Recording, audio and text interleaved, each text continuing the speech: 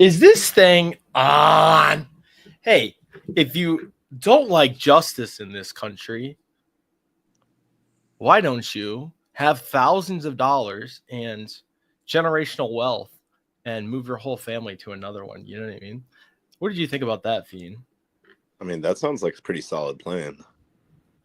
That seems like something that some people would say in rural Midwestern United States. Like Indiana. Like Indiana. Do you think that was divisive? I think it potentially could be. Okay, well, that's great analysis. I appreciate that. Hey, everybody. We are here because we're taking the channel from Ange. I know you guys have seen Fiend's channel before. Ange is done. This is Fien and I's channel now. We're going to do a ping pong. Just kidding. Ange is on her way. You know, she's a bit of a technical diff. And when she does, I just get so anxious. I'll pick my fingies off. And I just decided to go live with my good friend here. So what's been up, Fien? Do you think Richard Allen did it yet? I've not seen anything that's convinced me of that, no. Okay, so if anybody in chat has seen anything that's convinced him of that as well, or the opposite, I guess. Yes, the RAM has fallen out. Dolly! What up, Dolly? Big fan, Dolly. I'm a big Dolly as well. Oh, excellent. So I was talking to one of your mortal enemies earlier. I don't know if you heard. Which one? Oh, Michael Ausbrook. Oh, man. No, I did catch some of that. Oh, look, our old friend Mavhawk. He had to cancel they had to cancel their New Year's Eve plans just to watch this live. Fine. Well, thanks for being here. We're really excited to have you. We may have an excited utterance here in a little bit, which, guys, she said be nice. I swear to God, if you're not nice to her, dude.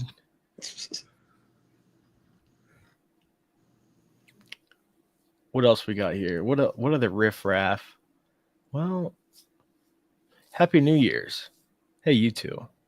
No New Year's plans for you, Fien? Just you and the cats? Yeah. I made some baked mac and cheese. Oh, no pierogies? No pierogies tonight. I'm out of pierogies. I don't know how to make them from scratch. I did want to get your opinion on this really quick. I don't know if you've been able to see this. Jerry Holman is not a liar. Jerry Holman is not a liar. Jerry Holman is not a liar. Jerry Holman is not a liar. What did you think about that video I just showed? It's a good remix, but yeah, I think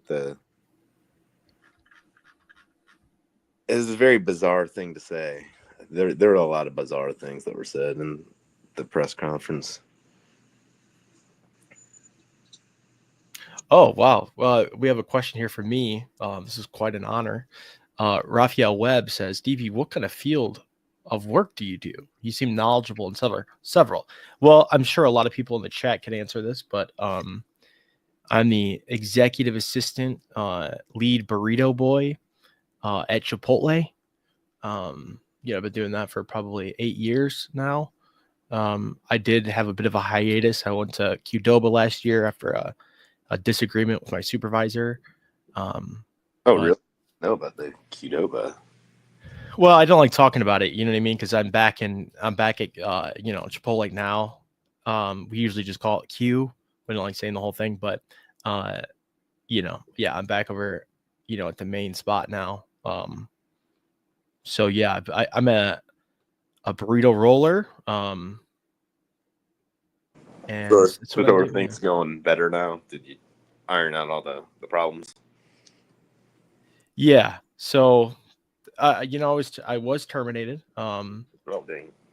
Yeah, somebody. I was there, working the sour cream section, and a gentleman walked up and he said, "A little bit more sour cream there." Okay, and I asked for double meat. And I said, "Have you heard about the criminal case against Richard Allen? What do you think? Do you think he did it?" My boss was like, "For the 15th time, stop talking about that case."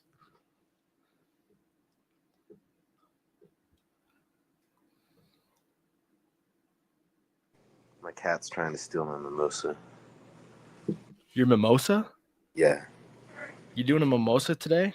A little cheeky little mimosa? Strawberry lemonade mimosa. So I don't know if it's technically a mimosa, but it's the same concept.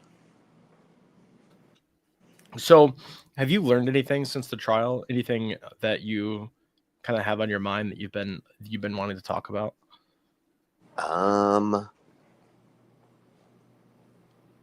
I don't know. Like, not really. Okay, well that's good. That's great. That's great, Fien, because we're on a live together. You know what I mean? Right. So I mean, I make think something up, bro. it's interesting that they're coming out and like talking a whole lot. I don't know if that's really advisable. I think the more they talk, the more they open themselves up to scrutiny and making conflicting statements. So it's certainly something to watch.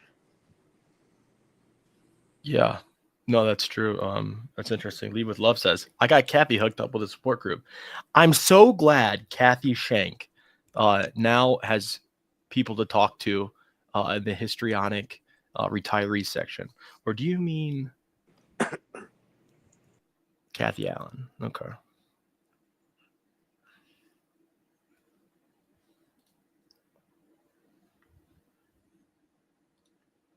I've only seen Lead with Love standing next to somebody else. She said that she was very short, and then I've seen some footage of her standing next to somebody. I was like, oh yeah, she is really short. That must be her.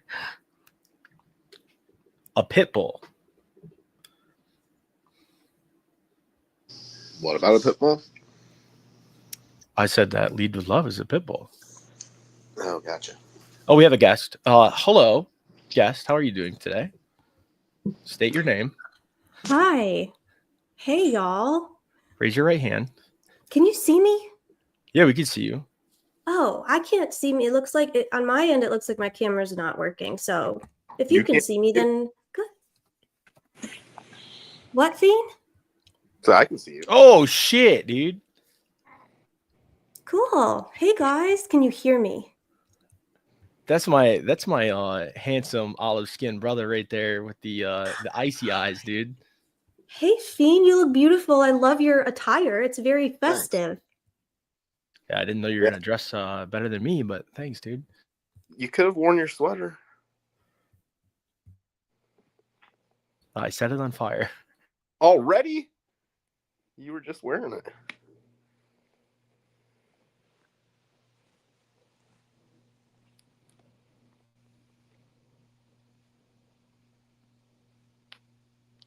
You're muted. You're muted. Sorry. How's everybody doing? I'm sorry. I'm Oh, sorry. Go ahead. 21 minutes late. Go ahead, DB. I'm sorry, y'all. I have COVID brain. It's like a thing. Like it makes you significantly dumber. Your functioning is impaired, I feel. So, Fien, who's that? This is Ebenezer. Ebenezer? I guess that was really wanted to get on camera. Yeah. Is Ebenezer brush that cat out, dude?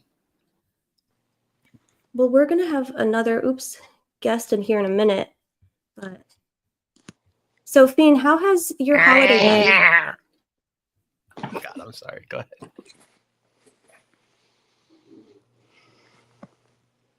What was the question?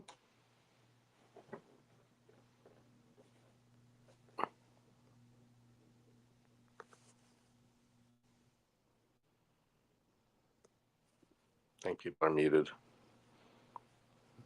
I know I'm doing too many things. How was your holiday, Fien? Talk to me about your holiday. Pretty low key. Yeah, what'd you do? You don't have to tell me, actually. That was invasive. To Christmas Eve church service, and then Christmas dinner and with my family. Nice. Very cool. Fien, did you paint that wall behind you? I did not. It probably needs to be re. I think No, the it's nice. motel I may have maintenance worker helped probably paint painted it. that. I probably did help paint it. It's been a long time though. Did you pick that color? I probably not really. Well, it's nice. It's a nice warm. It's like a Starbucksy. It's like a Starbucksy gold. Yeah, it's kind of like a goldenrod kind of color. This is my favorite comment thus far. So, we are going to do something really exciting here. And Steve, give me a thumbs up if you can hear me. Steve is backstage. We're going to meet our friend Steve and our mascot Angel. So everybody, please give a warm welcome. Let's see. Steve is backstage. Hi, Steve. Our friend Steve and our mascot. Oh, we lost Steve. We'll get him back here in a second. And we got excited Utterance here too. Are you ready? Give me a thumbs up if you're ready for me to throw you in. I don't want to. Okay, here we go. Hello. Hey, how's everybody? I'm good. I'm good. Call me Hella. Call you what? You cut out right when you told me what to call you. Hella. Hello. You know, like hella good. Hella. Hella. And guys, it's 2025 here. I can confirm the Earth hasn't exploded or anything. I'm a good sort of 12 hours in already. So everything's fine. It's all fine. I can't believe you're not even here yet with me. I know, you're way ahead of us. We're going to try and bring Steve back in here. This is going to be chaotic because I'm running the thing. But here we go. Steve, I'm going to throw you in. Hi, Steve. Hi, can you hear me? Yes, I can hear you, Steve. Everybody say hi to our good friend, Steve. Welcome. Hello. How's it going, How's Steve? everybody Hello. doing? Oh, pretty. Oh my gosh. Hi, Angel. I cannot believe that we are getting to see and meet Steve and Angel in the flesh. She is just as beautiful in person. Can I see your eyes okay or no?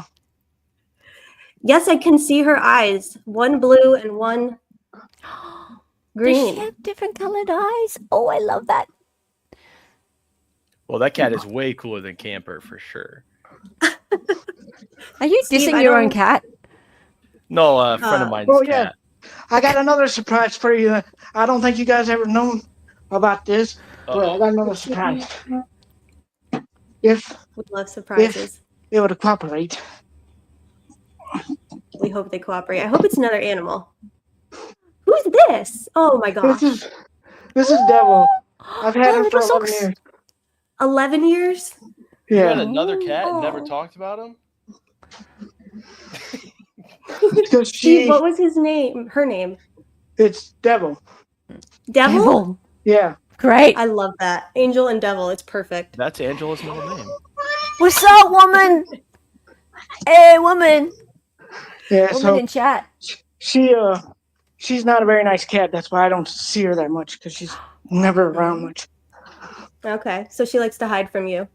Yeah, she hides, especially since Angel came here. She really likes to hide. So Angel is newer than Devil, and Devil is not too fond of the new kid. Yeah, pretty much. Okay. Steve, when is Angel's surgery? The 14th of January. And remind us what Angel's having done on the 14th of January, because we've all She's been having waiting. two. She's having stomach surgery because she chewed a shoestring or some kind of string that got it caught in her stomach. And then she's getting spayed at the same time. Okay. 2 for 1. A 2 for 1 Yeah. deal. Yeah, so she's got to have two, and like she can't eat after 10 o'clock the 13th. No water after the 13th at 10 p.m. and then I got to take her at 7:30 and drop her off. Okay. Are you nervous? Yeah, I'm kind of worried about her actually. Yeah, I hate surgery, but she's tough. Yeah. So, yeah, she's running around chasing the other cat around right now. So she took She's off. chasing the devil? Yeah, she went after the other one. Oh no.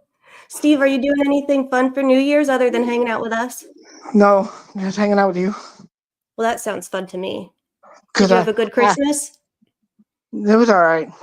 Nothing special. Nice. I missed you. That's why I kept asking you to go live. I missed all of you too. I know I was super sick. My mom got COVID and she has not ever had it before. She made it all these years. She was one of the super books, and she got it out with her friends and she brought it home to me, and I always catch it. I'm like Velcro for COVID. So but here we are. I never had COVID, and I hope I don't ever get it. So Nice. Well, I hope you don't get it either, Steve. yeah. But No. well, I'm really glad we got to meet Angel. I don't know if you can see the chat. Probably not because you're on here with us. But everybody is really excited to meet Angel and Devil. And we're really excited to meet you. And we appreciate you. And I hope you can hang out with us for a little bit and chat. And we're gonna maybe do some theater tonight. So Okay. I look forward to it. All right. Thank you, Steve. It was so nice to meet you. We'll have you back again. It'll be fun. Okay. Bye, Steve. Bye-bye. Happy to meet you. You- Happy New Year. Hey, y'all. That was awesome. That was so cool. That was so I love cute. meeting pets. I feel like we should do like a weekly show and tell with everyone's animals, because I feel like they're basically part of our crew here. DB's like, no, absolutely not. Fuck that. Fuck animals. What's wrong with him? Yes, pets. I'm a He only likes birds. Okay. No, bring in the kittens. Hella, for people who might not know your channel, which is absurd, but if they don't, tell us basically a little bit about Excited Utterance, a little bit about you, and a little bit about why Delphi. What brings you to this clusterfuck? Okay, well, I am a sucker for wrongful convictions. That's what gets me. So, hi, I'm Hella. I'm from Australia, Brisbane, Australia, actually. So yes, I am 13 or 14 hours ahead of you guys. What brought me to this was actually the wrongful conviction of a man called Zachariah Anderson, and that was nearly 2 years ago now. So he was convicted in Wisconsin of not just the first-degree murder, but the hiding of a corpse that was never found. Yes, so that was an incredible injustice. Thank you, DB. Incredible injustice, and it brought a lot of us together in the LawTube / I suppose true crime community. A lot of lawyers were watching it and broadcasting it. I was watching it. I was actually watching it on my own without any commentary, and I was watching it and thinking, what's going on? There is no evidence against this guy. There's just nothing. It was so wrong. And then I started to follow a few different lawyers who were broadcasting it, like David Helm from Making Law Simple. There was Legal Vices, rest in peace, he only passed a week or two ago.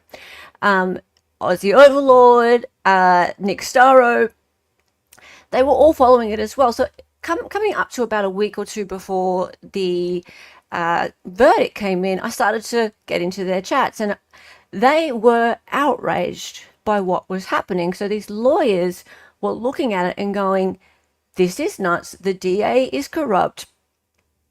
Something has got to give. And then he was found guilty.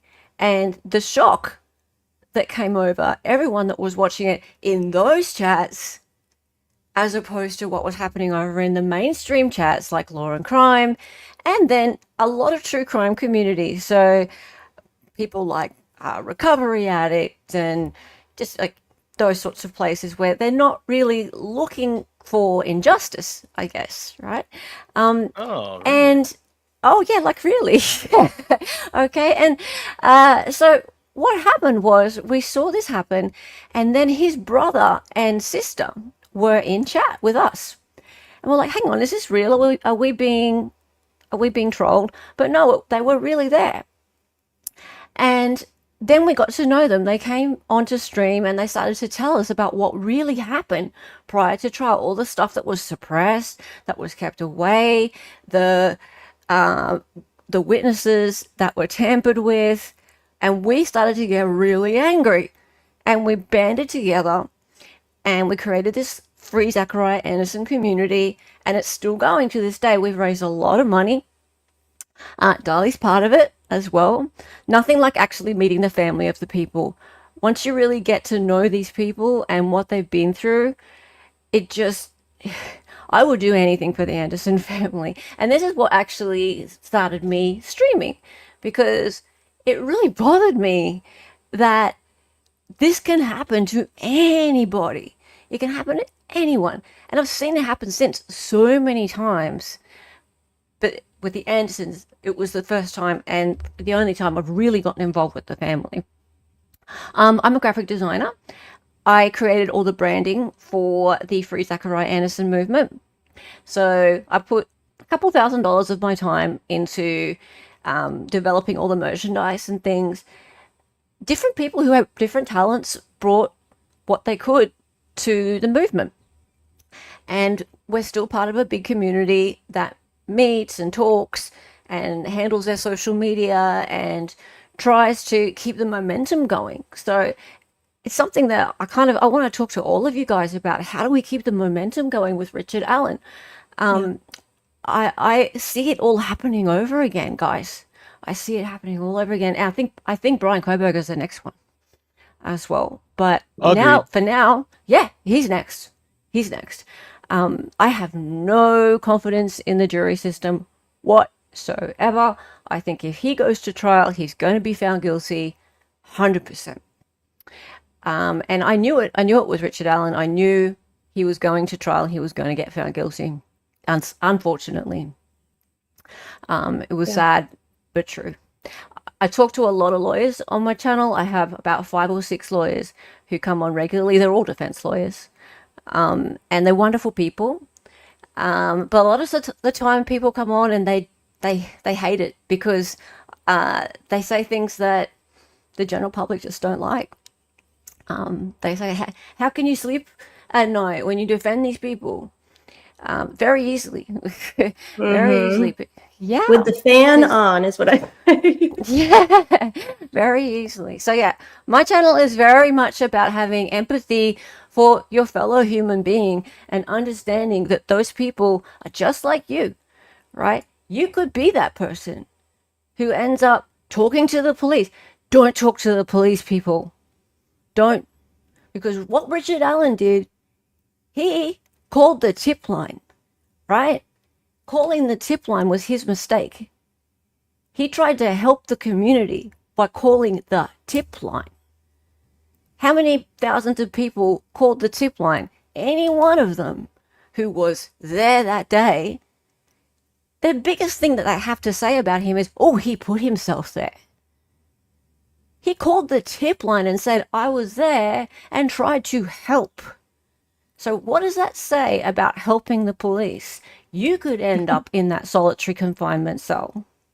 You could be subjected to the read technique, and if that doesn't work, then they could inject you with Haldol until you give them what they want. And then, oh, you confessed 61 times. Of course you did.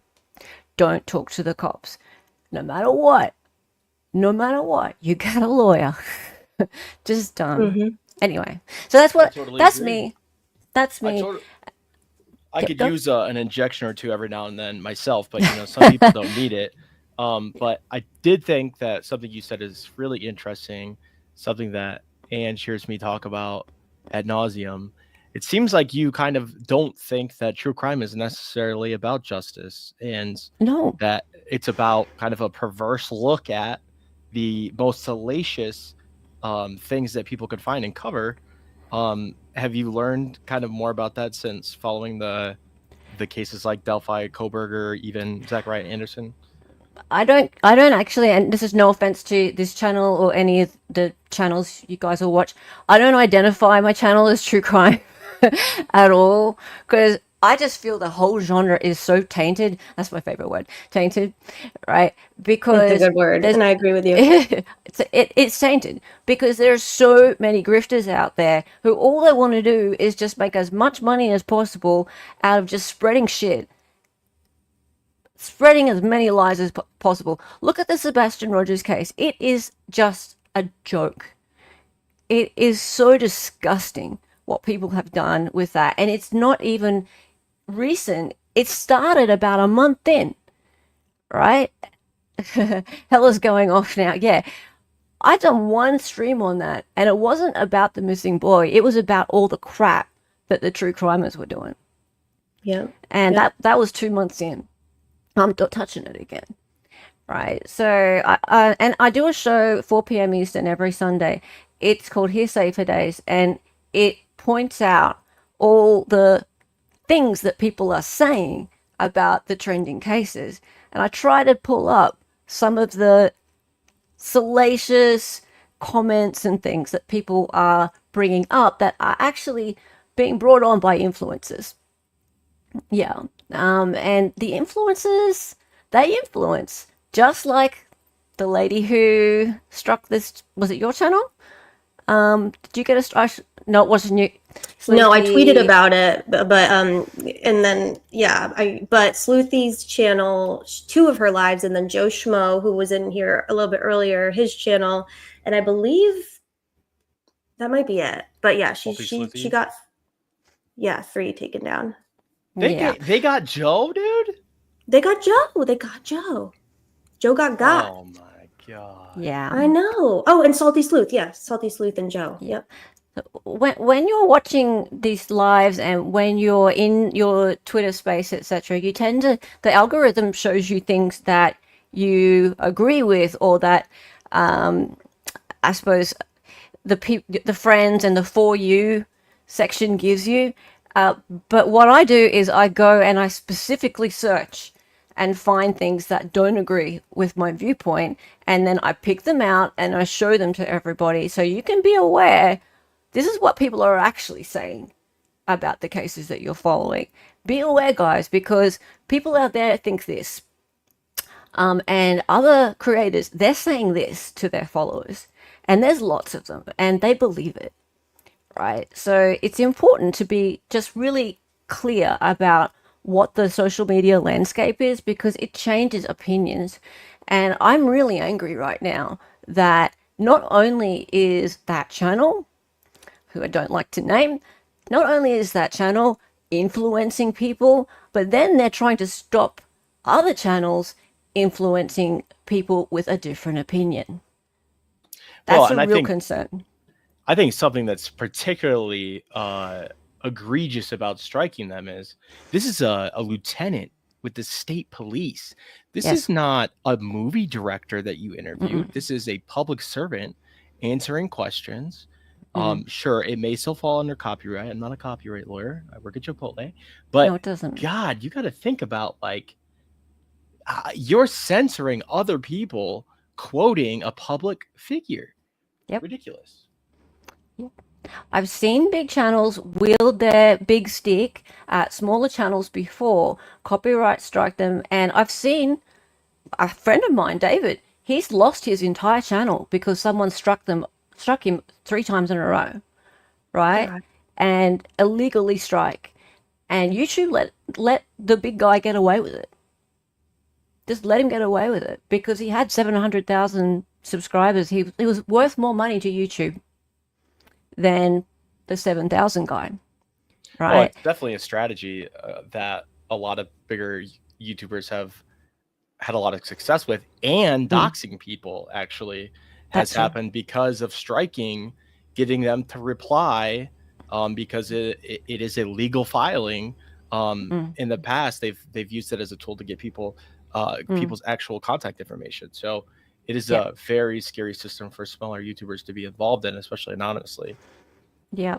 And I found it really hypocritical that this person on this channel referred to the true crime community, when if you're going to be in a community, yes, how are you going to be going around She's a wielding fucking your stick? YouTuber.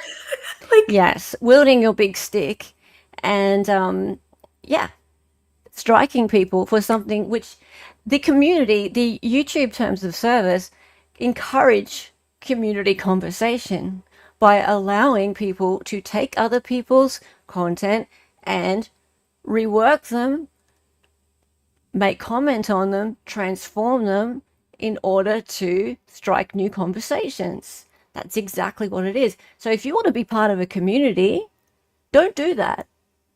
You'll find yourself out of that community. yeah. Very, very, very simple. What do you think about the how do I want to say it? Like the disparaging kind of like shameful, like contemptuous way that like YouTubers are referred to? Because when I hear that, I'm like, it's 2025 almost. These are not YouTube. These are people who are lawyers, therapists, graphic designers, Chipotle workers. These are parents. These are experts. These are citizens. They're voters. They're people. It's Electric the internet. Don't forget. Electric Weircats, cryptids. Like, they're not like YouTubers. Like, yes, YouTube channel, okay, but like a lot of people have YouTube channels. It's like it's like how you network and how you market your services and it's how you get the word out. And we just got out of a pandemic where the world went online. It's just insane to me. This was supposed to be a question though. How have you kind of dealt with that and not become like super, I don't know, jaded, or maybe you have, I don't know. I am jaded. Okay, fair. I get called not just a YouTuber, I get called an Australian who knows nothing about the US system, etc. And I tell you something, Clearly, yeah. I've learned a fair bit about the US legal system over the last couple of years. I hang around a lot of US lawyers. Let's say I spend You know who doesn't know shit about them. the U.S. legal system is Jerry Holman.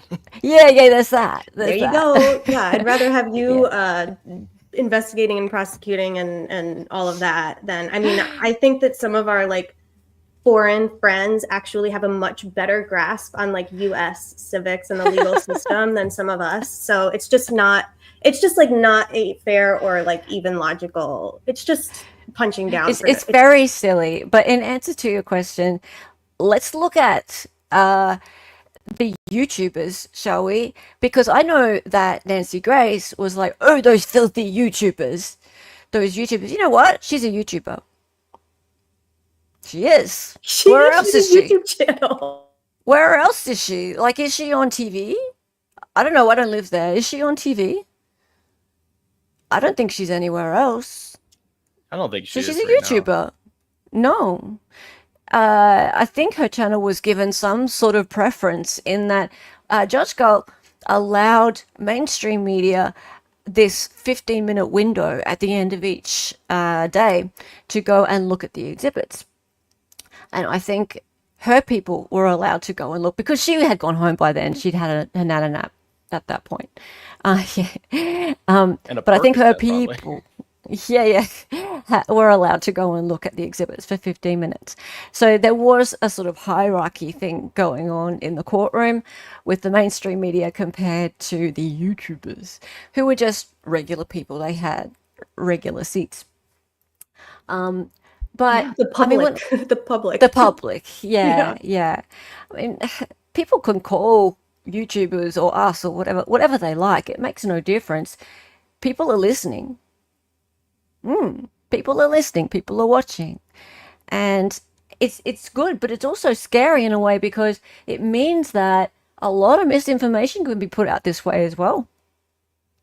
Yeah, so it doesn't matter what you call us, people are listening. Yep, they are. That was a good answer. Suffer, YouTubers. It's just bananas. Bree said something funny. Hold on, I want to pull it up. She's like, we literally all have YouTube channels and are commenting from them. Like, it's just an extension of us, right? It's just really silly, and I think the mainstream media is really doing themselves a great disservice by kind of creating creating enemies out of basically the rest of the world and the internet and independent journalism and independent reporting. And it's just like it's bizarre. I don't know if it's probably like a market, like a competition, I guess. It's just competition. Yeah, you're right. It's market segmentation. So Yeah. it's a way of competing to say, oh, well, we're the ultimate news source. We've been around all this time and we have all these resources. Well, good for you. That's great. But if a channel has 500,000, 1 million viewers, or even if they have 100,000 viewers, like Andrea, for example, and they're getting the views every day, they're influencing people. Our Lord they? and Savior Andrea Burkhart, you're talking about? Yeah. But she's just a normal person too. Like, I mean, yes, she's wonderful. We all love Andrea, but this is the thing. I'm an Aussie, and Aussies tend to be really down to earth in that everyone's a normal person. We're all friends. We all bring different things to the table. And I see Andrea as Andrea, my friend to the right, and Ange, my friend to the left. Fien, hello, I just met you. You're my friend too. Everyone comes in, and we all have things to add to this. Andrea brings obviously a lot of legal knowledge, and she was there in the courtroom. Of course, everyone wants to hear what she brings out every day, but we all have things that we can contribute to the conversation. That's what's great about this. That's what's so great about this. So I agree. As long as we come with pure intentions, then we should hear each other out. Absolutely. Yeah. And I like what Steve said, we're all family here. I really have not, I don't know. I understand that, like, especially if YouTube is like a primary source of income. And I actually don't have a problem with people making money off of YouTube. It's a lot of work, it is. It's whatever. It's not super lucrative, but I mean, like, if you make money off of it, good for you. I think that, like, you should be paid for your time, especially if you're doing something cool and noble that people enjoy. But I have not found that being community oriented and like having a community has never been a hindrance to like getting the word out or like channel growth or anything. Yeah. If anything, like collaborating and like, so like I was going to go live at 8:30. I'm always late, period. So part of it is that, but like Criminality was live and I wanted to fucking watch T because I like her. Yeah. So I just kept pushing back because like, that's why the fuck not? Like, we're not in competition. We shouldn't be. But especially if we're all kind of talking about the same shit and it's important, you would think that the mainstream media would understand, especially legacy media who have been in the business since the beginning of media. Like, you can't, there's a fine line, I think, between like making enemies and I don't know. It just all seems very counterproductive, but it's frustrating because you have these larger, like you were saying, your friend whose channel got stricken. It's like, so, I mean, we lost it's gone. We lost a channel. Yeah. I mean, Courtney and I had our, like, completely. Yep. Yeah, that fucking sucks. Like, that's bullshit. And there's very little you can do about it. Courtney, Yellow Jacket, and I had a channel that we put a lot of our time and our blood and our sweat into, the two of us. And we lost it to a third person, and there was nothing we could do about it. Like, it's just, it just kind of comes with the territory. But I don't remember what I was saying. I just like talking to you, so. I have a question. Go ahead, DB.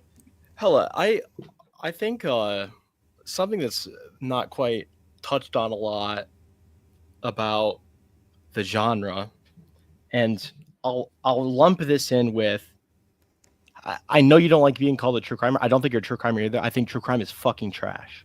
But for the YouTube genre of like true crime adjacent LawTuber, explaining criminal the criminal process.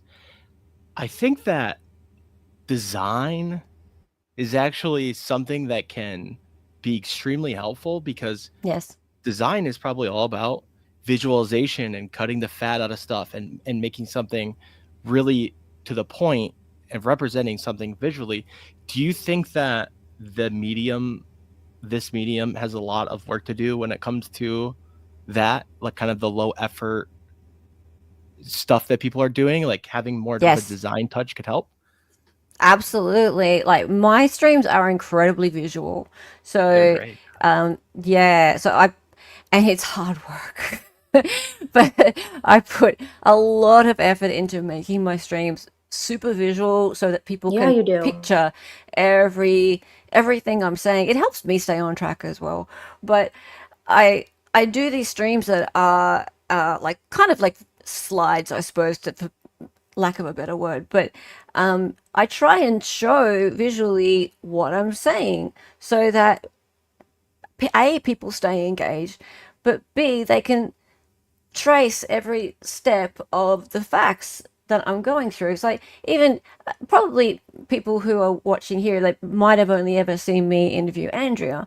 And that day that I had Andrea on, I had us in the middle of a bunch of graphics that I'd made showing all of the things that were facts against Richard Allen, and then all of the things that I believed were exculpatory towards Richard Allen. And I had us in the middle and photo images on the left-hand side and the right-hand side. And then I'd pull them away. And then I did the same thing for Brian Koberger, because I saw actual, I saw a thread between those two cases. I'm concerned about him. I'm concerned that Brian Koberger is about to go through exactly the same thing as Richard Allen. And that way I was able to keep the conversation and the audience on track. Why on earth would I even be talking about these two things together? But I was able to show that because there was 5 things and 5 things, and keep those 2 things together without just continuing to talk and potentially lead things off in a different direction. So yeah, also being able to just picture something like a bullet or a piece of rope or something like that. People are, like, humans are visual creatures. We really need stimulation, otherwise we forget what we're talking about sometimes. I can't relate to that at all. No. So I do. I work really hard on that. Well, what's that? Hella use StreamYard to 100% stream. Yeah. StreamYard Yeah, leaves a little bit it's to this be desired, right? it does, but if you understand graphics and how they can overlay and things, you see, if you know how to use it, then it's quite good. But I'm a design lecturer as well, so hey, you can hit me up. I do lessons. Here's one of the community. We're a bit of a Oh some yeah, we do a designers little over here. graphic Dude, this design is here. a little jail we worked on. This is the Gray Hues donate to us DB. jail. Oh, the Grey Hues. Oh, I didn't mean to let's put not, Hella in jail. Here in the let's United not talk about States, him. we over incarcerate people. You wouldn't understand, I'm sure. I know. But yeah, we don't talk about Gary Hues over here either. Grey pubes. I really wasn't aware of him so much until this. I wasn't either until Delphi, and only again I'm aware of him in so much that I think that I probably watched his early Delphi videos when I was like first learning about the case, because at the time I was like, these are great, the visuals and the maps and everything. But yeah, that's about all I'll say on that. I think that's actually what made his channel popular in the first place, right? That he could do the visual stuff. But he's a big guilter, right? Like all around big guilter. Oh, that's putting it very. That's He's not basically even an arm of the state. Yes. Yeah. So was he the one who made the visual walkthrough of the Idaho 4 house? Yeah, one of them. Did he? Yeah. Sounds like him. Yeah. Okay. Well, just because you can make a 3D generated map doesn't mean that you know anything about the case at all. Like, okay, good for you. So you did some 3D generation courses. Good for you. Wonderful. The dude's very Well, strange. I think there's a lot of people that know a considerable amount about the case. It's just they're always constantly misrepresenting things or holding on to the most salacious things to be able to use as a point to get their narrative across. I mean, sometimes, you know, the pro innocence side does the same thing, but guess what? We're doing it at the defense of a citizen, not to support a government and their conviction. So Right. I think there's a big difference in that. But yeah, it's just, you know, they ignore things that are exculpatory. They say that things aren't exculpatory. And so, you know, if you're just looking at fucking Google Earth all day and talking about a timeline and you're just using the worst version of the timeline, I mean, people are going to get, you know, misinformed over and over again. Can we play the clip of Gary getting chased off of the Idaho property? Oh my god. Oh God, that one is good too. I've never seen that. I haven't you- seen that. No. Oh my God, it's fucking hilarious. It's pretty satisfying, yeah. I'm Do not you gonna have lie. it? DB will find. I mean, if we don't have it, DB can find anything pretty Oh, much. please. So. Oh, okay, YouTube Bad Actors is awesome. Oh yeah. I don't know who runs that. Is that you? No, it's not. Oh, you're I asking wouldn't put DB, it past right? ya. Yeah. I would I not was put it about to past say, you. actually, I don't know if it's you or not, DB, actually. And I don't You never know. No, they're like a super guilter. Oh, really? This dude, Yes. oh my god. Like, he has been a regular contributor since I've discovered DB. He's been a regular contributor to my Sunday show for all the trolling of Coffin Duffer. Oh, Yeah, happy to Mate. help. you're a legend. I love you. Like, everyone in my chat is just like, oh, DB's back at it again. Yes. Yeah.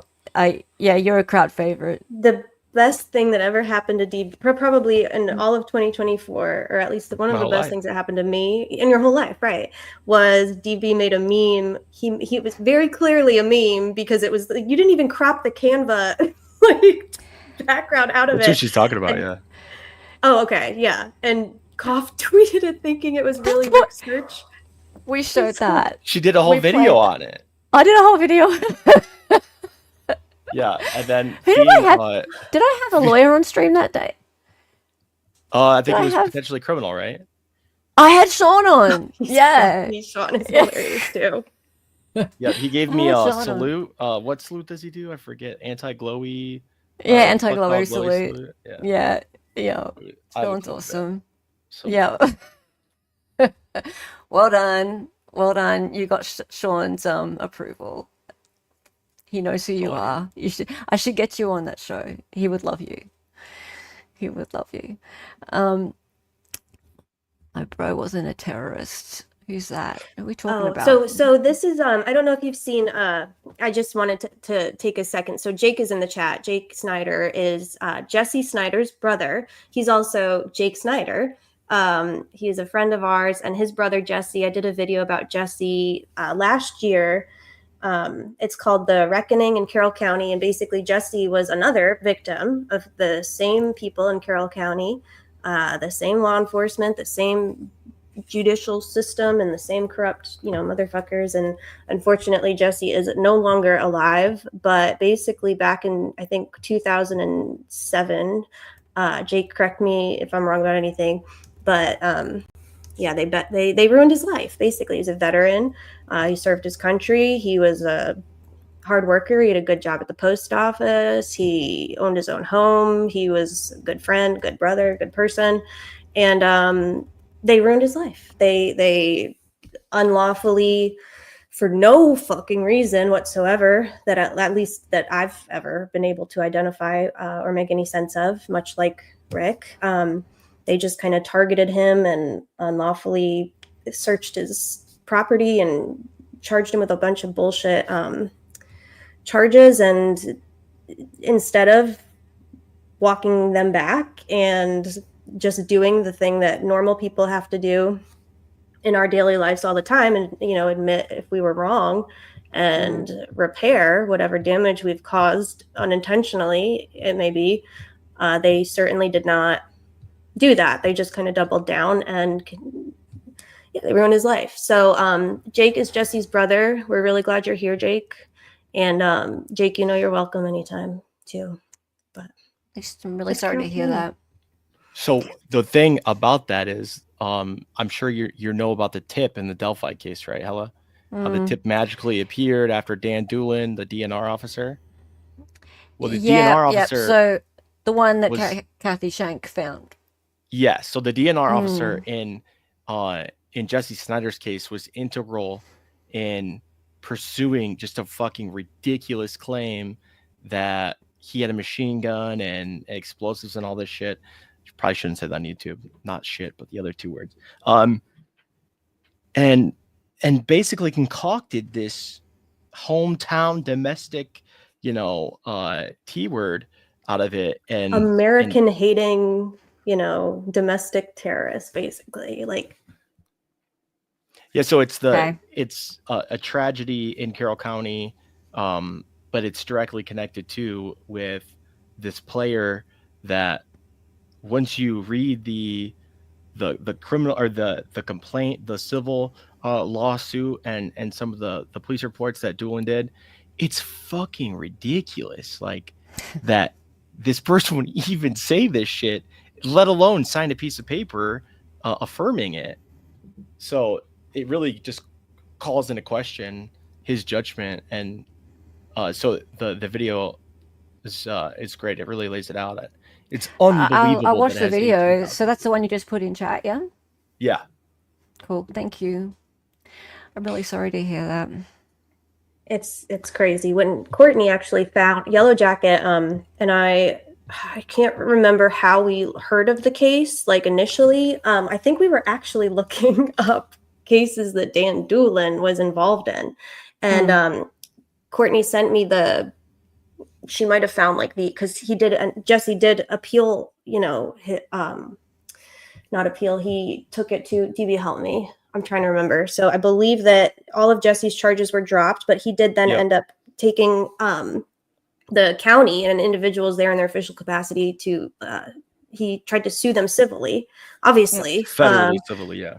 Federally, civilly, thank you. And so that went on for years. And of course, it's never easy. And that's expensive and traumatic and just awful anyway. Even if you're successful, it's like you maybe break even but you never get your life back. But Courtney found that his appellate case, and as we were reading it, I was like, God, we need to talk to this guy. And I tried to look him up and I found his obituary and I was like, what the fuck? And that's how we learned that he had died. And which obviously it was just like we'll do an entire live on that sometime, and I'd love to have you, Jake, come on. But it's just been, and it's another example just of corrupt DAs, corrupt police, and I hate to lump people together like that, but it's hard not to when the overwhelming. It's hard not to. Yeah, and it is all over the country, and yes, it is. Honestly, I see it more often than not. It's really worrying. It is really, really worrying. Like, there's so many. I could name so many where there's been really dirty work happening. And look, and people will just start to call me a conspiracy theorist because there's so many, right? Like, there's legit so many. Like, the Shanna Gardner case, for example, in Florida, that woman's heading for the death penalty, and you should see what the prosecutors are doing to this person. They have nothing on her, and the amount of violations, discovery violations that are already on the table. I know it's a completely different case, but it's just crazy what they're doing to this lady. And I don't know if she did it or not. That's not the point. Why play dirty? Like, just why play dirty? It's happening that case is everywhere. Absolutely everywhere. It's just like, just play fair. Why not play fair? If you're catching bad guys, catch the bad guys and do it properly. Right. Yeah. Well, they're not too good at catching bad guys. No, they're not. And they have to cheat to do it most of the time, in which case it's like, are you sure that you even caught the right bad guy? Like, yeah, if you have the truth on your side, why do you have to cheat? You know, if you have the truth on your side, why do you have to do an entire press conference just berating the public and defending yourself and putting down the attorneys? Like, if you have the truth on your side, you shouldn't have to cheat. That, I mean, did you see the little short that I posted on X? And because I only posted a screen recording of it on X, because I ain't posted any links out to HTC, sorry. Which one was it today? No, it was a couple of days ago. And Carter was talking about how, it was the defense who were running that narrative. Oh, it was all them. And the reporter was goading him to keep saying it. He kept getting angrier and angrier. And his face was getting this kind of like it was like a viper. It was very strange. Yeah. Like a lizard? Of course that was. Yeah, like a lizard. Oh, definitely was them. It definitely was them. Like that. It was scary. Like he really started, his whole demeanor just started to really change. Morph. And he got very fired up. He morphed. Yeah, it was so I thought weird. he was gonna start like growing scales. It was very uncomfortable. Yes. Like Like hatred. horns. Yeah, and like eyes with like, red targets coming out of them. Wow. 100%. And that's a state, like the top law enforcement officer in the state of Indiana has that much like palpable contempt for defense attorneys doing their job. Their like, job. What does that say about how much trust should we have in him and his ability to understand and abide by the law and the justice system? Like, that's insane. Yeah. Insane. But he's totally fine with them getting an appeal. What, DB? He said he's totally cool. That's totally cool. It's totally fine. They're going to appeal. That's fine. Oh, good. He gave permission then. Yeah. Oh, yeah. Yeah, they need his permission. Yeah. Well, what is 000? 000 in Australia What are those guys is. up to? Oh, who are they? 000? Isn't that what they call the police in Australia? Oh, 000 is our 911. Oh. It's the emergency number. What's a difference you think between what you hear about the police state in the United States and Australian, the Australian policing system? Do you feel like it's really different? Oh yeah. Yeah. Look, it depends on the part of the country. But generally, I mean, if you were to just watch some body cam or something like that of Australian police at work, it's a lot more sort of polite, I suppose. It's very much like, how's your day? Oh, good, thank you, officer. That kind of thing. So there's very little hostility towards the police and backwards, generally. Unless it's sort of in a part of Australia where there's a lot of sort of tension that's been built up because of a lot of crime. But most of the time in metro areas, especially, it's very polite. So yeah, there's not an awful lot of sort of beatings and things like that that go on.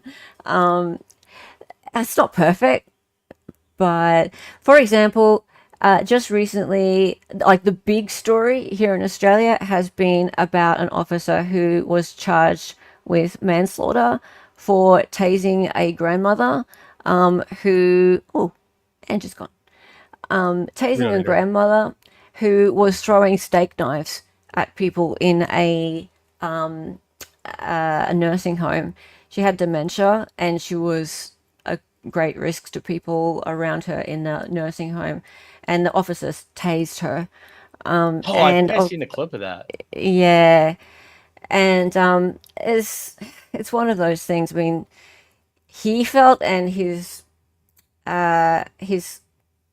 comrades, that they all thought that it was the right thing to do. The public looks on that and goes, how dare you tase a granny? And of course, the granny fell down, and within a week she was dead. And he's actually been found guilty of manslaughter, but I don't think the judge is going to put him in prison. I think he's going to get a suspended sentence. Zero time for manslaughter? I think he will get a suspended sentence, yeah. Yeah, because the judge actually said he has to think carefully about how a policeman will be looked upon or treated by fellow inmates. So, yeah, that I think he probably skipped out of court that day. Yeah, it doesn't seem very fair considering that anyone else who got done for manslaughter would do prison time. Yes. So it's going to be a contentious one when it does come for sentencing. It's going to be in January sometime. So he got to spend Christmas with his family. He may still do prison time. I don't know. But yeah, I did a couple streams on it. So people on my channel are waiting to hear. But yeah, that's pretty much the biggest thing that kind of makes news. Okay. Yeah. What do you think about the Black Hands case? The what, sorry? The Black Hands case? What's that, sorry? Oh, it's an Australian case. Let me see. Black Hands. It's about a teenager that killed his family. Obviously, you probably don't know it by the actual. You probably know it by the actual name. Oh my God, it's in New Zealand. My bad. Never mind. Come on. Oh, I'm an American. New Zealand's a different country. That's a faux pas right there. You know what's really sad though? I know far more about US cases than I do about local ones. Oh, I believe it. Yeah, because I'm so busy like with this stuff that people go to me, oh, did you see that person was done for stabbing his whole family the other day? And I'm like, what? Where? Yeah, I don't know anything about that. Guys, I wanted to ask you something.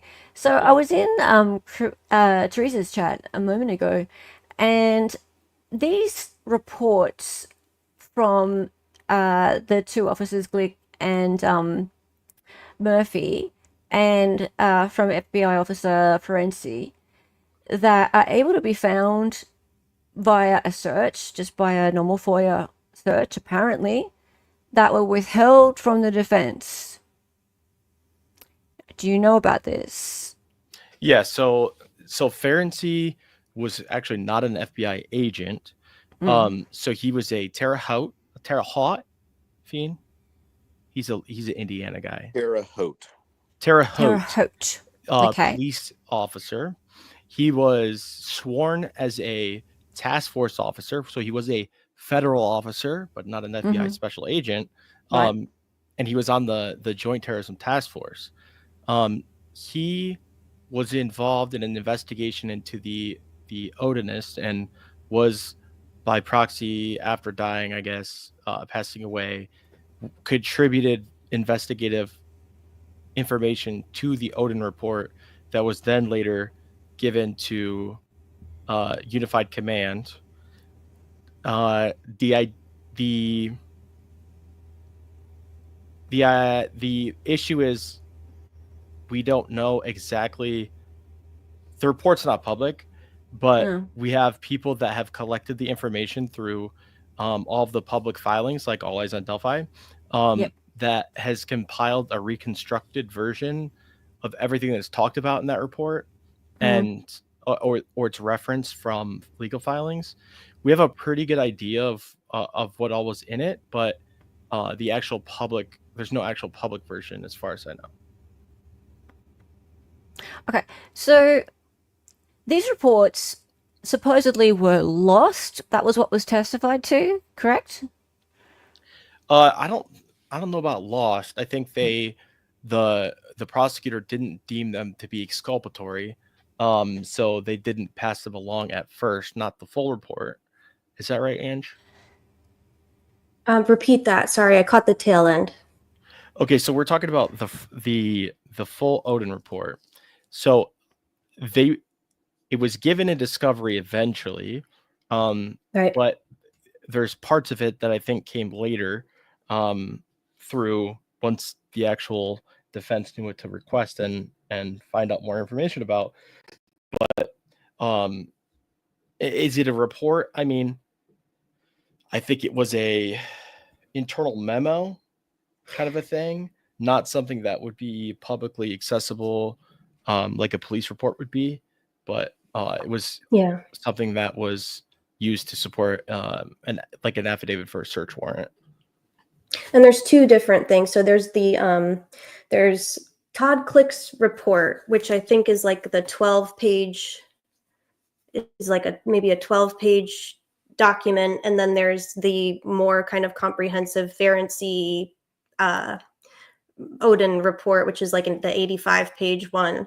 And I'm not sure. I think that Ferenczi's report is more like a combination of like the more holistic, like all of the three of them, kind of their joint investigation. Todd Click's report. So, DB, what was the question? I'm sorry. You were just kind of like recapping what it was. Yeah, Helen, go ahead. Do you want me to? Okay. So I was talking to someone in Teresa's chat earlier, and we were talking about a potential Brady violation.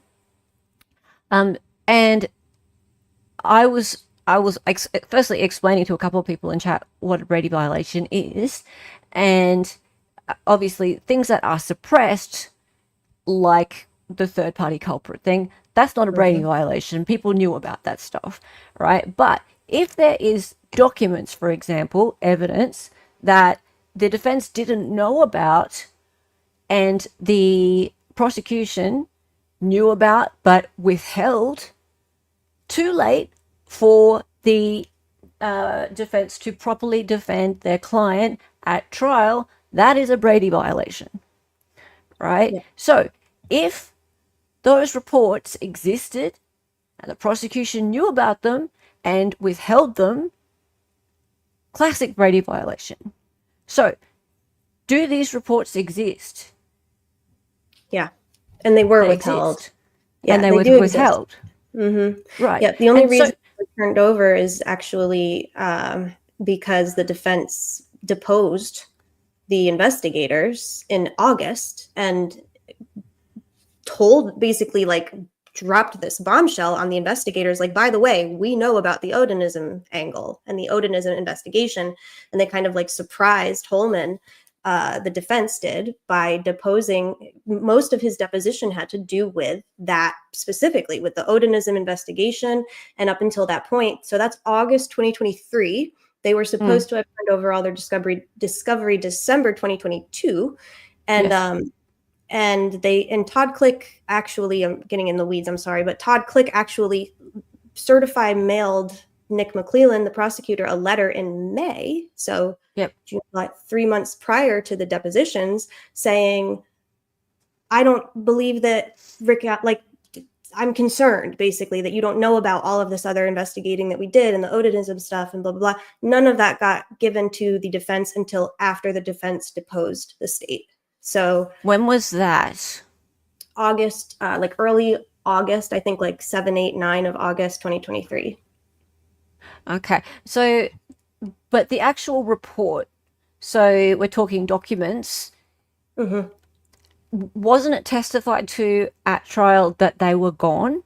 Like they weren't available to be... I know what you're asking. I think you're probably talking about the FBI. So in that kind of Odinism category, yes, the FBI Behavioral Analysis Unit, the BAU, came in and actually wrote up their own, kind of analysis or report or summary of what they thought the crime scene was. And that is a report that the state is like, well, I don't know. And I don't know that the defense in it. So that's probably what, yeah, that one is mythical. We don't know if they've ever been able to get it or not. Okay, but someone now has gotten it. So is it All Eyes that's gotten it? No? Okay. I don't think anybody has this stuff, and I'm skeptical that anybody's gonna get it. Okay. I don't even know if the defense has it. Okay. Because I was talking to Don't Dox Me over in T's Yeah. chat. So I mean, maybe not. But if there are reports that supposedly in at trial, the prosecution said we don't have it, it's been lost, but via some kind of FOIA, it's been found. That's a Brady violation, flat Oh, out. for sure. Absolutely. 100%. And if there's a Yeah. Brady violation, then we have an overturned conviction and then we have a motion for dismissal with prejudice. Done. So, I don't see any way around it. It's dependent on whether it was tendered as discovery, testimony. Yeah, if it was. I mean, they can There's say, so many loopholes. They can say whatever they want in court, They can testify. But that's not saying you've lost the report.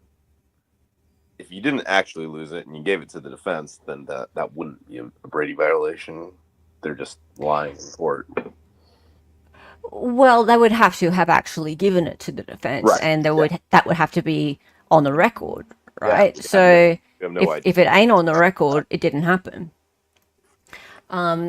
So, I mean, I don't know whether it can be proven that it's not on the record, but these things are pretty flat out when it comes to whether documents and like testimony, and testimony being Giglio, whether these things end up on the record and therefore they're there in time for the defense to be able to prepare any kind of rebuttal to it, then you've got an Alec Baldwin situation, basically. So, yeah, and that was pretty clear.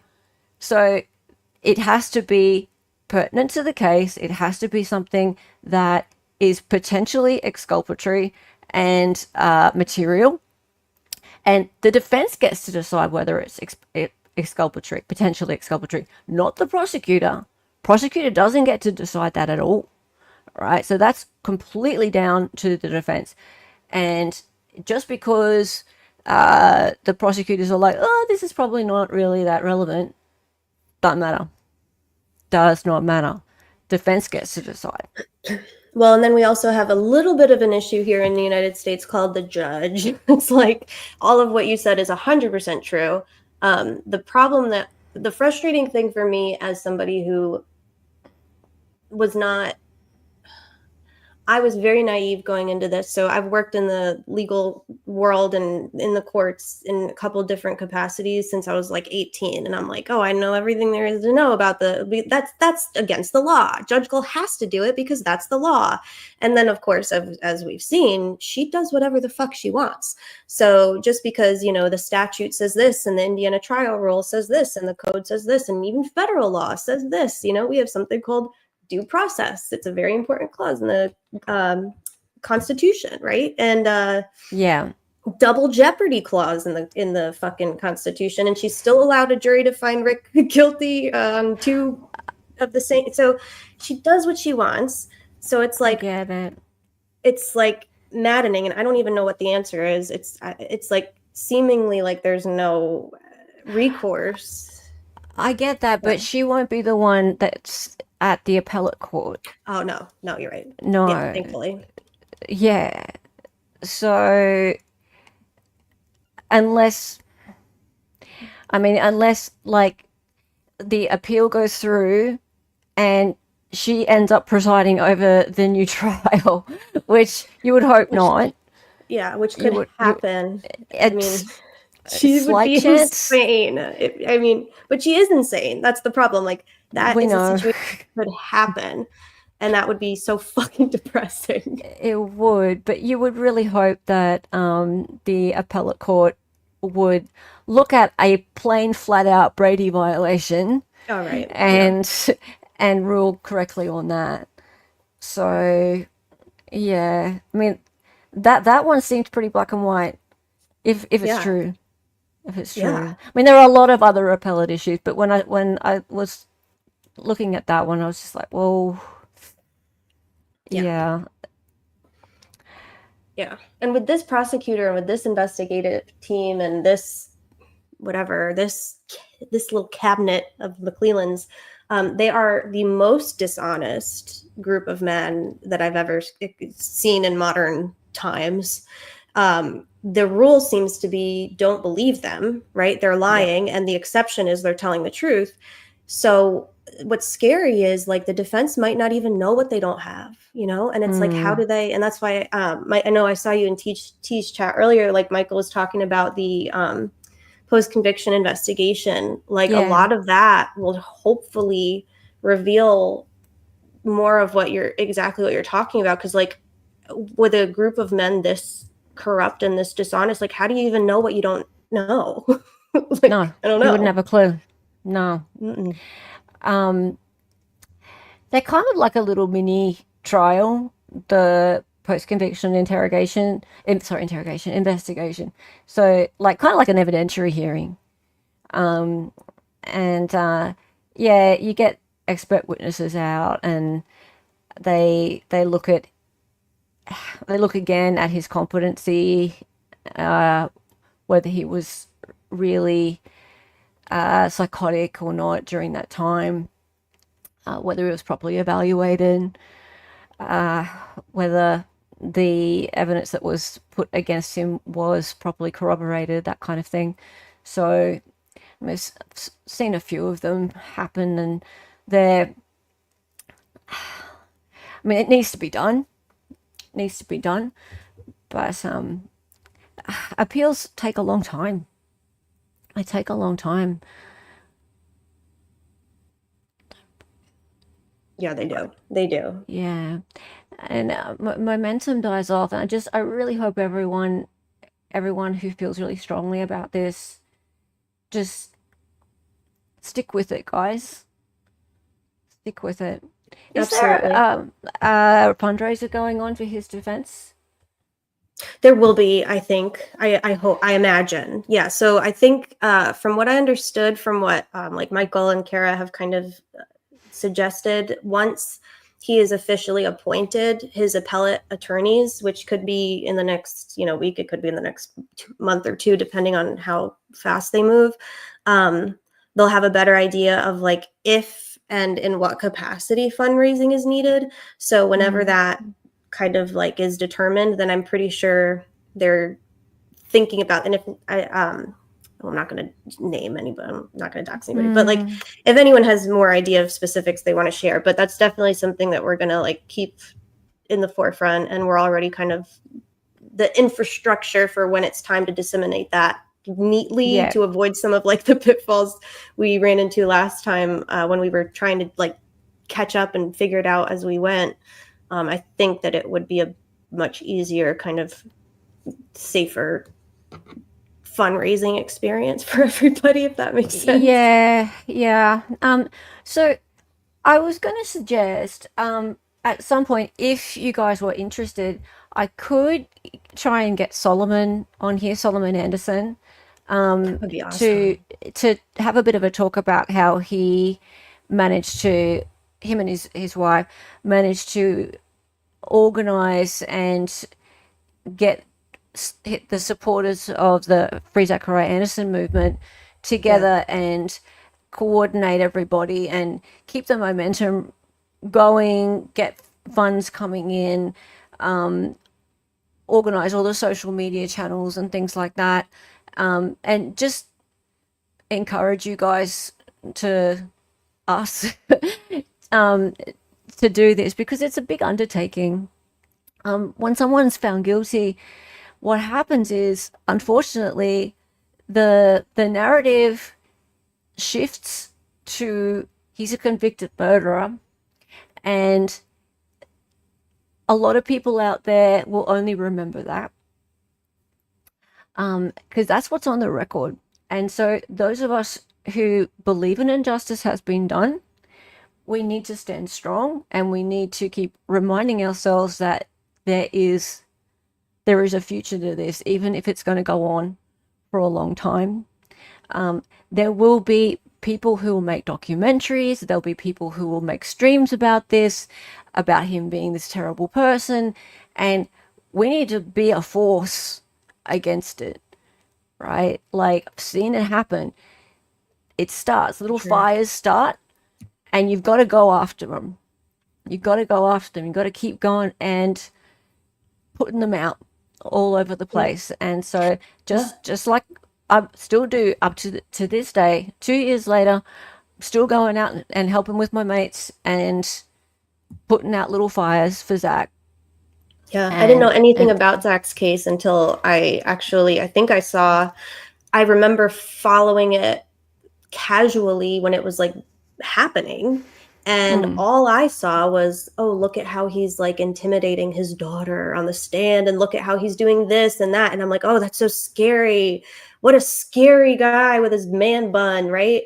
And then I forgot about it, and he was convicted, and then I forgot about it. And it wasn't until and then Rick obviously consumed, it was in the peripheral, if even, and it wasn't until probably the last like 3 months. I saw something that you had tweeted about, and I was like, oh my gosh, I didn't even realize there was any question about that case. And I started, I think that might be like how I found your content to begin with, or DB actually introduced me. So, but, and then I listened to the podcast, the one that Zachariah, it's called his brother. It's called Wrongful. Yeah. Wrongful. That's it. Yep. Yeah. And his brother actually tweeted it at me to listen to. And I was like, okay, well, if he says this is the best way to learn, then, so I listened on my way. Like, I had like a 10-hour drive, and I listened to the whole thing, and I was like, fuck. And I was like sending DB clips of it as I was driving. I was like, listen to this shit. Like, it's so fucked. And it's so infuriating. The smear campaign of the defense attorney at the time. Oh, I'm disgusted, because I remember even like our own, like as a woman, like we have our own like internalized, misogyny that we have to grapple with because we live in a fucked up society. But like, I remember at the time being like, oh, that's so inappropriate. My goodness. And then now looking back, I'm like, what the fuck, dude? She was just doing her job. Like what is wrong with you? And the way that they malign defendants and their attorneys to the public before a conviction is even carried out. It's like, anyway, so that case is hella fucked. So it's fucked. It is so bad. There's no, it's just you have no idea, because the thing is, there's so much more to it. It's kind of like Delphi, right? Yeah, there's so much more to it than people even saw. And people saw more than the jury did, obviously, because they saw all the arguments between the DA and the defense and the all of like the judge. They saw all the arguments. Yeah. But there's so much more. Like so. I didn't even know there was a mistrial. Oh, there was a mistrial beforehand. Yeah, absolutely. Yeah, I had no idea. But there was witness tampering, right? Yep. There was all sorts of things. But regardless. Yes, you're absolutely right. What happened was, there's a defense attorney who happened to have quite large cleavage, and everybody following it was talking about, oh, he's flirting with her, she's flirting back. It's disgusting how they keep flirting with one another. For God's sake. Really? Right. Because they happen to have a good relationship. Every now and again, they would like smile and talk. They have to be flirting with one another. Really? Right. This woman was an incredible defense attorney. Yes, she was doing an amazing job. And all people could say was that they were flirting. Unbelievable. Are you guys aware of Dr. G, the body language guy on YouTube? And I don't mean Dr. G medical examiner. I mean the body language guy. I'm sure he's aware of him. Yeah. DB's really into body language. Yeah. I mean, I did watch a clip of Hella dancing early on her Twitter. So. Oh, really? Yeah. Okay. Don't subscribe to him, but he did this whole thing about how Zach was guilty before he was guilty, and one of the main things. Okay, I'm glad you don't like it. I wasn't sure where you were going with that. Yeah, no, fuck that. No, fuck that guy. Yeah, exactly, right? But yeah, one of the main things he said was that I found it really interesting the way he was flirting with his attorney. And it's like, are you serious, man? Are you actually serious? Hey, Lana. Well, I I do want to break some news real quick. Break it, So, baby.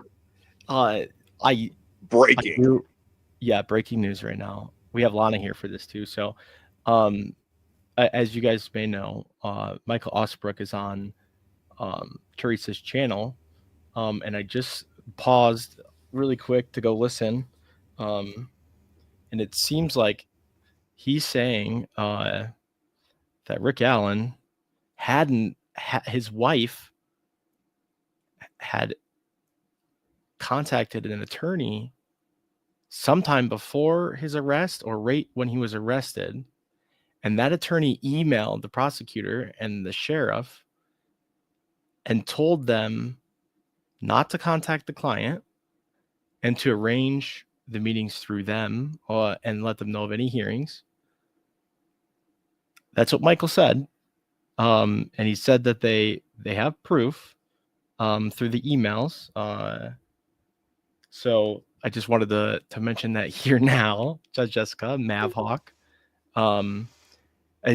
Before, we talked about how we thought he didn't have an attorney at all at the safekeeping hearing, but There was no sounds like safekeeping hearing, sorry, DB. But you mean the initial hearing? which hearing? The 28th or any hearings Yeah. after that? No, the 28th is what you mean. Sorry, I just like this. It was his initial hearing. He didn't have. We thought he didn't have an attorney. Right on the 28th. 28th. Okay. Yeah. How can you So not have an attorney? That's not allowed. Oh, Good question. well, so he did. So what Michael has just broke is that Rick was arrested on October 26th. Sometime between the 26th and the 28th, Rick's wife did contact an attorney, a defense attorney, and that defense attorney agreed to, help Rick, or at least what's the word, preliminarily. And that defense attorney emailed the prosecutor who was charged Rick and the sheriff of Carroll County and said, I am representing Mr. Allen. And I'm paraphrasing, obviously, because we don't know what the emails say.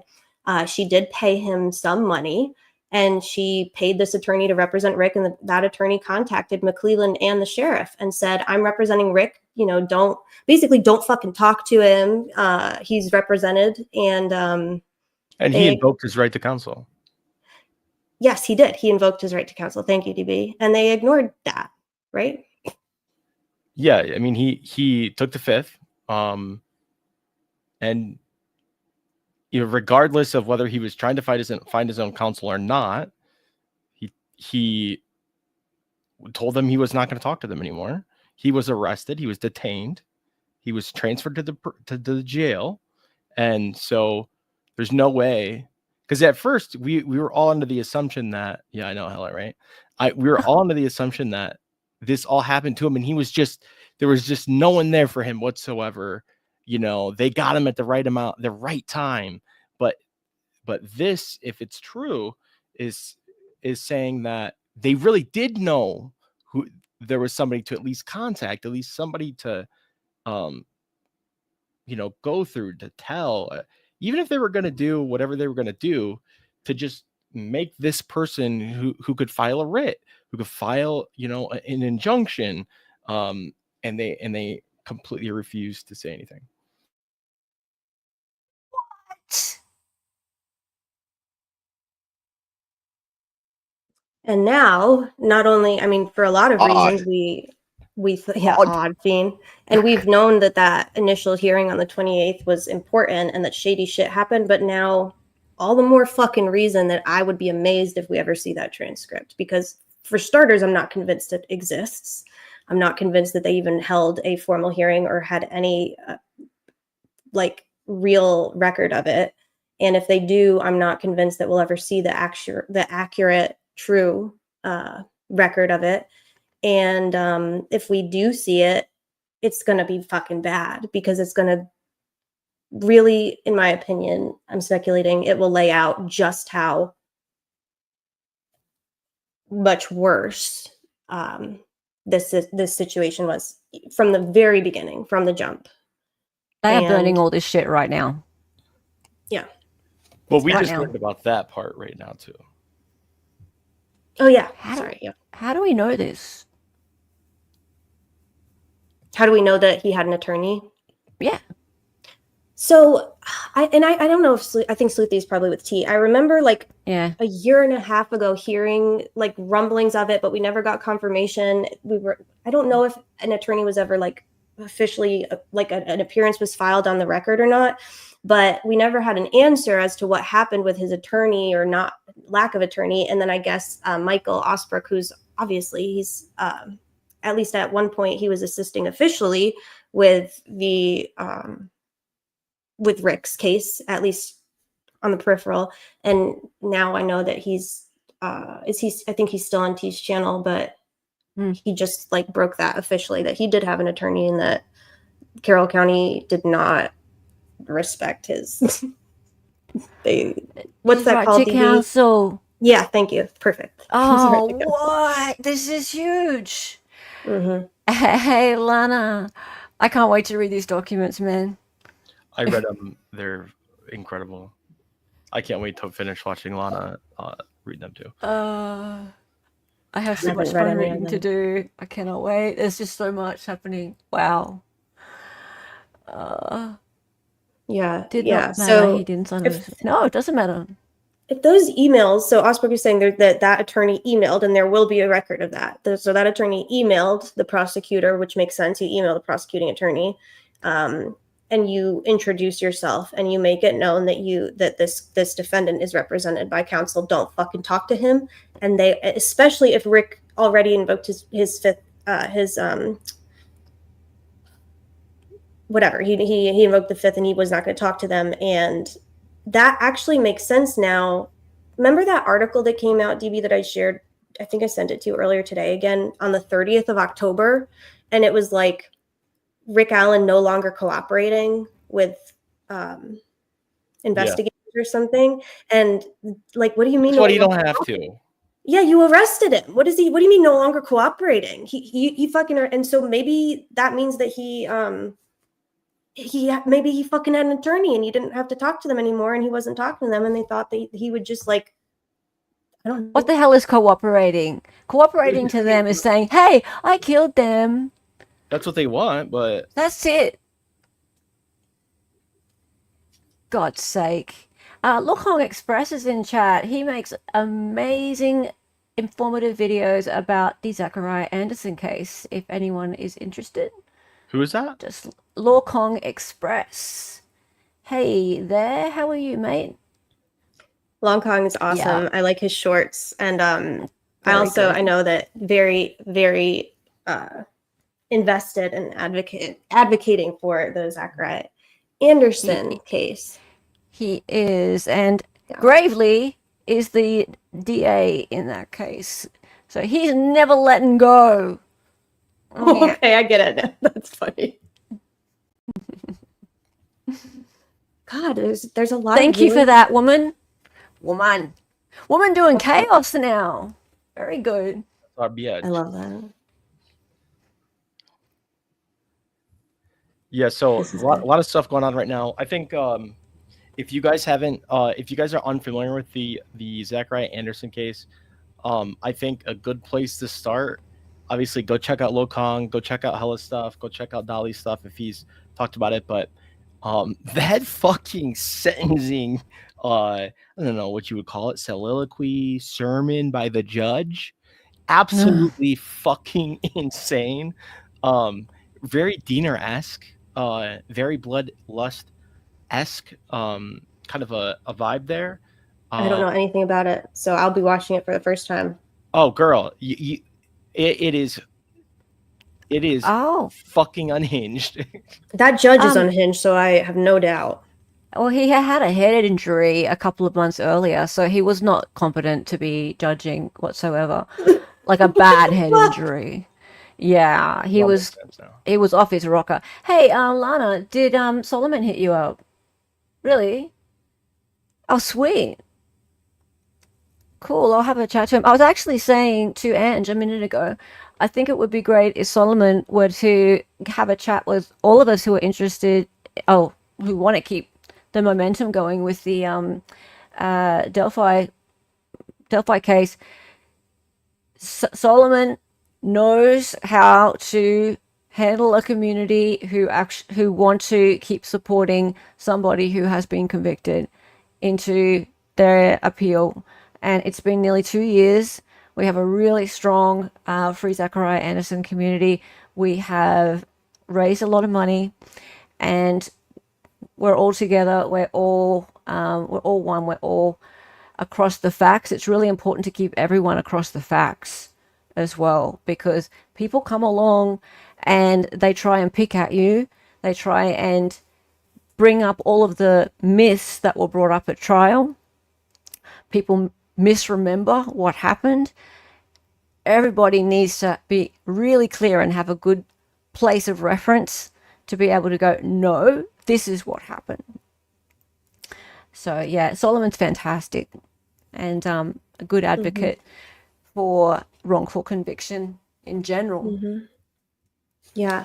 Do you recommend so that the wrongful pod is like good, right? It's wrongful pod is fantastic. The thing about wrongful pod is it's only 6 episodes and they're only about 40 minutes each, right? Yeah, so you can get through it really fast and you can get your head around the story, right? Rather than watch 10 days of trial.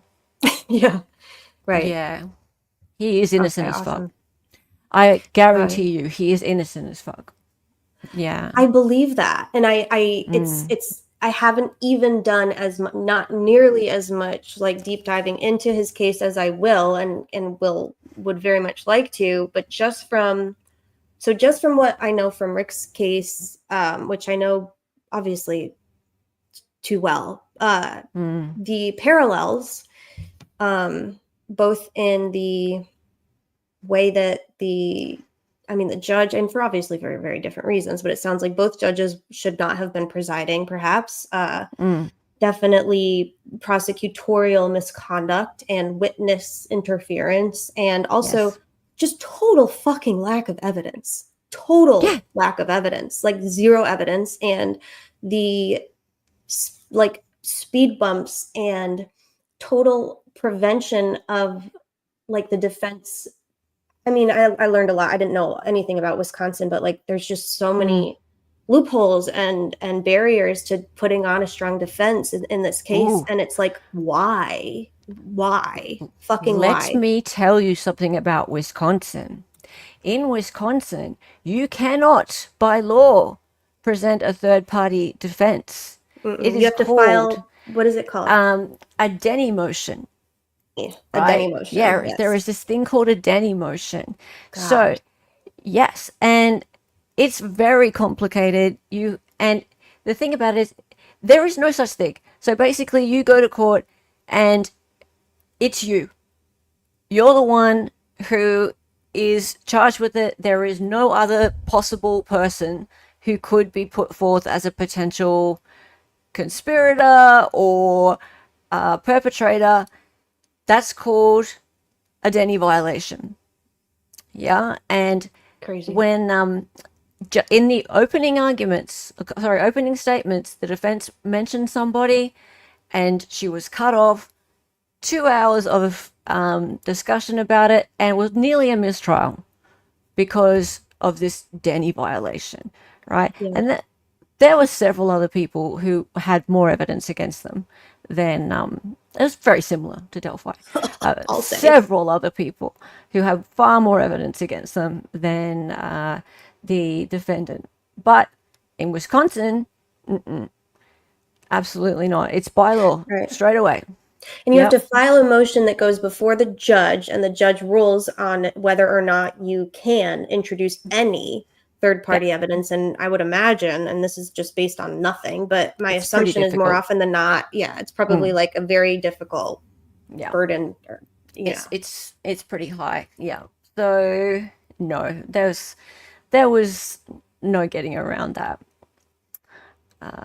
So that's just by default. It's not like there's in the situation with Rick Allen where it was out of the ordinary for Gull to go and suppress all that information. No, this is just standard in Wisconsin.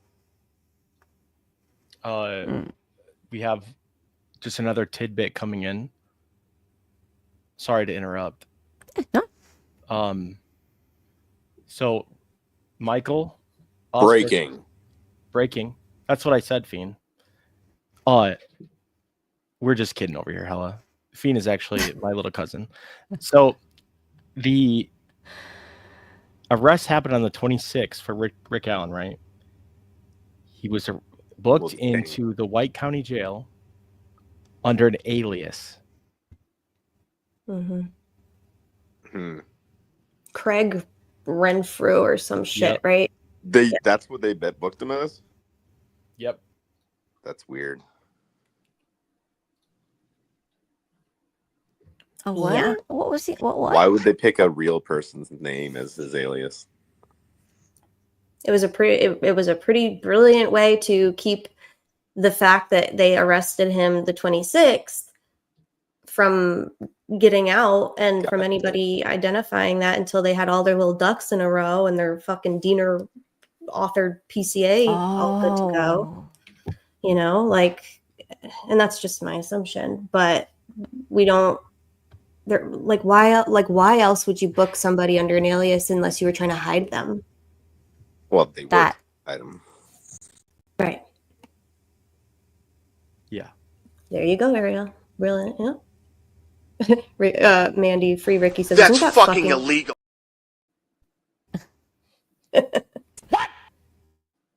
Wow.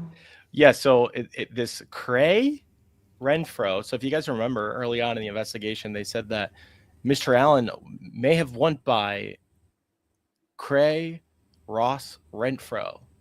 And it's like, well, he's got an alias. How did the media know that? The media is the one who broke that. I mean, no, it was on his booking, like, right, but not until so we don't know what it was in there. We knew on the 28th because when you look up Rick's name, yeah, he was in there under his name and an alias, but we have no idea what he was booked as before the 28th because nobody knew he was there. So, like, maybe he was really just under an alias, and I don't know. It's very sus, and it just speaks to odd. That is super sus and very ODD. Yes, it's very ODD and sus and weird and suspicious, and it's odd. The thing about that is disturbing to me, like DB just said, the media broke all of this initially, right? We know the sheriff had to have been speaking to Russ McQuaid at least, because that's where a lot of the info came out early on like the 28th. But also Russ McQuaid broke another really important thing that we had no idea was going to be important at the time, which is he also, on the 28th of October, as soon as we heard there was an arrest, the same, like almost in the same breath, he's talking about the sheriff is putting him in a state facility under safekeeping. And that was the 28th. And so, like, when did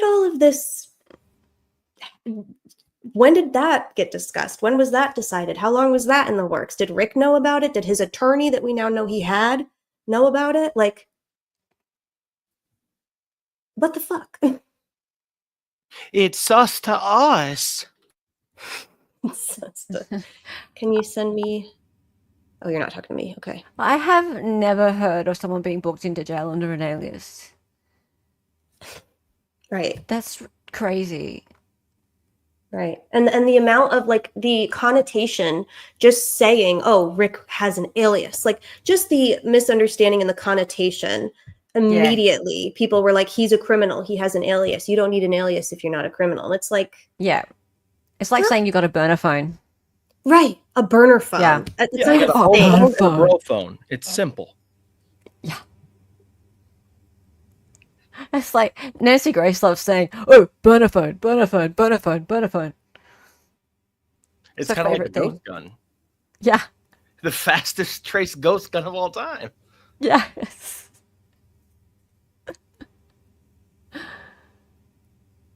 Oh, yeah.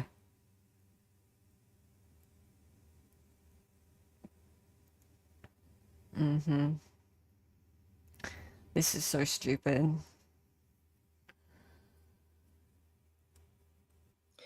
Kat says, who's the main law enforcement media? Oh, media contact. I don't know if they have a media contact, but they have Nicholas Mcleland. no. God no. It's for the sheriff, it would just be the sheriff, Tony Liggett, and then for Nate, what's his face, the Delphi police chief, I can't remember his last name. It's Nate something. What's this, DB? This is Luke H. Britt, public access counselor.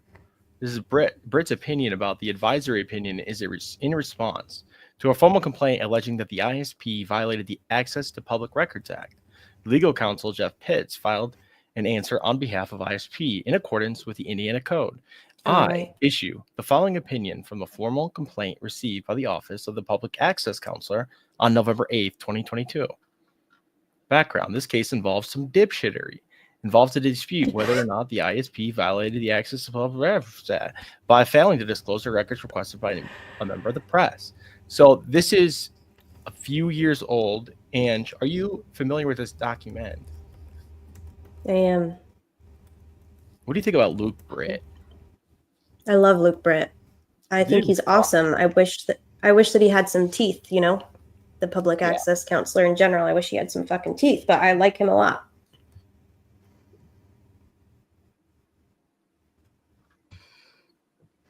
Why? Just wondering, like, my opinion on him, because I have opinions. No, yeah, I knew that was your opinion of him. I just wanted people to feel okay with supporting your opinion. No, he fucks. He fucks. We give marching orders around here. You know, it's a cult.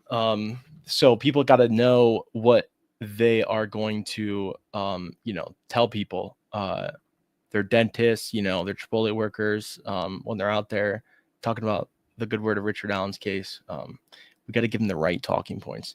The time and nature of the agency's response to all complaints or requests for assistance, if the incident involves an alleged crime or infraction, they got to keep that. Seems like this would be a bit of an issue again here soon. Not necessarily with the legal case, but I mean, there's going to be a lot of stuff that they should be disclosing, not just with the legal case, but stuff around this case. Peggy, was there anything particular about this do you feel is topical now?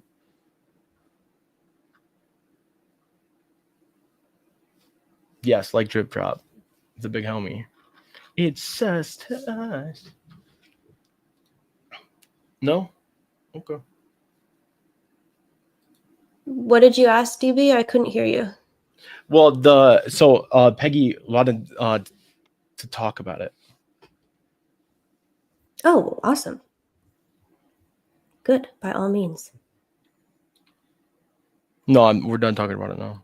Oh, well, so the opinion issued by Luke Britt basically said, can you summarize it, DB? Y'all bullshitting? Yeah, y'all bullshitting. You can't keep and that had to do specifically with the PCA and charging documents, right? I believe. Furbic. And the media actually at the time was very vocal and adamant about the fact that, hi, Royal We, Happy New Year, about the fact that the prosecutor's office was literally hiding a probable cause affidavit for a high profile defendant for like way past the amount of days that it is lawfully able to do. And so I don't know who filed that. An attorney, I guess, filed it. Stop doing that, Lana. Thank you. I love you. Happy New Year. Stop giving her money. Stop giving me money. Stop it. You too. Thank you both. I love you. So basically, Luke Britt issued an opinion as the public access counselor for the state of Indiana. I believe it's an elected position or appointed. I think it's elected. But anyway, the Indiana legislature has basically taken all authority and teeth away from that role. But he disparaged and basically, I don't know what the word is. I have COVID brain, but he was like, yeah, no, you can't fucking do that. Like, no, the prosecutor's office erred and should have and needed to release the records. And basically, it's just an opinion from the top public access lawyer in the state. But it doesn't matter because they do what they want. So it's frustrating. I do hope that we get some opinions from Luke on all of the denials that have been issued in the past 24 hours, even from Nick Mcleland. I know a couple of people in the chat have gotten emails from him personally saying that he's not going to be releasing fucking anything in this case. Really? Belinda, also, Oksana just tweeted, I think I'll just share it. An email from the prosecutor basically saying, guess what the reasoning is, y'all. I'm sure you can guess. Didn't wanna. That. Don't feel like and that. And This is a particular. No, let me guess. I'm gonna guess. Okay, ready? okay, yeah, guess, babe, go. My guess is because of the appeal, and they want to preserve the appealee's rights. Oh, yeah. It's always a gaslight like that. Well, don't you care about Rick Allen's appellate right? Huh? Mortal Kombat. Okay, good guess. It's even worse though. I'm about to share it. What do you mean by scientific evidence? Stuff. I'm gonna put it up in a second. Come on, guys, in the chat, laugh at my memes that I've played a million times. We have hella here. You know what I mean? Everyone go, LMAO! Good one, DB! Please. Have you seen this clip? This is fucking good. Where is it? That one. No. Yeah, there he is. Brad Weber just left. Brad Weber, how'd it go? Brad Weber, did you do it? Brad Weber, did you do it? I take a bow. It's a masterpiece of mine. It's a really good one. Anna, thank you for that clip.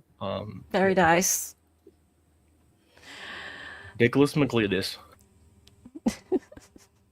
I'm gonna have to get you to make some for my channel. Whatever you need. You want to read this out, DB? I appreciate it. No, you know what, Fiend? Can you read it? I know you're on a mobile phone, but Yeah. you see this? Can you pull it up? Let's give. Oh, I want to see this. The JLR impression. Nicholas Mcleland to me 18 hours ago. I appreciate your request, but I am unable to forward you those records at this time.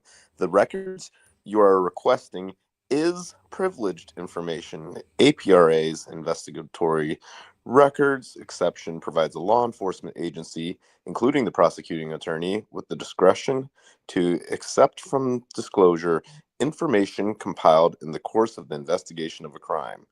See Indiana Code 5-14-3-4B1. The records you request certainly contain information from the ongoing case against Richard Allen. The protection of records of active investigations has been recognized judicially. See Lane L. versus Spears. Any release of information would compromise an ongoing open case and prosecution of Richard Allen that myself and my investigators have worked very hard on. Man, I worked on very hard on reading that because there's some grammar problems on this shit. What?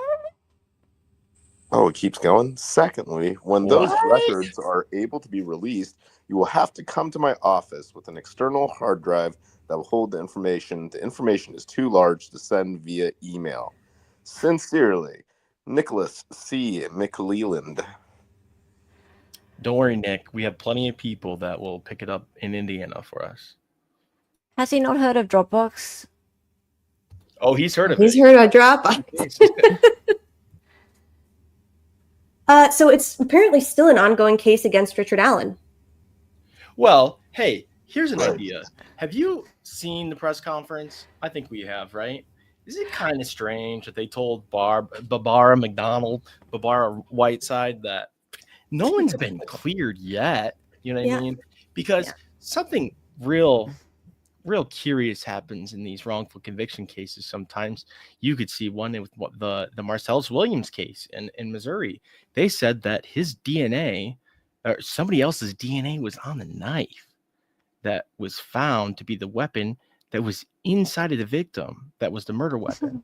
But the attorney general's office said it's not proof that he's innocent. It could have had a co-conspirator. So ask yourself, why are they not saying people are cleared? It's because they don't want to give up the ability to then later say that there's another theory of the crime, that Richard Allen, just because his DNA is not present and no direct evidence against him other than his own confessions while he was under psychosis and treatment for Halidol, that, you know, yeah, he was a patsy with a group of people that actually did it in the future. So I think that makes it quite clear to me what the motivation for that would be. But let's talk to somebody who actually knows what the fuck is going on around here. Welcome, Michael. Hey there. Thought I'd say hi for a few minutes on Crank Year's Eve. I'm so glad you did. We're happy you're here to crank with us. And we just broke the news that was shared by yours truly on T's channel about the fact that Richard Allen, it appears, did in fact have an attorney that contacted Carroll County, right? Do you want to speak to that a little, Michael, for those who missed it?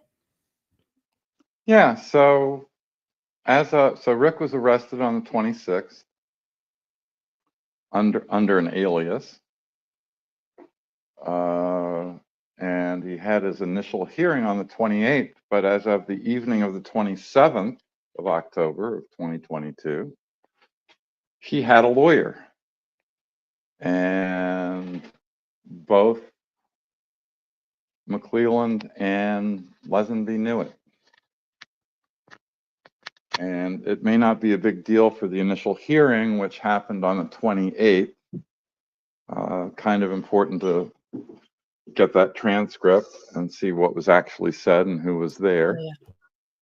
But it certainly matters for the safekeeping hearing, or well, the safekeeping proceeding. It wasn't a hearing, right? On the 3rd of November.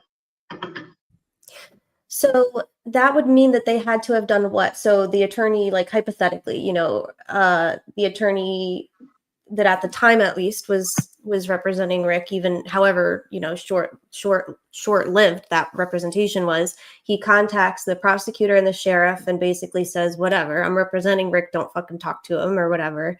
And the fact that they basically just override, like what's the legal kind of like faux pas that would have occurred?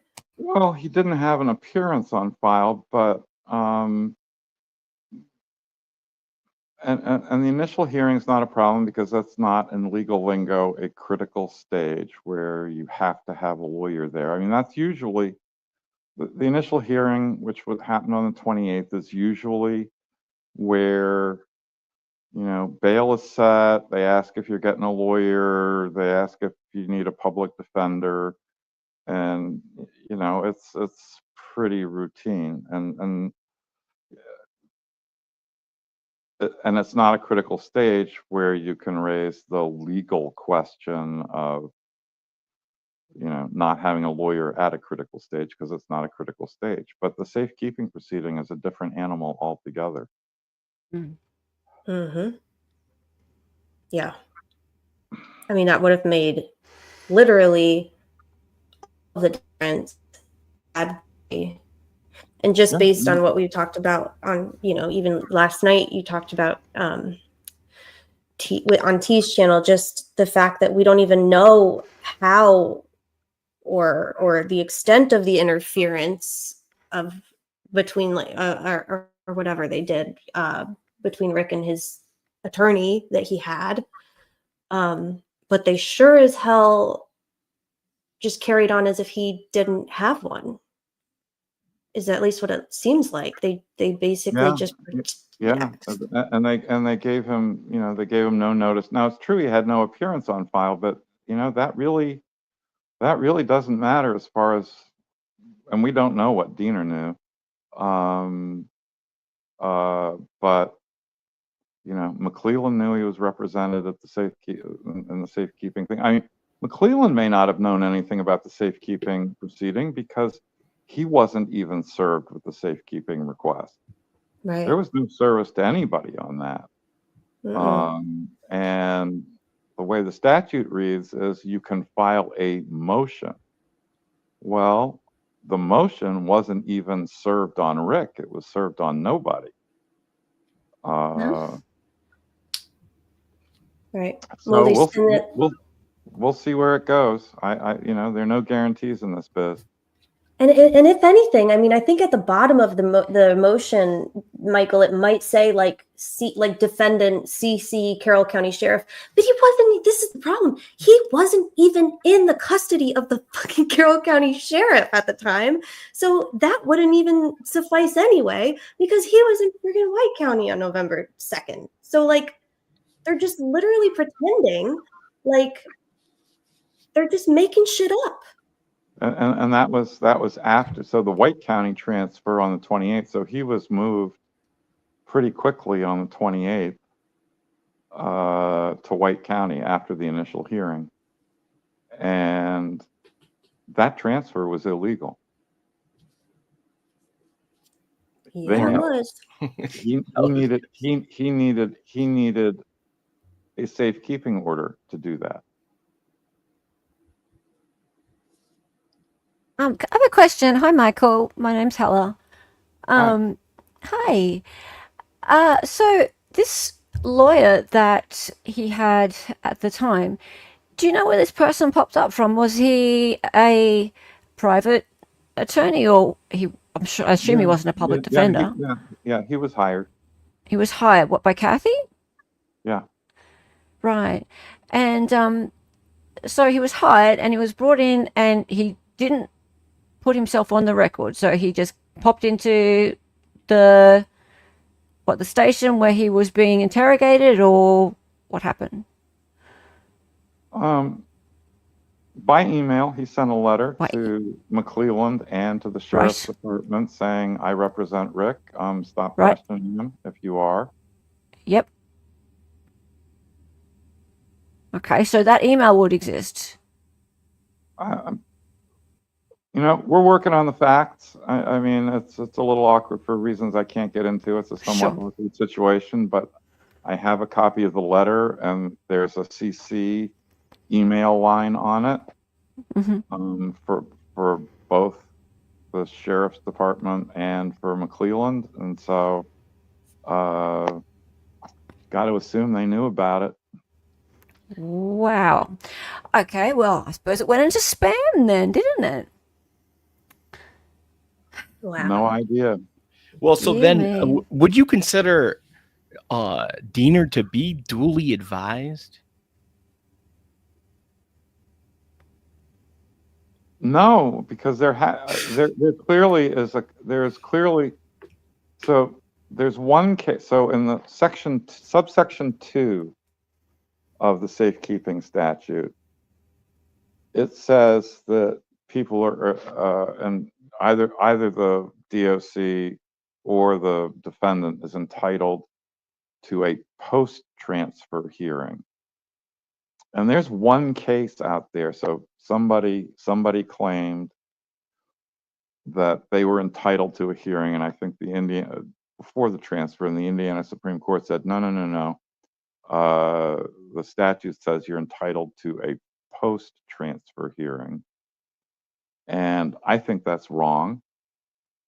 It's just because the reason it's wrong is that the judge on a safekeeping request, A, it has to be filed by motion, so you got to be able to respond to it. And B, the statute requires a finding of one of the things that trigger a safekeeping situation. And a finding, in legal language, when a judge has to make a finding, that's fact. I mean, it's got to take evidence. And by the way, the way lawyers or most people make a pleading evidence is that they verify their pleading under penalty for perjury, so that it's not only a motion, but it acts sort of as testimony too. You're saying all of these things are true.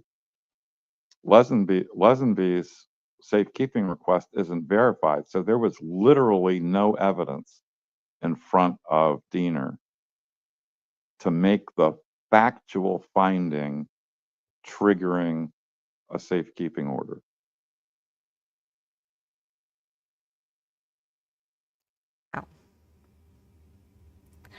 He just found it based on literally nothing. He just said, this court finds the defendant is in imminent danger based on literally nothing. And Diener even says in that bloodlust order, this is not predicated on any acts of the defendant or any, like, I have it right here in front of me. He says, I just want to read it because he literally says in the order that it's based on nothing. He says, this finding is not predicated on any acts or alleged acts of the defendant since the arrest, rather a toxic and harmful insistence on public information about the case. That makes no sense. That's not a finding. That's the ramblings of a lunatic. That's and I can't. No, it's fine. No, there's a factual finding there that there is a factual finding there that this has nothing to do with Rick. Exactly. Yeah. There you go. You're right. Perfect. The finding is this is not based on anything relevant at all. Well, and he seems to not have known. So Diener seems to not have known enough about the safekeeping statute to know that Rick, because it was based on his personal safety, had the right to refuse the transfer. Yep. Oh, this is what I was going to show you, Michael. So at the bottom, it literally just says defendant, care of sheriff of Carroll County, but he wasn't at the Carroll County. He wasn't in the care of the sheriff of Carroll County at the time. They're just pretending like he is. That's service of the order. That's a different matter. What I'm saying is that the request. And if you look at Lesenby's request, God, it's even worse. There's no certificate of service on it, and not only is there no certificate of service on it, on the docket, there's no line. Usually it says automated e-notice or automated notice. There's no. This was not sent out to anybody. Jeez. Oh, so they just made the document up and it was just handed to the child. So Rick even himself had no opportunity to refuse, even if he'd known that he could. Right. God. Oh no, when I started to see the facts of this, I mean, it's jaw dropping. I'm not saying, look, where this goes in the court process, I can't say, but it is legally disgusting. Yeah, it is. That's the perfect word for it, Michael. It's disgusting. And it seems, and I know this is an impossible thing to prove in most instances, especially, in this case, but it certainly seems like it was an intentional and malicious, in my opinion. But these were not accidental oversights. These were intentional, like obfuscating and circumnavigating. Hang on. I mean, in my opinion, Diener, look, we know that Diener, Judge Diener, I mean, I don't mean Stacy. We know that Diener, former Judge Diener. Yeah. Well, everybody, even after they're judges, people call them judges.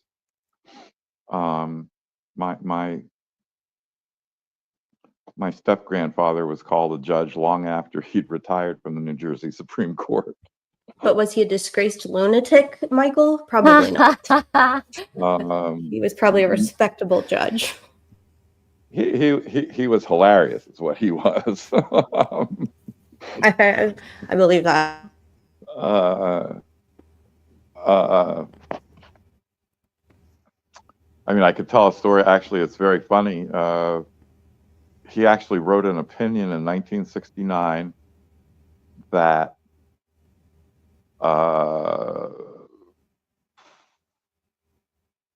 24 years later, it was a case on adverse possession, and it was a case my family and I used to claw back some property. That's awesome. I hope you can find it, Michael. It was really funny. I'll have to tweet But it out. no, but look, Diener, he's probably never seen a safekeeping order in his life. He probably looked up the thing, read it, and look, this was the three.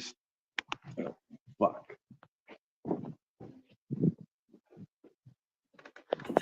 Did we lose you, Michael?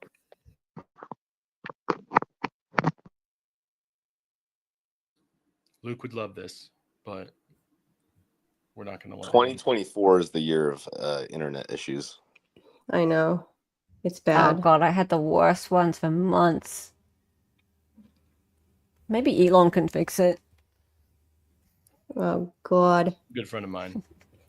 Elon is DB's homie, right? You have his direct line, I think. I do. Do you? Sweet. Yeah. Can you get him to fix my internet? Get him to fix Australia's internet, maybe. All of our country. You Starlink? I haven't yet. It's $1,000 to get it going, so thinking about it. Oh, chump change for a famous YouTuber, right? Oh yeah, I'm raking it in. I'm gonna go see my mama for like 4 minutes because she wants me to do a New Year's Eve with her. So I'll be right back. That's all. Don't go away, or go away, but then come back. But I'll be back in like 4 Bring Mama minutes. here. I could. I don't know if we're ready for that. I don't know if we're ready for that just yet, but I will be right back. All right, looks like we're doing New Year's Eve together here, guys. Oh wow. Okay. I don't have control. Who's got control? DB, do you have control?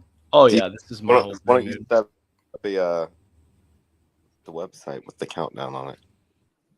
Sweet. I already did New Year's Eve like 14 hours ago, so Oh, that's true. Yeah, I was DJing and dancing. Try to get Michael back up here. It looks like he lost the link. So what do you think about that, Fien? You're big into this case. Think about what? What Michael's talking about. Which part? Jesus, dude. Answer a good question, Fien. Like, hey, Fien. having the attorney? It was an unseasonably warm day. Yeah. Okay, small, safe little town of Delphi, Indiana. What do you think about him not having an attorney or having an attorney during a critical part of the proceedings? I mean, I think it's a technical legal thing as far as whether they consider it critical. So I'm going to go with what Michael's saying. You know, he knows his stuff. So he's saying, Michael for once. Yeah, I agree with Michael lots. Okay. What do you think, Hella? I think the last question that Ange asked was, do you think that that these things were intentional, or as Sarah Boone would say, not intentional? That's Fien's ex-girlfriend. Yeah. So I have a few Sarah Boone fans in my chat, actually. Mavka being one of them. Is he here at the moment? He was in T's chat earlier.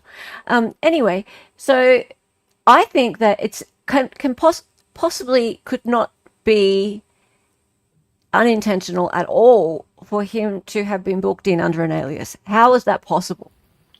No, I think that was intentional, and let's try and be fair to the folks. I mean, they really could have been worried about his safety given the nature of this case. I mean, I don't look. I try to think that people are acting in good faith most of the time until there's evidence to the contrary.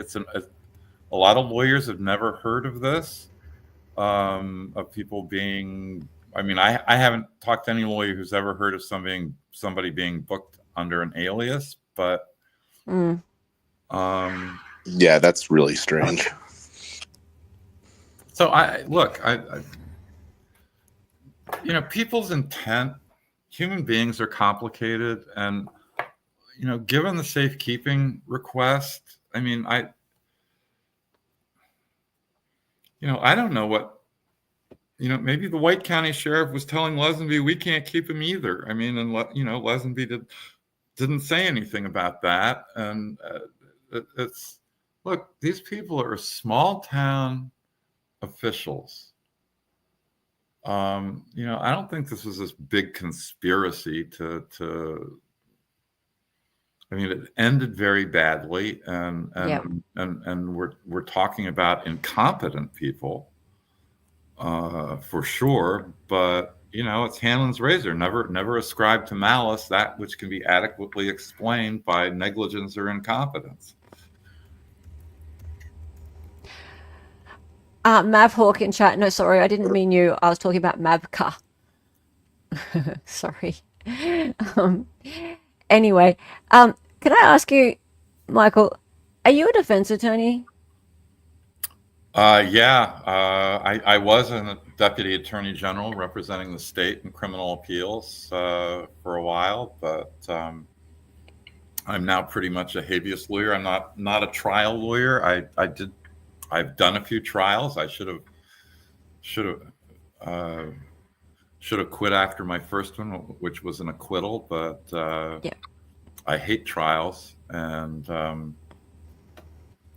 in awe of the trial lawyers. It is the hardest work in the world. It is exhausting. It is nerve-wracking. It's doubly nerve-wracking when you have a client whom you are certain is innocent. Yeah. And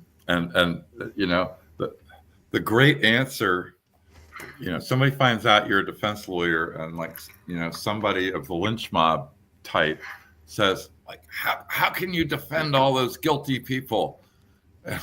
To which the answer, yes. To which the correct answer is, do you know how nerve-wracking it is to represent an innocent person? Innocent person, yes. The reason I ask you is because you seem to be a very empathetic person, and somebody who, when you said you try to see the good, I think that perhaps people aren't necessarily doing something bad at first glance. That seems to me. 5, 4, 3, 2, 1. Oh, I hear fireworks. Hey, Happy New Year. Happy New Year, and it's time to start misdating those checks. Who writes checks? You still write checks, Michael? I do. You do. There are things for which I need to write checks, yes. DB, surely you have a clip for this. Me, I don't have. Well, you know what? I did have a clip that I was going to do. It was going to be a lieutenant with the Indiana State Police was going to be superimposed on the ball, and then I was like, oh no, this is going to be a hate crime. It was just a little joke I was putting out. I was going to make the ball come down, and it was going to be like, somebody we talk about often. But then that was going to be, we all know that. They would go on Susan Hendricks' podcast and talk about how mean people are to them on the internet.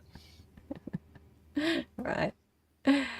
Anyway, I just wanted to say that I could tell you're a defense attorney, Michael. I know a lot of defense attorneys, and you say you're just saying exactly the same thing that they all say, and it's definitely something that weighs heavily on your mind when you have someone who is innocent. And I think it takes some of the most empathetic people to be defense attorneys. It's much easier to be somebody who is filled with hatred in their heart and just wants to put people away in prison than it is to look at somebody and see the good in them when they've done something wrong. Well, I don't do capital defense because I just find it, a lot of capital defense is about arguing how disadvantaged and how crazy somebody was, and so don't put them to death, please. But people, there are some really bad people in this world. Richard Pryor, and it's on YouTube someplace. You all should watch it if you can find it. It's live on the Sunset Strip, and it's hilarious. But he has one part of it where he's talking about how he and Gene Wilder, while they were shooting Stir Crazy, went down to the Arizona State Prison to visit some of the prisons, to visit the prison, to visit some of the brothers. And he says, Gene and I learned one thing. Thank God there are prisons. But at the same time, do you want to be defined by the day you did the worst thing you ever did in your life? Yeah, that's right. Everybody does. Everyone does bad stuff. When it comes down to it, no one has ever not committed a bad act. Nobody. Well, there's a real interesting book out. It came out, I don't know, 10, 12 years ago. I think it's called 3 Felonies a Day. And the criminal law is so complicated and so hypertrophied that the premise of the book is that we're all basically committing 3 felonies a day. I've heard of that book, actually. I need to look at it. Yeah, I've heard of that too, but I'm skeptical. I don't think 3 felonies. I don't think I'm committing 3 felonies a day. You're walking a tightrope interesting enough every day.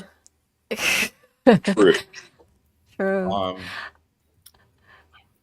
Speaking of the death penalty, I've spent a lot of time reading and spending time talking on stream and also privately with a good friend of mine, Steve Gosney. He's a death penalty qualified appellate attorney and writer, scholar in Florida. And Steve is amazing. He's just a wealth of knowledge and a great guy. And interestingly, he's a huge advocate for the abolishment of the death penalty, whilst he is an authority on the death penalty. So it's kind of his special topic. Even though he's very much against the death penalty, I've learned so much from him and how death penalty litigation works. I've learned so much about how the United States and the different states that still have the death penalty, how it changes the way a case works. Once the death penalty is on the table, it completely morphs it into something different. Once the death penalty is there, the case blows out to several more years. It becomes a great burden on the taxpayer as well. And people don't realize this. People think that, oh, well, get it done. Why aren't we getting to trial? Why can't we get this person killed? Right? And they think it's just this simple thing, but it's not. And death is different. And it's a really complex area of law. And I just feel like it's something that people should understand more about. And if it's going to continue, then the general public should know more about it before they are so gung-ho about wanting people to go to be put to death. So yeah, it's sorry to bring that into the conversation at this happy time, but I have a slightly different perspective. I mean, I'm all for abolishing the death penalty, but and for all the reasons, it's expensive. It doesn't deter anybody. I mean, the statistics are it doesn't deter anybody from anything. I mean, it's you read the death penalty cases and you read like what some people did, and you just like go, like, if anybody deserves the death penalty, this person does. But you know, I mean, what do you do with a person who's in for life and then, you know, kills 2 people in prison brutally? I don't know. But my particular opposition to the death penalty is that so I'm a habeas lawyer, and I don't do capital cases because capital cases, there's money all over the country for there's a whole world of lawyers for people sentenced to death. I mean, there's a whole country of them. I mean, I'm on a capital listserv. I mean, I see, you know, and it's great the way they work together, and I'm all for it. But you get sentenced to life in prison, and you don't get a lawyer on habeas. You do if you're sentenced to death. And so, you know, I and my students have done non-capital habeas work for people who wouldn't have lawyers. It's true, we only take cases that we think we can win, but that's, you know, and the standard for what we can win is we've got to be pretty certain, because, you know, we have 0 resources, basically our wits and our machines. Yeah. And, you know, and we've done really well, and I'm really proud of the work we've done. You know, the national win rate in non-capital habeas cases is less than 0.5%. And even with cases that we are pretty certain we can win, we win only about half the time. But that's still 100 times better than the national average. But almost all habeas law, for the most part, habeas law is made by the United States Supreme Court. And the United States Supreme Court, by and large, only takes habeas cases and death penalty cases. It's not exclusively true, but basically habeas law is made in death penalty cases. And as you said, you know, death is different. And so we who do non-capital cases have to suffer with the crazy law that's made in capital cases. Yes. Yeah, there's a case, I think in Mississippi or Missouri, the Curtis Flowers case, where Mississippi. He 5 had times. 5 different trials, and he was sentenced to death.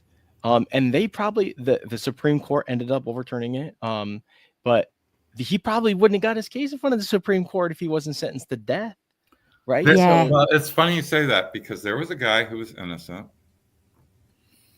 and this was in Chicago, and I think it was on This American Life 15 years ago.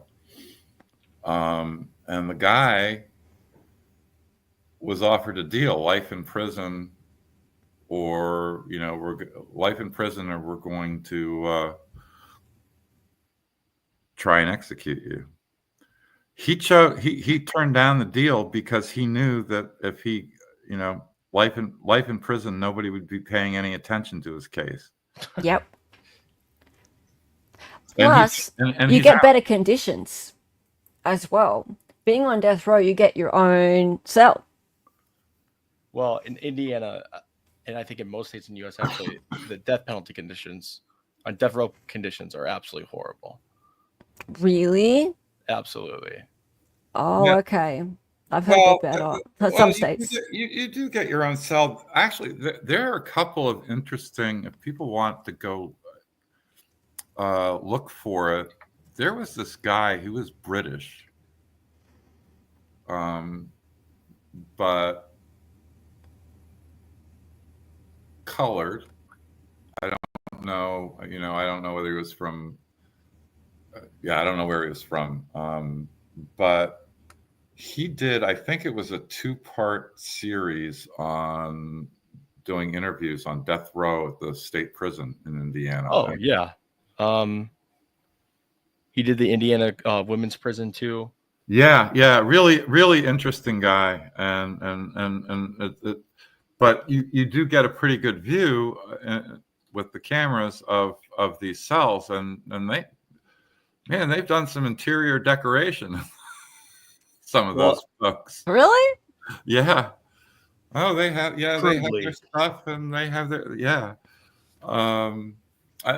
so it may be better than being in general population. I don't know, but it's Well,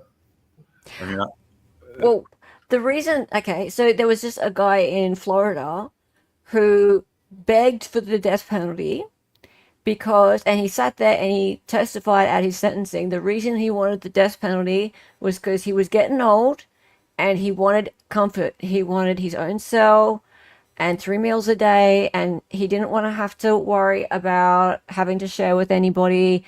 And sorry, Judge, I'm just being honest. We're all gonna die anyway, so this is what I want. And the judge said, I don't know whether you're trying for some reverse psychology on me or something, but I don't really have to take into account what you want, and I'll give you the death penalty anyway. Well, thank you, Judge. Bye now. Yeah. Yeah, I was So- watching a documentary of some of the people on death row, and they definitely have like better cell situation than general population. Whatever, Fien. I just look, the state prison. I mean, none of it's good at the Indiana State Prison. It's very old, and I haven't been into the bowels of it, but I've certainly interviewed. I've certainly had meetings with clients up there, and I mean, it's not good, but I mean, none of it's good. Wabash Valley is relatively new, and I mean, it's soul crushing in a different way. These vast, huge fences with razor wire, vast expanses between the buildings that are barren. Pretty dreary place. Yeah, prison's not some, but yeah, death row is at the state prison in Michigan City, and yeah, I can't really speak. Federal to death row too, right? No, federal death row is in Terre Haute.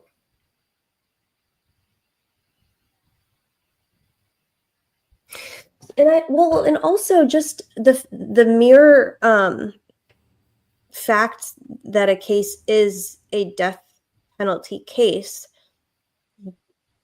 I feel, and I think DB and I have talked about this on the channel before, and Michael, I'd absolutely want to hear what you think. I just feel like that a case being a death penalty case prejudices the defendant anyway, because you have to get a jury that is okay with the death penalty, and that more often than not, I think that jury is going to lean one way or another anyway. They're going to be more, it's just like, it's really hard, I feel like, to even get a fair, non-prejudiced trial if it's a death penalty case, right? Am I right? I still have COVID in my head, but I feel like just the mere fact of a case being a death penalty case, it's like you're convicted, in my opinion.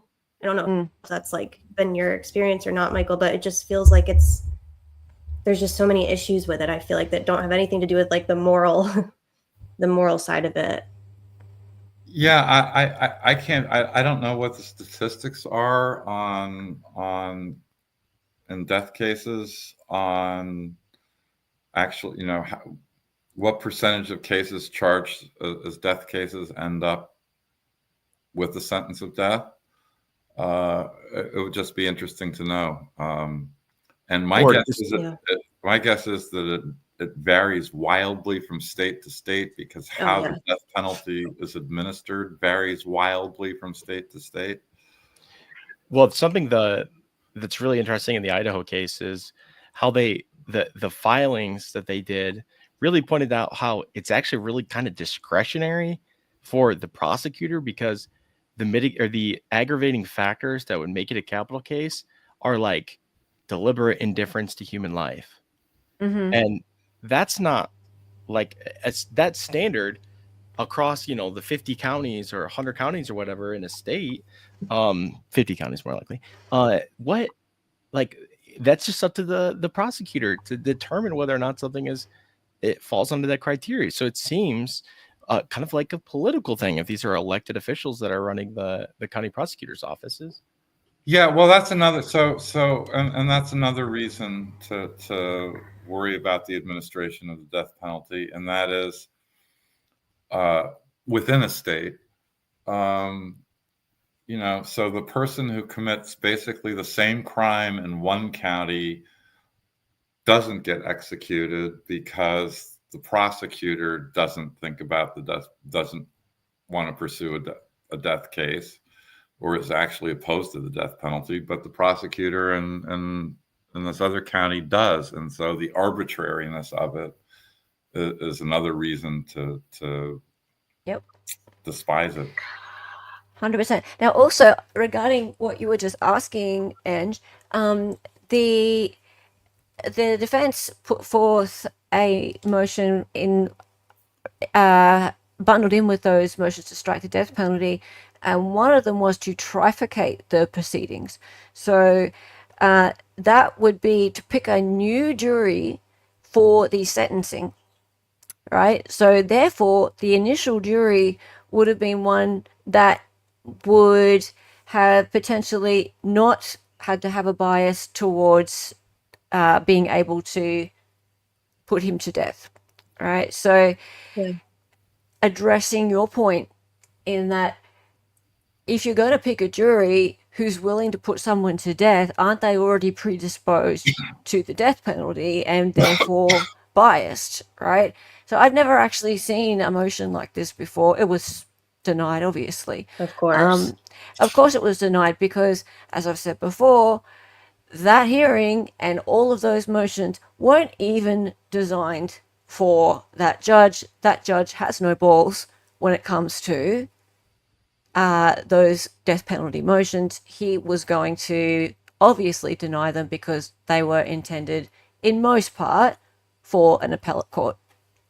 But back to the original point, they were hoping that one was going to be sustained, and that one was for the trifurcation, that there would be two juries. The second jury would be for sentencing. It seems quite reasonable, in my opinion, but obviously I'm not a judge, so I don't know. Yeah, but I mean, that goes to your point. It seems like a pretty good idea to have a second jury come in who would be willing to put him to death, right? And the first jury to have no thought in their head about whether this is going to be a death penalty case or not, to just purely judge guilt or innocence. Right, for sure. Yeah, I agree with that. And it just feels like, I don't know. I have a lot of feelings about the way that judges make their determinations when it comes to something as like critically important as a impartial jury.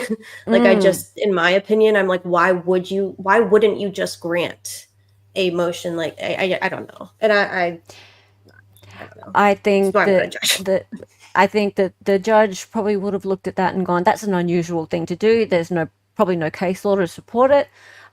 Therefore, it's very easy for me to deny it. Denied, done. Also, it would have taken more time.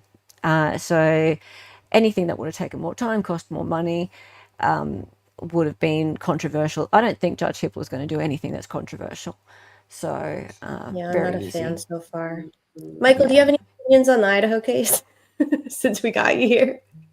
On the Idaho case, I'm pretty much Delphi saturated. I've watched a few things on the Idaho case. I can't.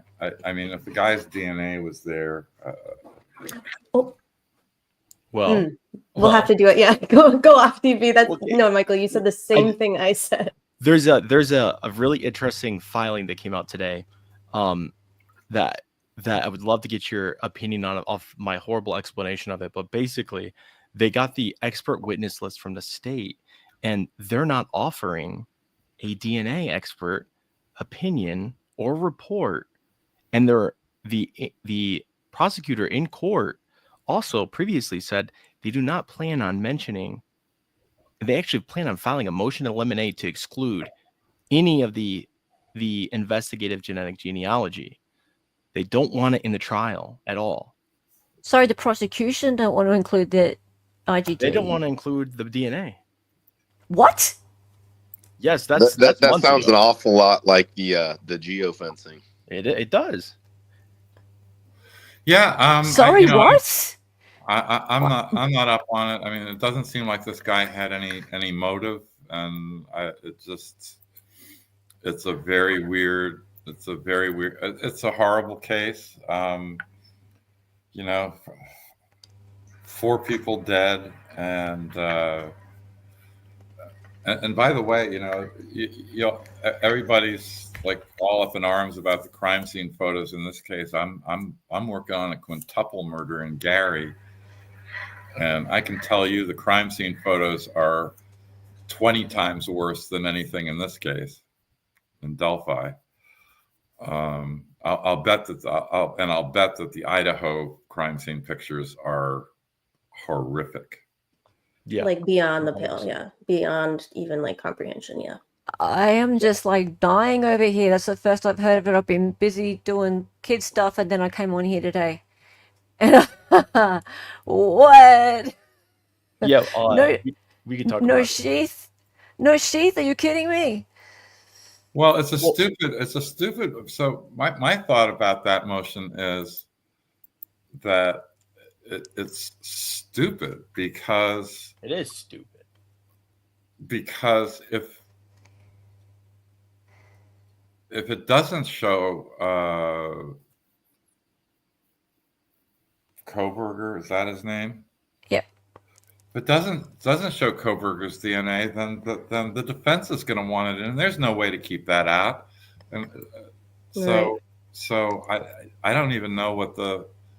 And if it does show Koberger's DNA, then why wouldn't the process? I mean, there's no way this stays out. I mean, they're just weird. Well, there's a good reason. It's because the search was done illegally, so there's a motion to suppress on the table. It's been it's supposed to be argued on the 23rd, so maybe they've just looked at it and gone. Well, how is the DNA? How did they get the DNA illegally?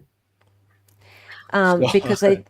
Do you want to explain? Well, so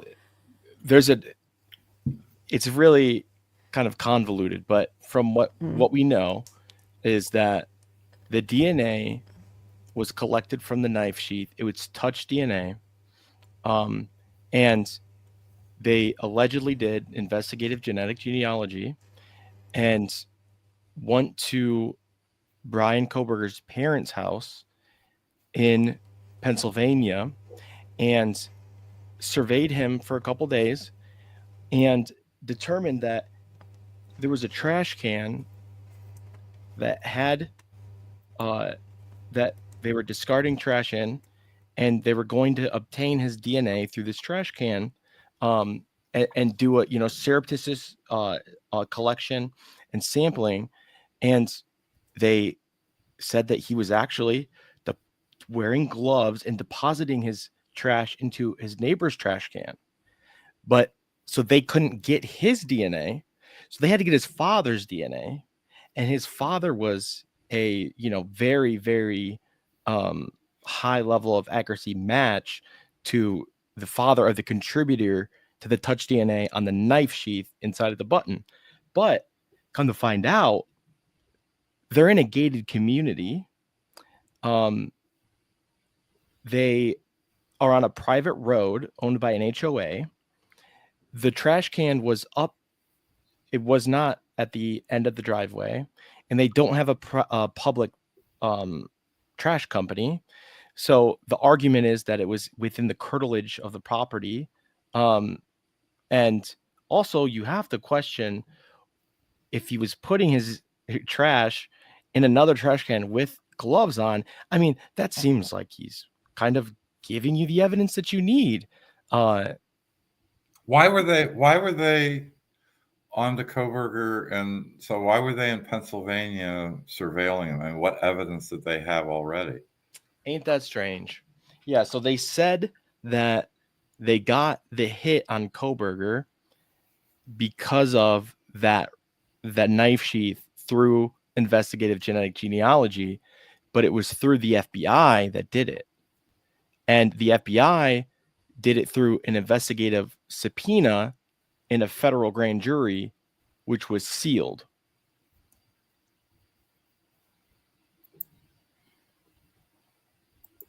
It's just convoluted, Michael. And then they use a database like a 23andMe database, which is supposed to be not public. You're not supposed to be able to search that, right? When people sign up for it, it's the terms and conditions that you sign up for. You're not supposed the cops are not supposed to be able to just go through it and match you up for a crime, right? So yeah, then I don't. You know, if you get a subpoena, I don't know that I don't know that an agreement. I don't know that an agreement with the company, you know, the privacy terms and conditions of 23andMe. I don't think those defeat an investigative subpoena. Well, the curtilage definitely does, because there is, well, it's fruit of the poisonous tree, because this is the thing. If that's unlawful, then that was the one thing that started a domino effect that then triggered a bunch of other search warrants, right? So if we then go and look at the motions to suppress the cell tower data, then we look at motion to suppress the search of his own apartment, of his body, of his car. All of that stuff's illegal because of that IgG search. Well, the cell phone data won't be. They wouldn't have found him if it weren't for the IgG. Oh, right, because the IgG is what identified him, and so they knew to subpoena his cell phone. It's in the motion. Well, and another interesting thing about that too, whether or not it goes through, I don't know. They've argued about the third-party doctrine and exactly what you're talking about, because part of what the state has said is we used the subpoena through the federal grand jury, and there was no affidavit, there was nothing swearing to it, which was an issue that they had. The defense did, and that they couldn't see the dates of it that went out. But the problem was that it's a third party. The third party doctrine is for things where you could probably explain it better, but the way they explain the actual Idaho case law, not the federal case law, is that there's like a banking record and how public things would be, and how a third-party doctrine or a third-party company that stores data that you're using that is like a necessity versus a convenience in modern life. And there's some things that you need to get a search warrant with an affidavit for that are held by a third-party company that you're still going to have a right of privacy, like your medical records. Just because you have mental health records that are stored on Aetna, or Blue Cross Blue Shield, doesn't mean that they can just send a subpoena and get them, right? Well, actually, they quite probably can. Okay, well, would you say that there's some third-party database, privately held database, that they can't just get a subpoena to get information out of? You know, the person to ask about all this is a guy named Orrin Kerr. Oh, well, it's funny that you mentioned him. A very respected Harvard law review judge, right? One of the most, or not a judge, but really he's prolific writer. He's kind of the Fourth Amendment guru of the country. Okay. Yeah. They spoke to him. He's also cited in all of these motions. His opinion about the third-party doctrine is all over these motions. And he is what they're citing, which obviously, as you know, could be just a small portion of his actual opinion about everything. But is pretty unequivocal that the third party doctrine in this situation would not apply to be able to get it without a search warrant. There's also the really interesting question that I don't know whether they've raised it or not, anything about it in Idaho. There's the really interesting question: does the state constitution provide more protection than the federal constitution in terms of the search and seizure? And yeah, there's lots of questions about that too. And Oren is one of the only sources of that, because that kind of stuff doesn't get litigated that often, right? Well, it gets litigated often enough. Like in Indiana, there are two things that, unlike the Fourth Amendment, Article 1, Section 11, which is Indiana's search and seizure provision, that differs from the Fourth Amendment simply so in the Fourth Amendment, there's a semicolon and there's a comma between the warrant clause and the search and seizure part. And in the Indiana Constitution, there's a semicolon. That's the difference. Amazing. But in Indiana, you cannot, under the Fourth Amendment, you put your trash out, you've abandoned all interest in privacy in it, and the police can search it. Under the Indiana Constitution, you have to at least have reasonable suspicion to search it. And reasonable suspicion is sort of the same thing as like reasonable suspicion to stop a car. It's a higher standard than nothing, but it's a lower standard than probable cause. Right. And do you think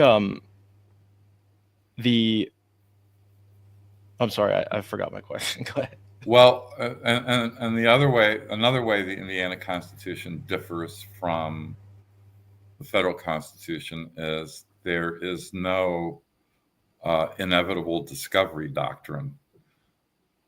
In other words, the police, the prosecutors can't claim, we'd have found this anyway. Yes. Okay. Oh, I remember my question now. So Koberger, right? His dad was the one who they got the DNA from the trash. Does he have a Fourth Amendment interest against search and seizure in the criminal case against his son? Yeah, well, that was where I was going next. There's kind of what's a standing problem. Right. But they get around that by collecting his father's DNA, right? Well, as I said, there's a standing problem because, he has to complain.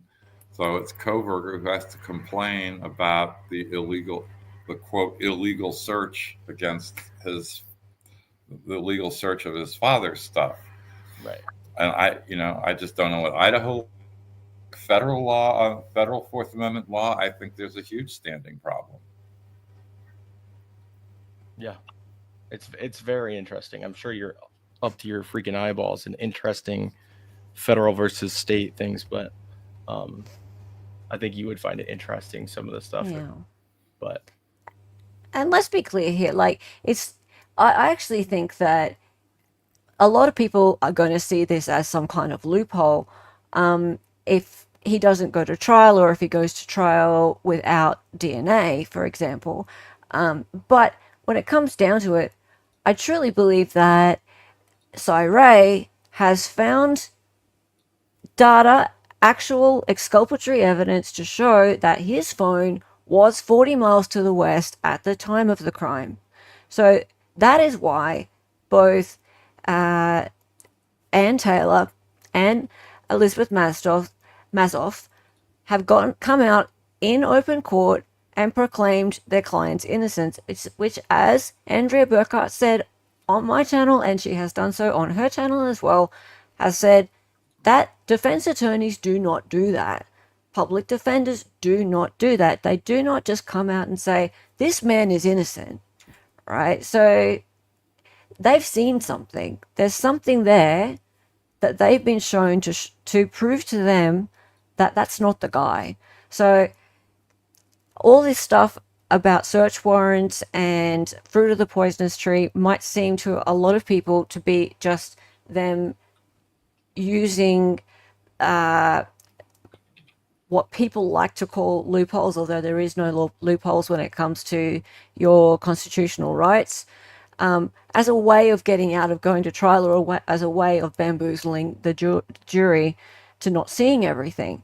But if he's innocent, he's innocent. So that's how I feel about it anyway. Well, since you bring it up, I mean, you know, one of the reasons I'm like, I haven't seen the discovery, right? But as a habeas lawyer, like, what I do is I undo illegal, wrongful convictions and wrongful. A lot of our work is actually sentences that are. I mean, one of the habeas cases I've got going now is a guy who's literally serving the same sentence a second time. Wow. But one of the reasons I'm in this case is that unfortunately the geometry's changed a little. I was saying up until the trial that it's easier to try to help prevent a wrongful conviction than to get it undone. Absolutely. And appeals are for losers. Yeah, sorry, it's true.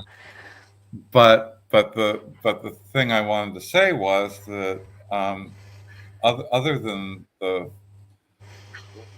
ridiculous idea that this little 5'4" guy with no criminal history went out on a CVS manager went out on a warmish February day and slaughtered 2 girls with knives is just absurd. And the other thing that really carried a lot of weight with me about willing to invest a bunch of time into this, unasked for. Some people may think I'm interfering. I fear, but we have in Rick Allen's case 2 sets of lawyers who have independently come out and said he was innocent. Yep. And Michael, appointed by Her Majesty Fran Gull, he's her chief public defender, right, for Allen County. Yeah. Right. Yeah, and that's right. He said, "I don't think Richard Allen had anything to do with this. He is innocent." Yeah. And Brad and Andy. I mean, look, defense. It's like Andrea said about defense lawyers don't. Bob Mata has said it. Yep. Defense lawyers don't do that. They just don't. And they just don't. And so they've had access to all the discovery. How they used it to make their case that he was innocent, people can argue about, but they've seen it all, and maybe they've seen it all, 20 terabytes or so. But I got to go with them because they're doing this really unusual thing, sticking their necks out, and boy, they wouldn't do that if they weren't pretty convinced. Yeah, and people don't get that, right? Normies out there, they don't get that. They're just like, oh, they're defense attorneys. Like, of course they're going to say that. Of course they're going to say they're innocent. No. They will say they deserve a fair trial. They will say, let the facts speak for themselves. Everyone has constitutional rights, right to a fair trial, right to due process. They'll say things like that. They will not say this man is innocent. They just won't. No. No. And if they're not, if you don't think they're innocent, it is a huge mistake to say that they are. You've got to be pretty sure. Be pretty sure. That's why I believe that Anne and her team have been shown something quite concrete. Concrete. They have something. You know who's quite sure about their opinions?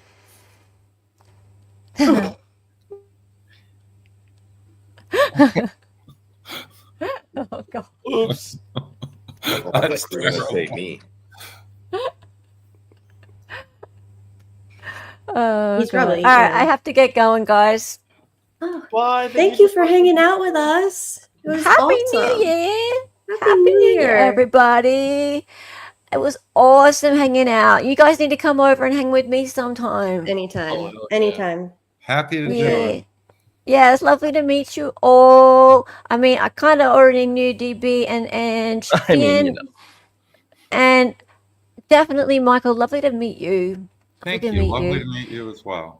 Yeah. Everybody And- go subscribe to Hella or else, dude. I swear to God. Yeah, Or excited else. utterance on YouTube. Looks like I'm gonna have to do a co-burger stream like now or tomorrow my Yes, time. please do. Yeah, it Please looks do. like it. But yeah, definitely catch up soon. Mwah. Love Thank that. you for having me. Well, It's been New Year. awesome. Let me raise one question for you to look into Yep. on the Coburger stream you do. Sure. There's a so I was talking about Idaho constitutional law, right? Yep. Search was done in Pennsylvania. Are they subject to what the Pennsylvania Constitution says? I mean, it's a choice of law question. I don't know. Well, Jay Logston said in his motions that there's very little daylight between the two sets of laws, so they're quite similar. Yes, and he did cite both. So they're both referenced and they're both in the motions, but I'm not sure. Like everything is in Idaho. There's the Pennsylvania laws are in the Idaho motions. Everything is being litigated in Idaho. So does that answer your question? Yeah, and if there's very little daylight, maybe it doesn't matter, but the daylight may matter, and then there becomes the sort of, if you want to really make it complicated, there's the interesting question of whether, if the court in Idaho makes a mistake about which law applies, is that an error of federal law? We could be looking at that. I'm sure that if the prosecution has laid down right now and gone, we ain't putting that in, they probably looked into that. So yeah, I'm going to be having a chat to some of my lawyer friends over the next 12 to 24 hours before I stream on it, I think, because this is a little bit out of my ballpark. So yeah, this is a huge one. It's a huge one. Thank you so much for having me. Bonne nuit. Appreciate it. Thank you so much. We love Bye. you. See you soon. Love you. Happy New Year. Bye, everyone. See you. Right. Yeah. Hey, you want somebody asked in the chat why I became a chimp on the telephone. Do you want? Yeah, I was wondering. I was like, "Who is this?" And then I heard you talk. Oh, I thought it was an NFT. Well, for some reason, my usual Red Baron thing didn't come up, so I picked this. So I had this habeas case, and there's a statute of limitations in habeas, and I went to start writing the habeas petition in the case, and I did the calculation on the deadline again, and it was like I was 2 weeks late. And I was going, oh my God, how did I do this? I mean, and how did I blow the frigging statute of limitations? And I mean, it was the worst 24 hours of my life. I talked to a couple of lawyers. Somebody told me to get in touch with this big deal capital litigator in Florida. I had to talk to the family and say, geez, I mean, I don't know what was going on here. And I got to it's like the next day came around and I went and did the calculation again. And I realized that I'd left out 90 days for a cert petition. So that matters. So I wasn't late. So I found this picture. Actually, it was on a postcard. and I put it up on the refrigerator, and there's a caption to the thing that I put up, and you can't see it on this little clip of it, but it says, "Sure, I can do a habeas calculation for you." Oh God. Okay, that makes a lot of sense. That is a connection that never would have been made without that explanation. So I was trying to like draw the connection between that story and your chimp on the phone. So that makes a lot of sense now. Yeah, Michael, I was like, as you were telling that, Mavhawk is like, oh, I didn't think there was an actual explanation. Michael, yeah, as you were telling us that story, I was like, there's no way that you missed a deadline like that. So I knew there had to be some kind of a loophole or a caveat, because it just doesn't. Well, maybe not every. I haven't missed that. I haven't missed the habeas deadline, but I have. People are fallible. I've missed some deadlines in my career. Yeah, that probably is not a good feeling. I can't imagine. Yeah. No.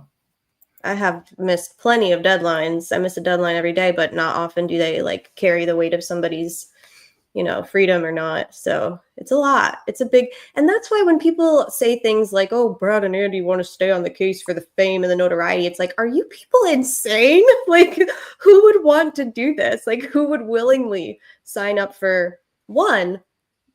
Defense work in general is grueling and you lose more than you win, but habeas work, hard, not great win-lose ratio, as we've established, unless you're Michael Ausbrook, but still it's tough. You've got everything working against you. And then the Delphi case on top of it. I have not met anybody who, after an amount of time entrenched in it, is not like, in at least part of them wishes they never heard of it. You know what I mean? Like, it's not for the faint of heart, which is why when people say things like that, it's like, oh my gosh, what little they really like understand. You know what I mean? Like, they don't get it. Well, the nice part of Delphi for me is that I'm not looking at another 2 years. I don't think. I only have to keep pushing for another 20 days. There's some stuff that I think needs to be done that's really important, either for the appeal or even for the post-conviction case, but certainly for the appeal. I call it stuffing the appellate turkey. It's like such a very visceral image, but it's kind of perfect for the situation that we're kind of watching unfold. So yeah, it does. I love stuffing. Well, here's the thing. I mean, here's the thing. I mean, there are things that can actually be proven. I think it can be proven that Brad Weber lied. Mm-hmm. There's some expert stuff that I think ought to be done. And, this would so a lot of this would be responding to stuff that they were completely surprised by at trial. So it is going to be newly discovered evidence. They had no reason to think, for example, that Brad Weber was going to change his testimony to, oh, I got home at about 2:25. Yeah, because why would the medical examiner also changed his testimony without defense. I absolutely think that one of the things that should be done, they didn't have time to do it at trial, so it would qualify as newly discovered evidence, is get an opinion from a pathologist from the crime scene photos, the autopsy photos, and the autopsy reports. Mm-hmm. See if they can get an opinion from a pathologist to say, no, could not have been a box cutter. That'll be the easiest. I'm sorry. That'll be the easiest opinion ever, because that's an insane. Well, that's insane. I don't know whether it's insane or not, but so here's why it's important for a motion to correct error. So what you're actually asking for, so this would be presented by affidavits, right? Okay. And you'd be asking for a hearing. Gull will deny the hearing. She'll deny the motion to correct error. Right. then He sucks. no, but then the affidavits are in the appeal, and because there was no hearing, the Court of Appeals has to take the affidavits as true. Oh, so she's really actually not doing the state or herself any favors by outright denying them. Well, I mean, there would be no cross. So I mean, you know, the pathologist who offers the opinion that it couldn't have been a box cutter won't have been cross-examined. Right. And so, I mean, this is, look, one of the things I do is, especially with the state PD's office, but with other lawyers as well, is set up cases. Mm-hmm. And this is setting a case up for the appeal or for the post-conviction case if they do it. And you know, they can take, you know, nobody has said that the ideas that I've had are nuts. I think that they're all designed or thought, not designed. They all involve things that can be done that will produce admissible evidence. The one thing that's all over Delphi is, well, I heard, he said, she said. There's this rumor, there's that rumor, and that stuff, you know, that's not admissible evidence. And but you know, the things. Look, I've done so. Brad Weber, they have evidence that Brad Weber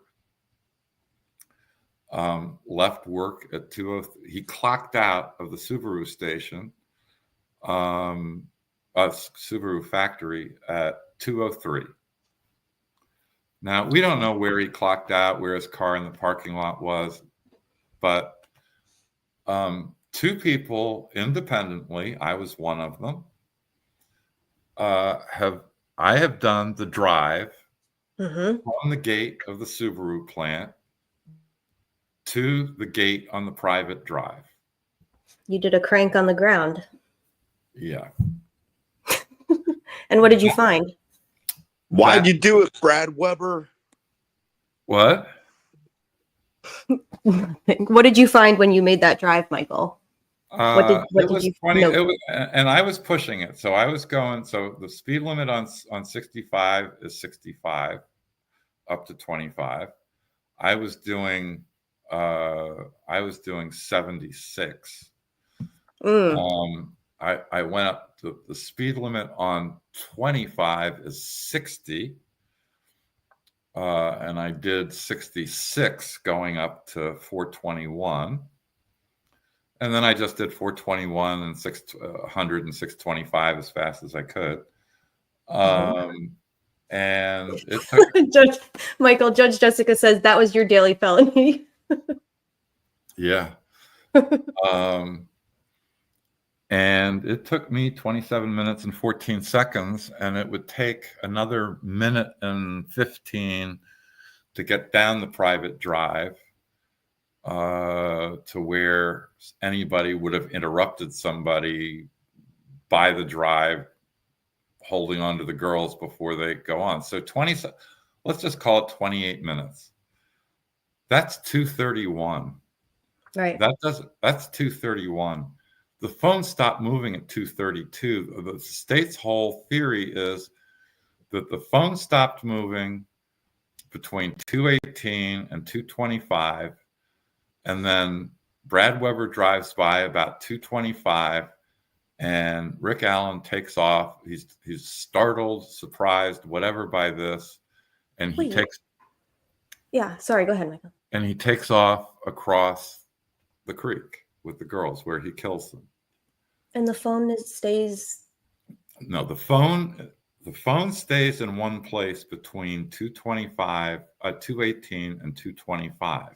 Okay, you're right. I got you. It like stops for Yeah.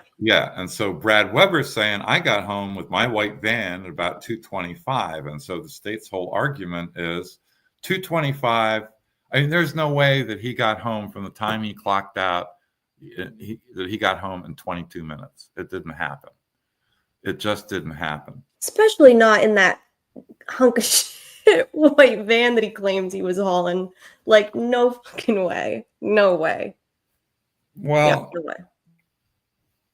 And by the way, so as I said, somebody else that I didn't know about at the time did the drive and came up with exactly the same time I did. I mean, within seconds. Within seconds. That's a pretty good experiment, then.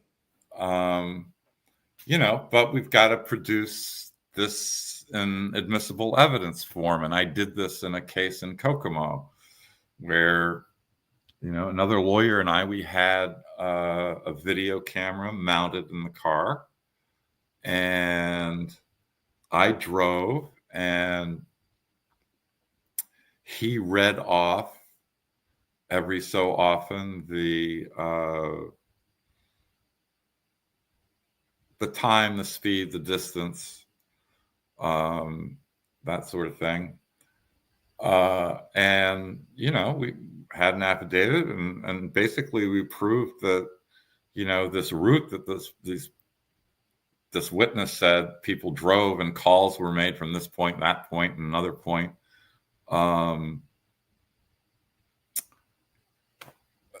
You had to have been driving the Kokomo Grand Prix in a Formula One to do it. There's no friggin' way.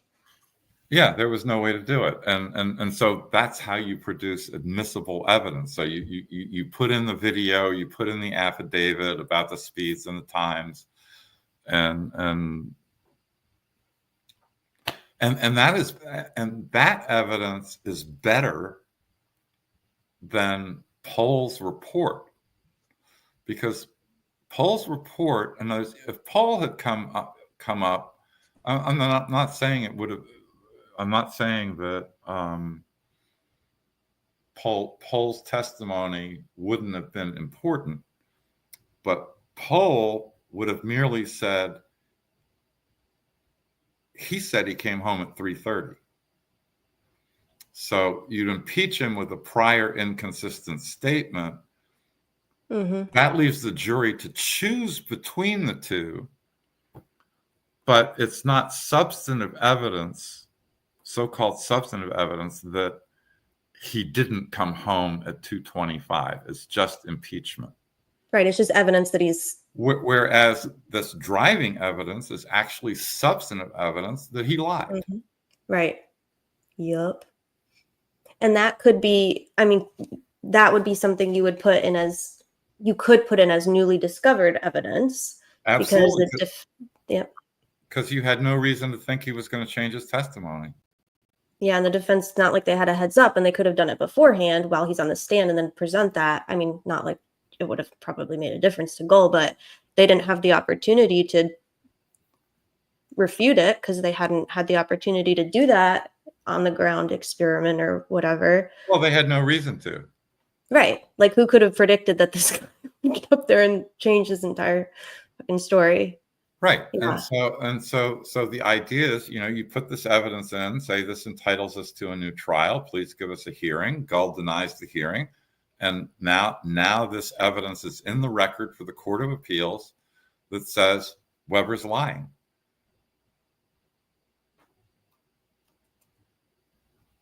And that matters a lot, I think, or at least I think so. I think it matters. I do too. And I think it would have mattered to the jury too, because then the confession is problematic. Like everything kind of becomes problematic because so much hinged on that ridiculous, impossible time frame and the ridiculous non-specific van sighting. I mean, I feel like it would matter a lot. And the other thing is that, so in an ideal world, you would have gotten both the impeachment evidence in and the drive time evidence in against. Right. But when this goes to the Court of Appeals, they will know that they tried to impeach Weber with the poll report, saying he got home at 2:30. Then they would also then have the evidence that they couldn't have done it in 27. He couldn't have done it in 22 minutes. I see what you mean by you set up, Kate. This makes a lot of sense, Michael. I'm getting it now. Yeah, it makes sense. And there's some other there's some other things. I mean, I think it's a little bit speculative, but it would only take some investigator work to see if it checks out. But there's at least a possibility, and a real possibility. I'm not just saying it's a rabbit hole. And I mean, there's real reason to think it happened, but it also might not have. That we can actually identify the person that Sarah Carbaugh saw on 300. Well, that really would fucking matter, in my opinion. Yeah. No. Somebody in a tan jacket with blood on it. Wow. Oh my gosh, the vindication of Sarah Carbaugh. I will have to make an amends to her if they can identify that man. Because up until again, it's investigation. You never know how Right. it's going to turn out. I mean, maybe we can't. Maybe it didn't happen. There's reason to think that this person was not there on 300. But it seemed right. Yeah, in the very limited time that there is, you have to make a judgment about what's the benefit. What's the potential benefit from spending the time on something? I think the benefit of being able to identify who it was Sarah Carbaugh saw is huge. yeah, I agree. And I would say that there are other things that are probably are obviously definitely false or not accurate from trial that were presented that could probably be debunked, that wouldn't be worth the time. Muddy bloody identification to me feels significant, assuming that it's possible and that the speculation is in fact pans out. That is significant, I think. It's probably not that difficult to figure out who said they were wearing a tan jacket that day either. I'm sure they know that. Well, she said he was wearing a tan jacket. Oh, right. Well, yeah, at the beginning. A bunch of people wearing tan jackets that day. Tan's pretty common color. Well, and wasn't he with a group of people, she said? And I imagine that I imagine that there are ways to. No, I don't think she said he was with a group of people. Oh, I'm thinking of different testimony then. No, they didn't it wasn't with a group of people, but that she saw a group of people at the mirrors at the same time. At the mirrors entrance. Right. Okay. It sure seems like there were a ton of people out and around, and it just but Tony Liggett in his affidavit, this officer believes that man had to be Rick Allen because it couldn't have been anyone else. It's so frustrating because there were dozens of people that are either still unidentified or never came up at any point in the state's case or the discovery that has how is that? How? There's so many people there that day. It could have been so many of them. It's frustrating. And it would be important to know, it would be important to know where they were because,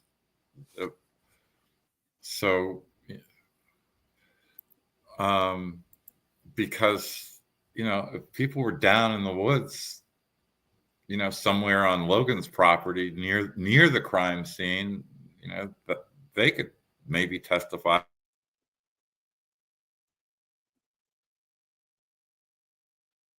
Did I lose you, Michael? Oh, I thought the internet issues were ending in 2024. Damn, he'll be back. I have faith in the chimp on the phone, though. I do. I think Michael was saying if there were people that they could say were around the crime scene, for example, and if they could identify who and when, then it would be easy to determine whether they, did you see anything? Did you hear anything? You sure as fuck were there. So if you didn't see or hear anything. I'm back. Sorry. Oh, good. Okay, Michael, finish your thought because I was just assuming. Luke was playing with my internet connection. Luke, quit it. I'll talk to him. Hey, somebody put down there that Weber said he drove his Subaru 9 times out of 10, and that seemed important to them. He might be able to drive faster in a Subaru, so maybe he did make it back in time. No, I don't think there's any question. But Rick was startled by the van coming up the driveway. He wasn't startled, allegedly. He wasn't startled by the Subaru coming up the driveway. So he either had to be in the van or he's full of beans, in my opinion. I think it's pretty well established he was in the van. He had to take a trailer to work. He wouldn't have pulled that on the Subaru. He was handing off a trailer to somebody. I don't think there's any doubt that he was driving the van that day. It doesn't mean for sure he was, but I have it on pretty good authority that. But he also said that he always did his like ATM checks with the Subaru. So he just lies. I don't know. Yeah, there's just a lot of inconsistencies with everything. He sounds like a. Sorry, go ahead, Michael. No, I was just gonna say, and maybe he went home he said he went home, took a nap. I don't know. I have no idea. My thing with Weber, I have a lot of things with Weber. I think Weber warrants some scrutiny in a couple of different ways. But my primary issue with the state's use of Weber and the amount of importance that they put on Weber is that Weber is literally fucking irrelevant because the confession that Rick made, I don't actually think that was a Rick given confession. I think it was a Walla induced or encouraged or created confession, but that's just my own opinion based on nothing. But B, I don't think any of that is fucking true or relevant. Like, I don't think that the killer, I don't think it was Rick, but I don't think the killer was spooked by a van and got startled and interrupted. Like, none of that makes any sense to me. So as far as I'm concerned, it should be a non-issue. We already have established that the van theory has been mentioned 100+ times in the years leading up to the trial. I'm suspicious of that for a couple of reasons. Well, for one reason, and that is the white van. So there was I think it was in Fulton on the 14th. There was a big report of some guy in a white van approaching a school child or some school children. And I'm wondering whether the talk about the white van is from that, because that was a big story. Well, right. It very well could have been, but like it was appearing on Delphi threads and in relation to, or could it be connected to Delphi? Like, at least there was talk of a van and a white van and an exterminator van. Like, I'm positive I didn't hallucinate before trial that we had heard stories about vans before. So like, why are we acting like that means anything? That piece of information. Like, I know that I'm like, this is a moot point that we've like beat to death already, but just it's so unsatisfying to me. Like, this entire trial in so many ways felt like pretend. There was no meat. There was no substance to it. I know less than I did, which you told us that would likely happen because that's what happens a lot of times at trials. But like, all of the investigation that you were talking about earlier, like the post-conviction investigation, like I hope that we see positive movement, like, and that it doesn't take too long. But obviously that's not how it goes. But like, I am hopeful for a post-conviction investigation because maybe like shit will get investigated. Does that make sense? I feel like that was a really long-winded way to say, like, can we fucking investigate this crime, please? Finally, like, by people with brains and know-how, because this is just so, like, it just feels like a joke to me. The whole thing feels like a fucking joke, like from state side and law enforcement side. It's a joke. They have no idea what happened. Sorry. Well, if they have no idea, so there are two things. If they have no idea what happened, then that changes the conspiracy story. Say more. Right, because if they don't know, they're not. If they don't know They're what not happened, they're not. representing it if they don't really know, you know. If they don't know what happened, I'm not saying there couldn't have been a conspiracy of some sort just to get somebody, but it changes the conspiracy story. If they don't know what happened, then they're not covering for people. Right. They're not trying to protect anybody by framing somebody else, because if they don't know what happened, which I don't know whether they know what happened or at all or not. Well, hold on. They may or may not. I have no idea. Can't you purposefully decline to investigate because you know that it would yield a certain outcome, right? So I do feel like I believe that there are people who know who did it. I'm not convinced Nick is one of them. Like, I don't know that it's that tangible. I think that they have this plausible deniability, or certain members do, because they purposefully refuse to investigate certain angles. Does that make sense? Like, you can't go under oath and like, you're not part of a conspiracy if you don't technically know what the evidence would show. Like, I just feel like there's more implicit kind of shadiness going on here. But really my problem is that they lacked complete and total investigative curiosity. They had none. Like, they were more concerned with either covering up their stupidity or keeping other people out. I don't know why. I don't fucking know. Maybe it's to cover for people. I don't know if I buy into that conspiracy, but I believe that people conspired to cover up shit. I just don't know what. But they didn't do any real investigating, or at least not any investigating that could. Oh my God, I don't know. And if they did, they're not sharing it. They're pretending like they're lying and pretending like they didn't. But like, I can't find a single reason to justify, none. There's zero justification in my mind as to how you could let something go unsolved for 5 years plus, almost 6 years, and not test every single piece of DNA that you have. Yeah, and a double murder of two children, and it's like, can you think of any reason that's not like, if I were to give all benefit of the doubt to the state and to law enforcement, like if I had to, can you think of a reason? Well, it's even I think it was. I think somewhere Mike Thomas has said that, like, testing the DNA would be investigation 101. Oh, yeah. I'm not sure where he said it, but I think it's out there someplace. It is, yeah. Well, they did test a lot of DNA, didn't they? No. You don't think they did? No. And they stopped, like they did the DNA. They collected a ton, but they didn't do any real tests, and they stopped short. They did a lot of preliminary shit that and then they just stopped. Like, there was more that could be done, and they just didn't. Yeah. Sorry, go ahead, Michael. I think some of what they didn't do because, so I think you can come up with different buckets here. I love buckets.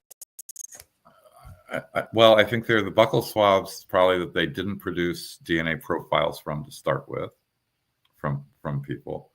But of crime scene evidence, I think there's the evidence. So I think there are 70 some odd hairs.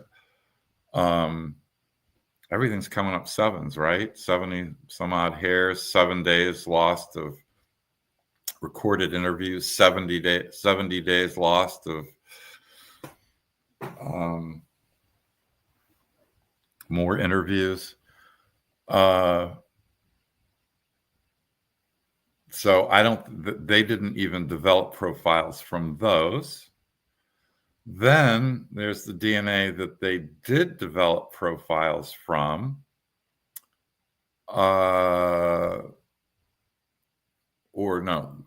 There's they did develop profiles from.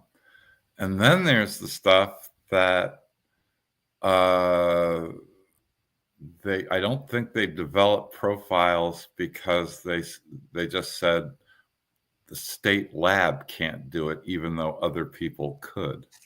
And they're so like ethnocentric. They it's like they never even considered that they could go outside of their insulated little, like they didn't want anybody else touching it except their people, their group. And because the state lab can't do it, well, okay, we're like, God forbid, there's no shortage of people like crawling over hot flaming shards of glass to help and assist to solve this because it's so horrific. And yet they like refused to step outside of the confines of their little community. It's so incestuous and frustrating. And I don't understand that mentality. I'm very ignorant to that mentality. It makes no sense to me. Yeah, I really don't. And the thing that just sends me around the bend, and I think I said it over on Teresa's live. Maybe I've said it here already. In what world, if you've got an investigation going of a double homicide of children, 2 girls killed in the afternoon, and I mean really awfully killed, and yeah, you know, and much worse than anything. And yep. What happened to them is so much worse than anything this Mcleland put on. You've gone nowhere in 2 years, and your big move is to put out another damn sketch when you've got all this evidence that can be tested. I mean, even if you didn't do it at the beginning, it's like after, I mean, I've got an investigation and it's gone nowhere for 2 years, and the most, you know, couple of the most horrible murders in Indiana in recent memory anyway. And you're not testing the DNA. You're putting out a lousy, I mean, you're putting out a lousy sketch. And not explaining it at all. You're adding more confusion to the equation than doing the easiest, most like definitive thing you could do. But like, why? Oh, Oksana, thank you, love. Right. It's really crazy because they obviously had, I mean, one of the things that came out in the trial as far as the investigation that I thought found really, really interesting is that they were really doubled down on a gun has something to do with it. You know, they were testing, they were collecting 40 caliber guns and at least looking at them. And that seems like a stretch as to like whether that has anything to do with the crime at all. Like it seems like the wrong direction, but but they clearly were doing it. I mean, it's well, the thing about it's weird that they didn't do the prosecution didn't do more with that at the trial. Like there was like the easiest thing in the world to, you know, hold up the bullet from the crime scene and then hold up the bullet from Rick's house and be like, look at these 2 bullets. They're the same bullet. Like that would be really compelling. They didn't do that. Like that would be the easiest thing. Like that's almost an open shut. Like, I'm sorry. What do you mean? That's what they did. They didn't do that. They never said that. They never said it was the same bullet. They may have insinuated it, but they never said it. Well, what do you mean they could have said it's the same bullet? If the bullet's in the house, it can't be out at the crime scene. No, there was one bullet in there that it was the same brand and the same caliber, but like they're both hollow points. Like there's a Winchester 40 caliber hollow point that they found. And it's really weird because it's the only item that they, from the search warrants that we saw, because I think there's pages and parts of the search warrant, like inventory that weren't ever made public. But it's the only item that they go very in great detail of exactly where they found it. It's in a keepsake box. It's on the closet between here and there. Everything else just says just the item name. It doesn't say where they found it, or like, and then there's a number of items that said they found them in the garage, but that's as specific as it ever gets. This one particular item, they say exactly where they found it. I mean, I'm like almost 100% that they planted that bullet. And that's why they go into detail.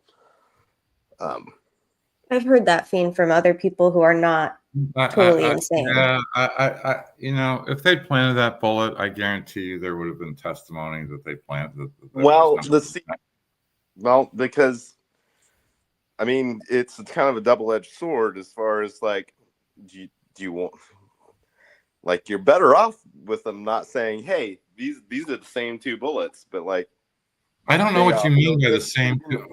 They didn't want to expose themselves to that either. What do you mean by the same two bullets? Like, if you bought a box of bullets and one of them is at the crime scene and one of them is in his house. So the same kind of bullets. The exact same kind of bullet. Like, but they didn't say it was the exact same kind of bullet. Like, they could differ in grain. One could be. Yeah. Okay. Okay. It might be really close, but it wouldn't be from the same box because it's not the exact same bullet. Like, if it was the exact same bullet, that'd be very easy to determine. It'd be a very simple thing for the prosecution to say. It would be very compelling, like more than almost any other evidence that they presented. But they didn't come out and say that. So either it's not the exact same bullet, or they just didn't want to shine light on it because they planted it there. You mean the exact same kind of bullet? Right, not the same one, but Okay, I mean, I see what like you're saying. the neighboring bullet, like a bullet from the same box of bullets. So, Fien, if I can interpret, it sounds like you're saying them stopping short of using like clear, explicit, like saying outright one way or another. I don't even think they got the bullets out as evidence to show like anybody, you know. Yeah, they just used photographs, right? Yeah, I don't think they even showed, like, I mean, like, come on, we've seen trials like getting out like the bullets and the guns and stuff, like that's that's their go-to move. Yeah, like they didn't even. It's almost like, and correct me if I'm wrong, and I don't know if I interrupted you, Michael. I hope not, but it kind of sounds like, or it feels like to me, and I wasn't there because I couldn't be. None of us could. But well, you were there, Fien. But it feels like the state did everything. They were doing like backflips and somersaults in order to get away with presenting as little as possible at this trial. Like literally stopping short of really presenting evidence of what happened, like aside from the graphic crime scene photos. But oh, by the way, you're not allowed to talk about the sticks or anything, but look at how gruesome the crime is, right? Like they literally just stopped short of actually presenting anything like substantive. They just kind of did this like magic smoke show, but they don't even know what I don't feel like they really sold it. They just put on a very emotional show. It was just fluff. I don't know if that makes sense. But no, it wasn't all fluff. Come on. I mean, look, the lynch mobs on the other channels, like, do not pay any attention to the evidence that runs up against their certainty that Rick Allen is guilty. Yeah, and I don't want to do that. So tell me what. Because I mean, there are the confessions, and you can, and I think there are huge problems with the confessions, and you can't. But at least I think two of the confessions appeared, I mean, obviously this is from reports from the courtroom, but 2 of the confessions seemed to come at a time when Rick was reasonably lucid. I could be wrong about that. I mean, I think that they've likely misconstrued a lot of context. I think also probably I don't know if the bias is the right word. I think because of what I do as a profession, because I have a very first-hand understanding of psychosis and mental illness, that to me, from what we've heard and from what we've been told and what the evidence that we've been allowed to see has shown, I in no world would consider anything that a patient or a person or a suspect told me, not only while they were coming in and out of, like, lucid at 9 a.m. but catatonic at 3 p.m. on the same day, you're not lucid at 9 a.m. You know what I mean? Like, even if you're in a moment of lucidity as compared to, you know, you're not well, right? If you're coming in and out of psychosis that rapidly, if you're cycling like that, you're psychotic. I wouldn't pigeonhole yourself into like the psychosis part, because like we just don't have the context, and we don't have like audio or video recordings of these confessions. Like, was he being sarcastic? Was he joking? Was he angry? Was he psychotic? Like, it could be a million. Psychotic. Like, we don't know. Like, well, we do know that he was psychotic. Well, we do know he was psychotic. That's one of the only things that we know definitively. So my thing is, like, we also know like that he's like kind of like I mean, like he's got a lip on him, you know? Like, we do know that because we heard him talk shit to Holman.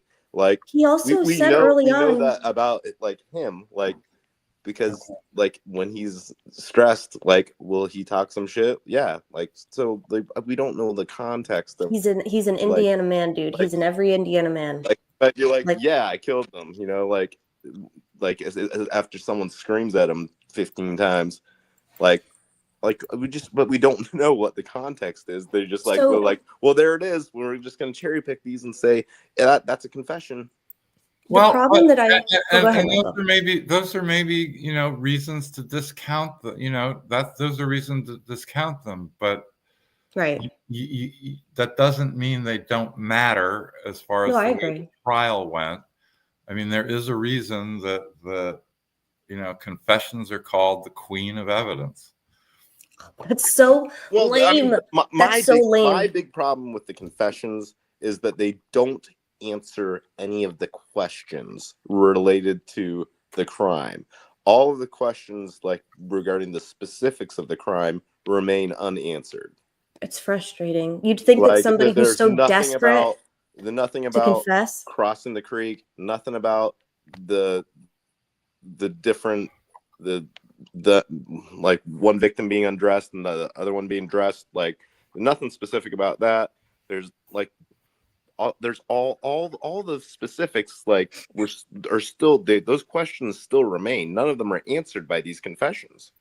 Yeah. Could you can I answer? So somebody named Kay in the chat has said, if anyone had testimony to offer saying the bullet was planted just like everything else, God Gull wouldn't have allowed them to testify. Who are you kidding, Michael? No, that's not true.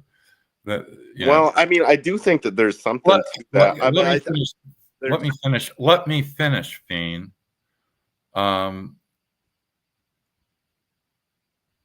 Kathy could have gotten on the stand and said, "There's no bullet. There was no bullet in that box."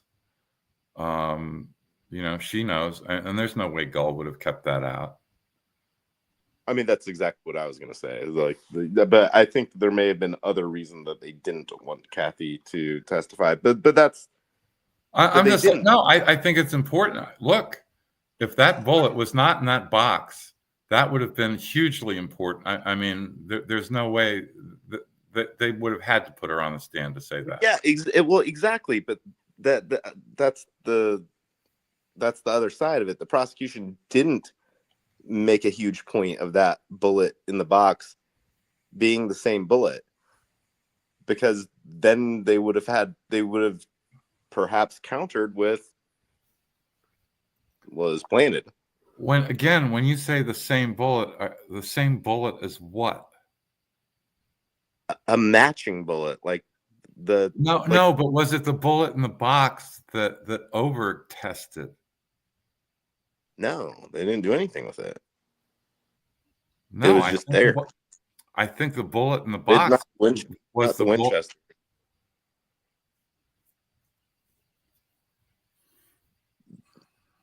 Okay. The keepsake bullet. I don't think they tested. Okay. So they said the keepsake bullet was mentioned solely for the purpose of connecting the bullet casing, unfired round that was found at the crime scene, and Rick Allen and his home and his person and his belongings and him, right?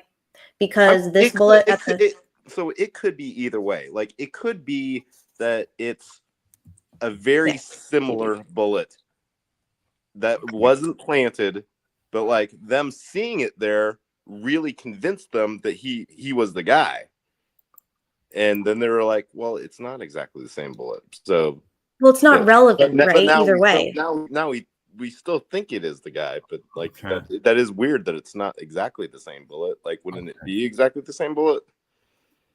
Right. So it's just like DB's saying, it's just like an inflammatory, prejudicial, stupid fucking thing. It could have been. But or they could have planned it. What, Michael? I'm kind of done with the bullet. Yeah. Bullets are my least favorite topic, but it just feels like another example, if I can be macro for a second, like it feels like another kind of example of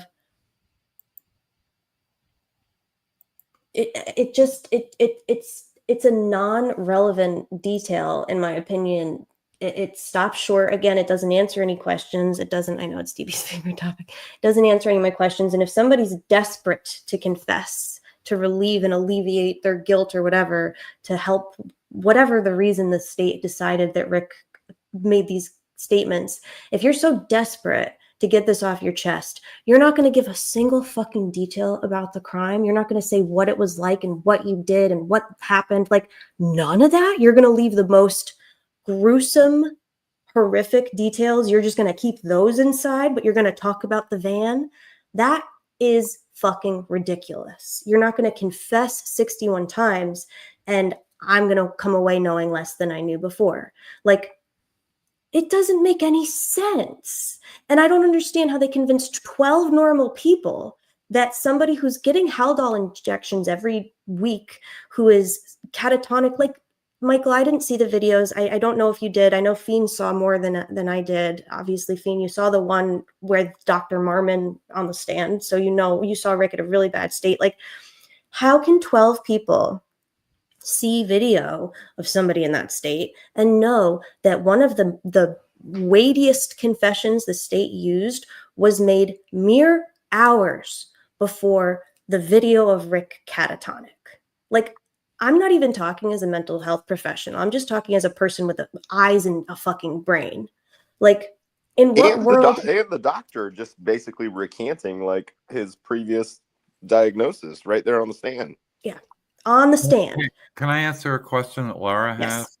Yes, Michael, of course. So she's asking, I assume it's she.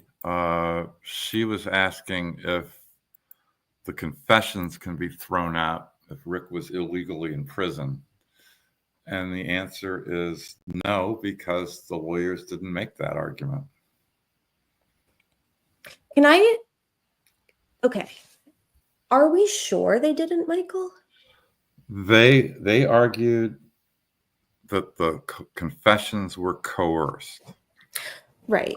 And there was one place, I think, that they actually stuck in voluntariness, and this has been a drum I've been beating far too often, that I think, anyway, they should have been arguing that the confessions were involuntary, not that they were coerced. I mean, I understand what they were trying to do, but the testimony was that he wasn't asked questions. So it's not a rubber truncheon situation. I mean, and because of his mental illness, and there are sort of two parts of the involuntariness anyway. And again, I haven't seen all the evidence, and I'm actually grateful not to have seen the video of Rick in prison.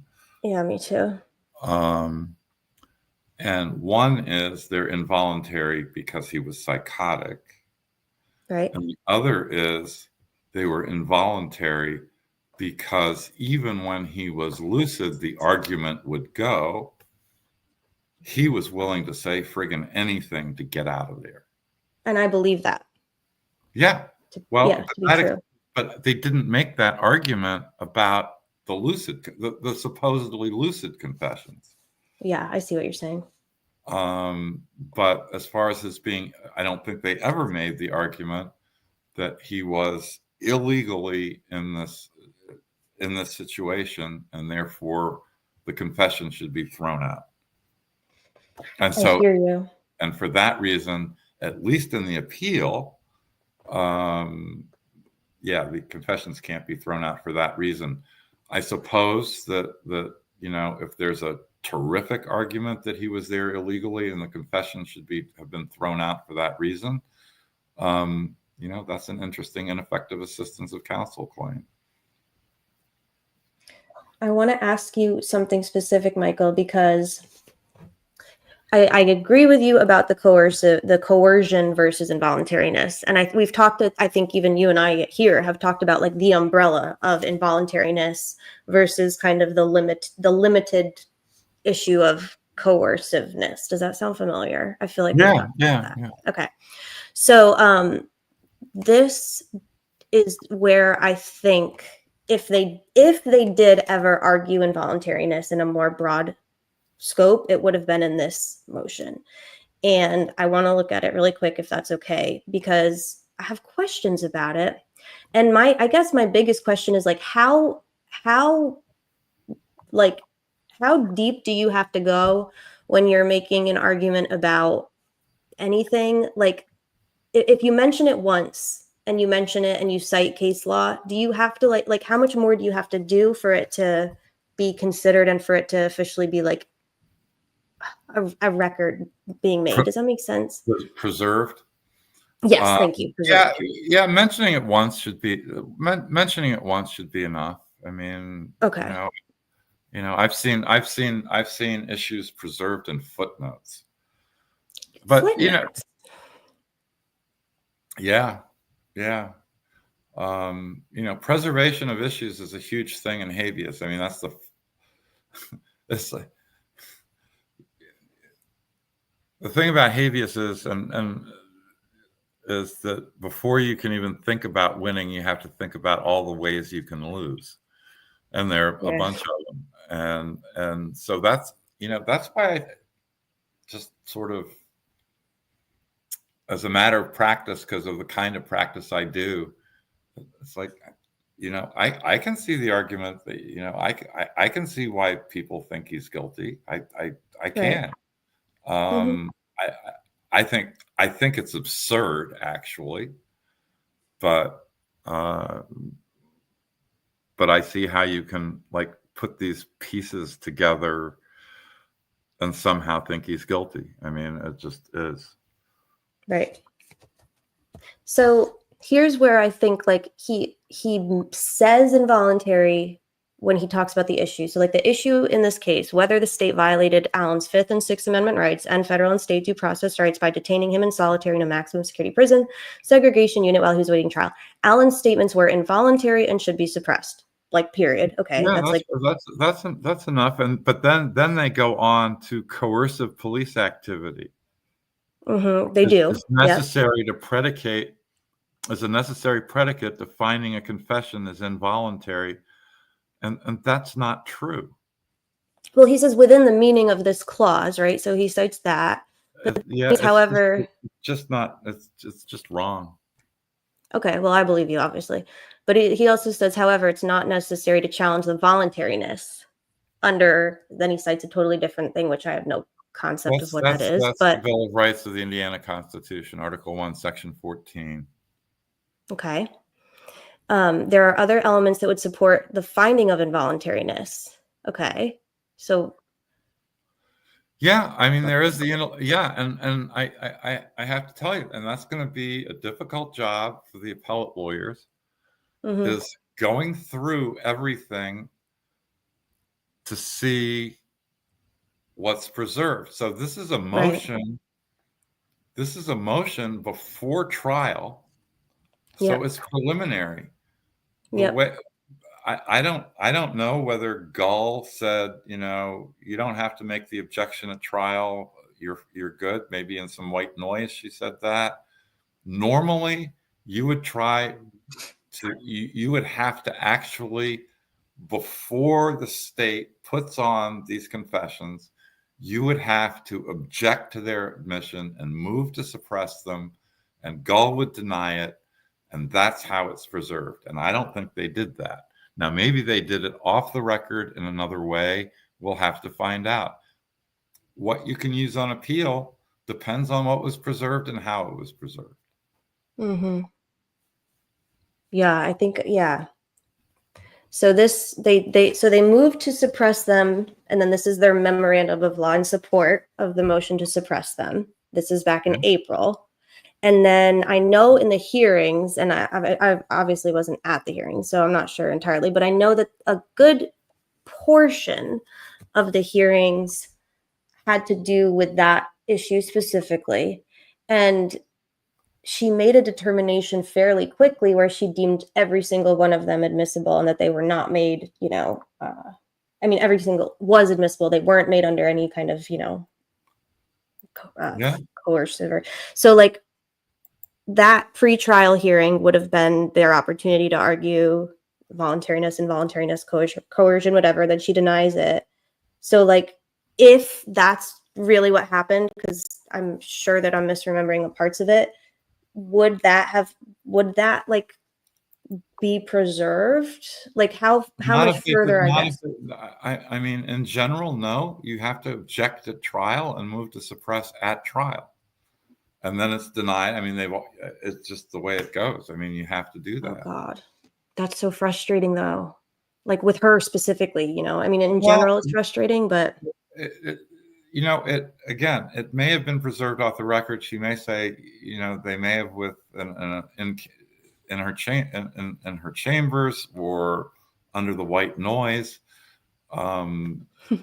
She might have said, you don't have to object, move to suppress it in front of the jury. The issue's preserved. Kind of the way she said she let them preserve the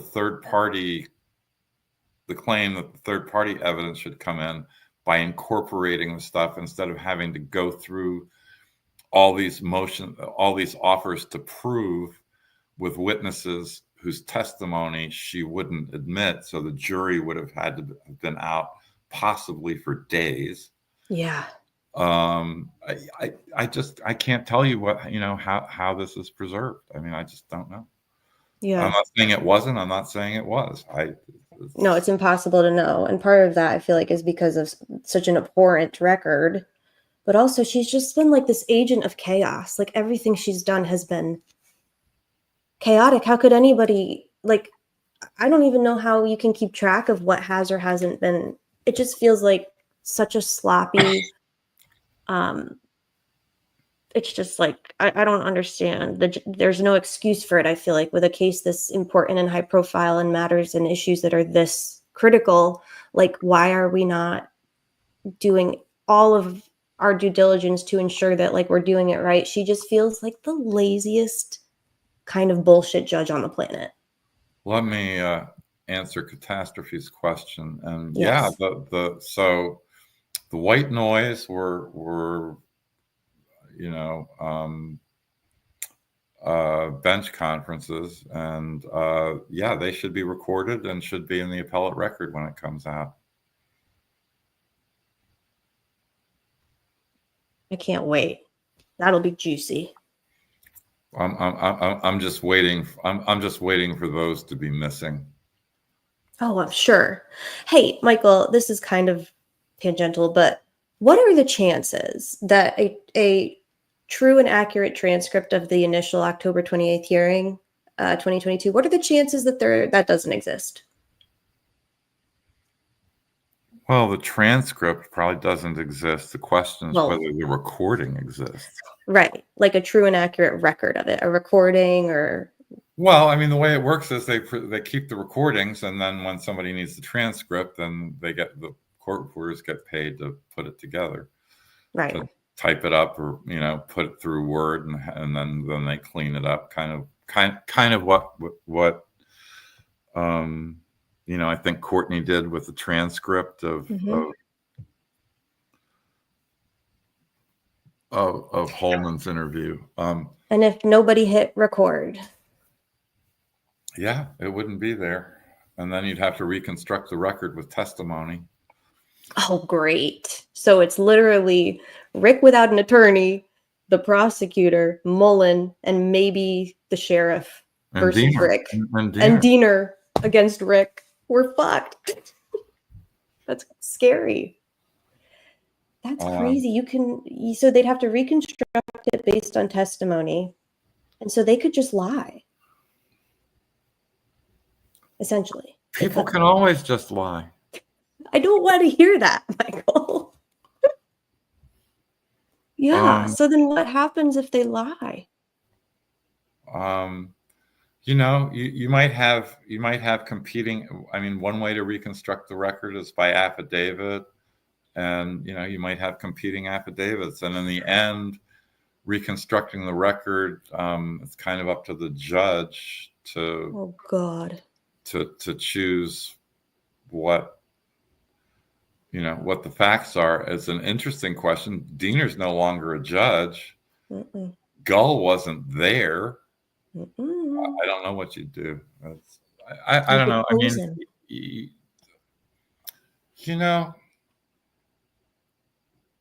a lot of this is in fact playing chess, not checkers. But that said, worrying about really unlikely moves in a game probably doesn't help you. And it seems to me that the assumption that the recording isn't there. Right. It's probably there. It's probably there. Now, I do have a case. Actually, it's in the 7th Circuit right now. Man, oh man, there's a section of voir dire that is absolutely missing. And it's the only section of, and the court won't let me actually go listen to the original tape. Why? I don't know. But I don't think I like that. Well, so this juror didn't end up actually sitting on the jury, but in front of the entire veneer, she said some really objectionable things, and it's just an ellipsis, ... in the transcript. And after somebody had said these really objectionable things, the entire veneer should have been struck. So who would be the one to ellipsis that instead of, would that be like a court report? Court reporter. Like a sua sponte omission for. Well, the court reporter filed an so I have it in federal court. The court reporter in state court filed an affidavit saying, no, it's complete, but actually, we've got the affidavit of the juror, the potential juror who said the thing, saying, yeah, I said those things. And I want to go listen. I want to go listen to the original recording, and they won't let me do it. I called up to do it, and they said, oh, well, we're, can't come up this week. Renovations and under progress. It's not going to work for us. We'll be in touch, and they haven't been in touch. I don't know, Michael, I don't know how you do this. I would have restraining orders filed against me in every single circuit in every single court in Indiana if I had to do what you do. I don't. It's so ridiculous. Well, there's a shoot on site order in Allen County for me. So Oh yeah, and apparently there's also a judge who said, I will not pay. What was it? I will not pay I will Michael not pay Ausbrook. Michael Ausbrook. Yeah, that was Allen County. God, what's going on in Indiana, Michael? You gotta do something about that, please. We have to. It was by a judge. The judge who said that, although I was not permitted to find out, that was a judge who filed 2 disciplinary complaints against me, cases I had in his court, because he didn't understand the first thing about post-conviction stuff. Michael, did you tell him he didn't understand the first thing about post-conviction stuff? Well, what happened in What had happened was, well, look, I was in the dock. I mean, cost me a lot of money. I had to defend myself. And the disciplinary commission did my deposition, and I explained why I did one thing in one case, and it was because there's a habeas statute of limitations, and this was a state case, but I couldn't just drop the thing and let the statute of limitations start running. Basically, I'd lost a witness. And without that, we were desperately trying to find another witness. But I mean, to give you an idea of how stupid the disciplinary commission is, after the deposition, the staff attorney for the disciplinary commission told my lawyer, we're going to amend the complaint to include intentional conduct. They were claiming I'd been negligent. Intentional conduct for thwarting the will of Congress. what? You got Congress involved? Yeah, because I was worried about the federal habeas statute of limitations, and I was thwarting the running of the statute of frigging limitations. And so you're committing federal thwarts. Federal thwarts, that's right. That's so stupid. It was. The good news is the good news is it was later in the afternoon. That very afternoon, I guess the staff attorney went back and talked to somebody, and it was later that afternoon that they dismissed both things. Excellent. Well, they came to their senses. Well, before I went to my deposition, my son Alex was 12, I think, and I said to my wife, and I said to Alex, I'm going to go up there. This was in Indianapolis. I'm going to go up there and explain to this guy how post-conviction relief works, as if I were explaining it to you, Alex. I knew it. I had a feeling you probably tried to explain to the judge what he didn't understand. I love that. No, it wasn't a judge. It was the disciplinary staff attorney. I was almost. I mean, I don't want to get too deep into it, but I was almost disappointed that it was dismissed because these disciplinary cases, they go to a hearing. There's a judge. You go to a hearing. There's testimony, right? And then it goes. Then it goes to the Indiana Supreme Court with some sort of recommendation from the disciplinary commission. Right. And I was looking forward to the hearing because it would have been my opportunity to speak directly to the Indiana Supreme Court. Yeah. And they would not have liked to hear what I had to say. Oh my God. We all lost because the fact that didn't get to happen. That was all of our collective loss, because that would have been... Would that have been recorded? Something? Oh yeah, there would have been transcript and everything. Yeah. Yeah, you would have been vindicated, probably, Michael. You didn't get your vindication in the end.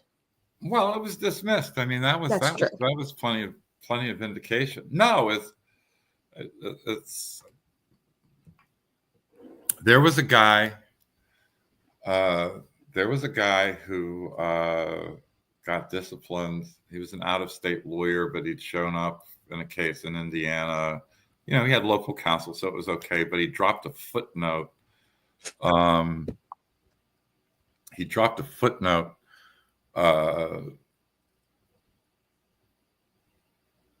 Saying what, that the Court of Appeals, and it was in the Court of Appeals, you know, makes up the facts, makes up the law, the whole thing. I mean, blah, yeah. And he got disciplined for that. It ended up nothing happened to him. But guy, if anybody wants to look it up, look up Michael Wilkins was the guy's name. And he was out of state, like an out of state lawyer. No, it's a decision. Oh. It's Indiana. Look up Michael Wilkins in the Indiana Supreme Court. Okay. But you know, he just said this. I've got the goods. I actually have the goods about what the Indiana Court of Appeals and the Indiana Supreme Court do. I mean, it's like you can't. I wouldn't just be like casting aspersions. It would be, you mean I made a state constitutional argument, and I win on that, but you left it out of your opinion, so I lose. I had a case where the Indiana Court of Appeals relied on a case. This was an opinion by the chief judge of the Indiana Court of Appeals at the time. Okay. Who would the equivalent of that be today? That's not Loretta. That's a different. That's the lower court, and I'm not sure who the chief judge is. Okay, but it's lower court. Okay, sorry. Go ahead. And I had a case where the opinion of the Court of Appeals relied on a U.S. Supreme Court opinion that the U.S. Supreme Court had overruled. Are you allowed to do that? No. Right. And I filed a petition for rehearing saying, hey, wait a minute, that case has been overruled. Yeah. The Attorney General's office, the Deputy Attorney General, filed something saying, yeah, he's right. Yeah. And they denied rehearing.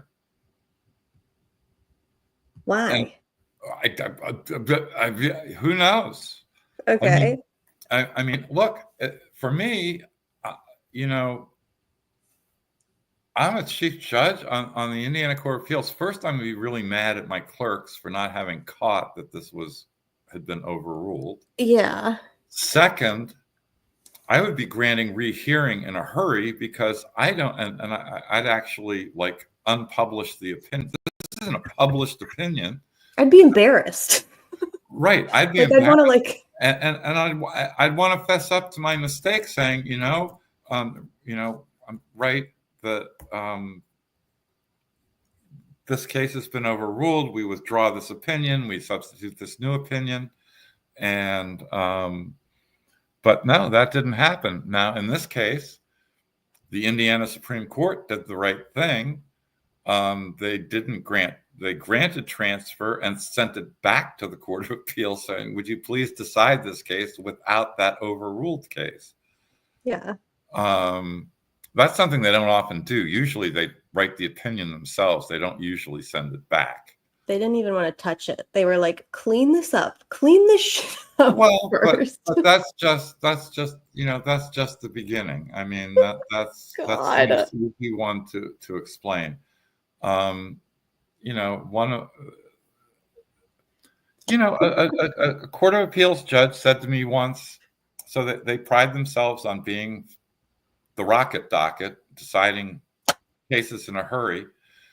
And this Court of Appeals judge said to me, we may get them wrong, but we get them wrong fast. That's so lazy. That's so lazy.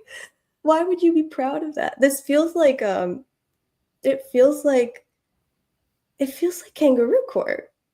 But it's like it's like chess, but it's like chess in like Bizarro world where it's like it's like circus chess. It feels like chess with circus music playing in the background is what a lot of this sounds like.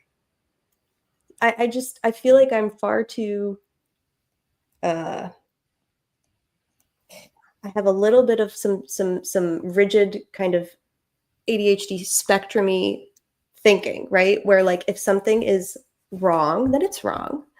And if you can't do something, then you can't do it. And if you say no when the law says you should say yes, like I need to know your reasoning and your explanation, and we need to rectify this shit right now, or else you're going to get a restraining order because I'm just going to be pestering you incessantly. Like I wouldn't be able to let this shit go if I knew that they were wrong. Like it would keep. Do you ever sleep? It would keep me up at night. I would be awake just stewing. This sounds like my nightmare. It's courts do what they do,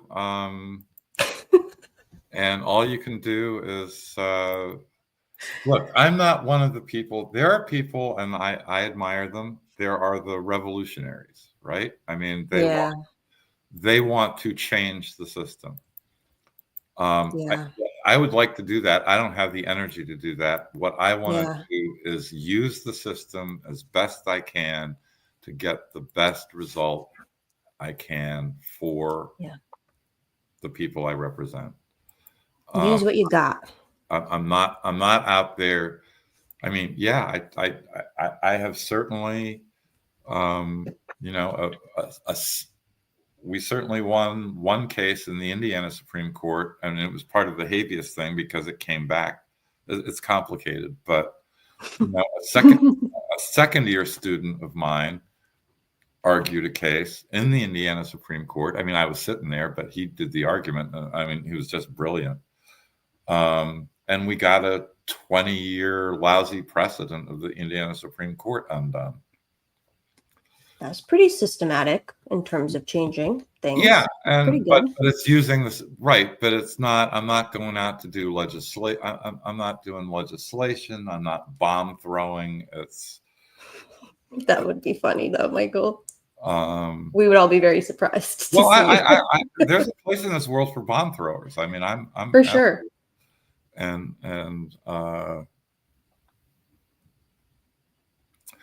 But having said this about the Indiana Court of Appeals, over there on the lynch mobs have been saying, oh, it's a lay down win in the appeal, and it's going to be fast, and it's like, no, it's not going to be fast, and there are no lay down wins.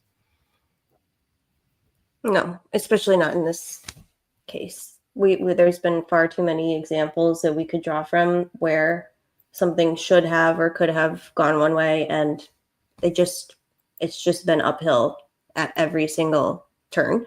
And you're probably far more used to seeing that than like someone like me who's not a lawyer, or people, even lawyers who aren't habeas lawyers or post-conviction lawyers. Like just from what you've said, like it's very different kind of work.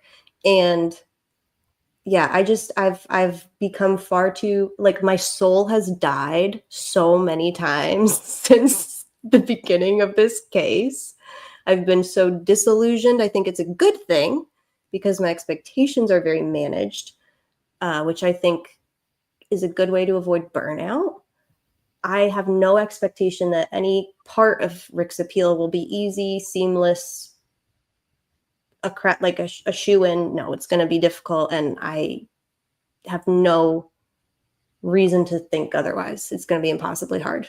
Can I say something to the Court of Public Opinions thing that you've got up there? Absolutely.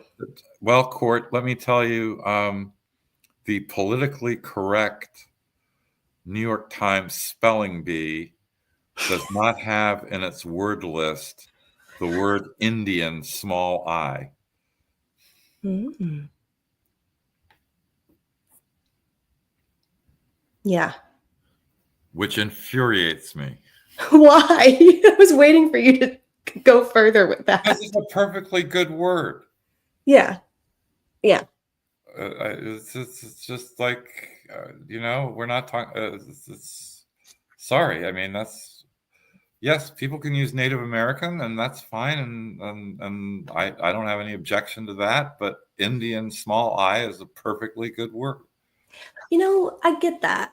I am of the belief, and this might be wrong, I'm of the belief that I'm going to kind of defer to what the person in the group wants to be, called. And I just know that I am, if I'm not mistaken, like,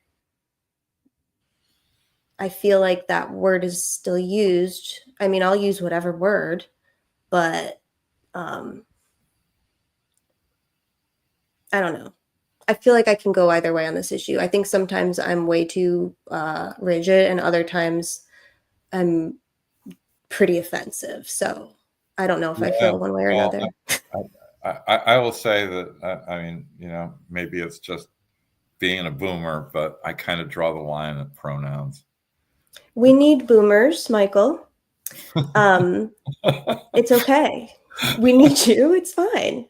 You can draw the line at pronouns, and we got bomb throwers in the chat. It's fine. What's cool about this case, this is something that the case has taught me, and I'll leave with this because it's also, 2 a.m. and I have COVID, but I feel like the Delphi case and Carroll County in general, and certainly Rick, has taught me, when I first came into Indiana, I would consider myself to be very liberal.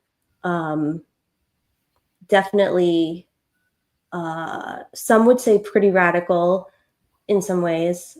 And I had all of these like preconceived notions about like people that were of political leanings that were very different from mine, etc.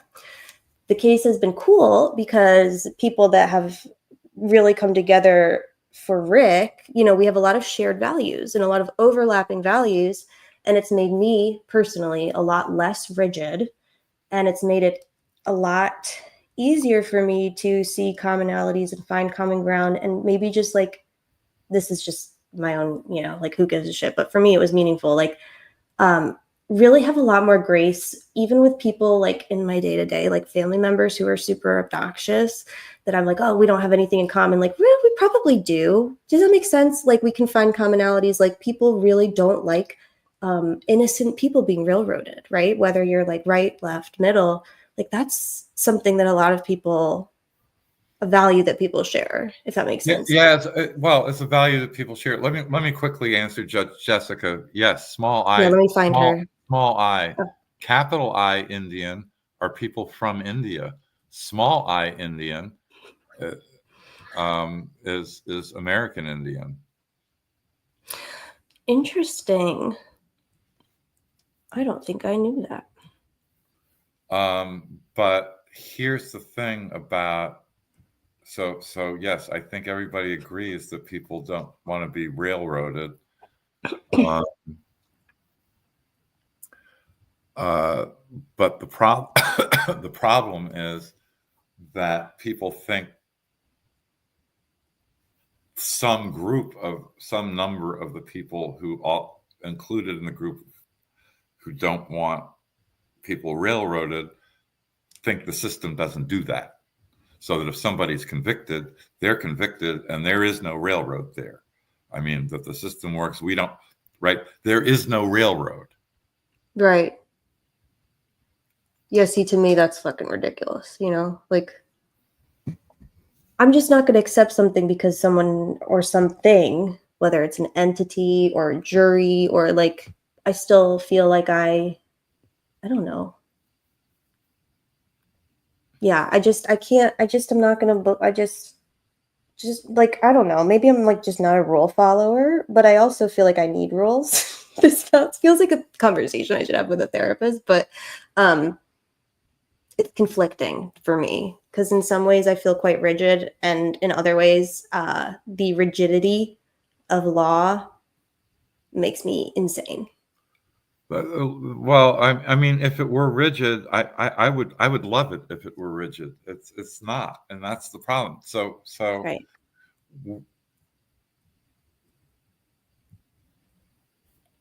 I've pretty much always said, I almost don't care what the rules are as long as they're the rules. Yeah, follow them with fidelity. Well, I mean, at least in lawyering, I mean, at least in the law. And let me give you an example. Miranda was decided in 1966. We are working up, it will be next year that Miranda will be 60 years old. And the courts have spent 60 years explaining it away. Making it mean less and less and less and less. And Miranda may be a good rule, it may be a bad rule, but you can't even talk about the rule unless it's a rule. In other words, we can't debate whether it's a good idea that you should be able to, clam up or say I want a lawyer, and the questioning has to stop. Because now what you've got it has to be a clear and unequivocal request for a lawyer, and all these qualifications that over 60 years, almost 60 years, have been added on, and it's almost hard to say it's a rule. I mean, there's that famous, I think it was a Louisiana case where the Louisiana court said, yeah, the guy said, I want a lawyer, dog. And that wasn't a request for a lawyer. That was a request for some sort of lawyer. He didn't even understand the language that, it was like, yeah, I want a lawyer, comma, dog. Right. I want a lawyer, dude.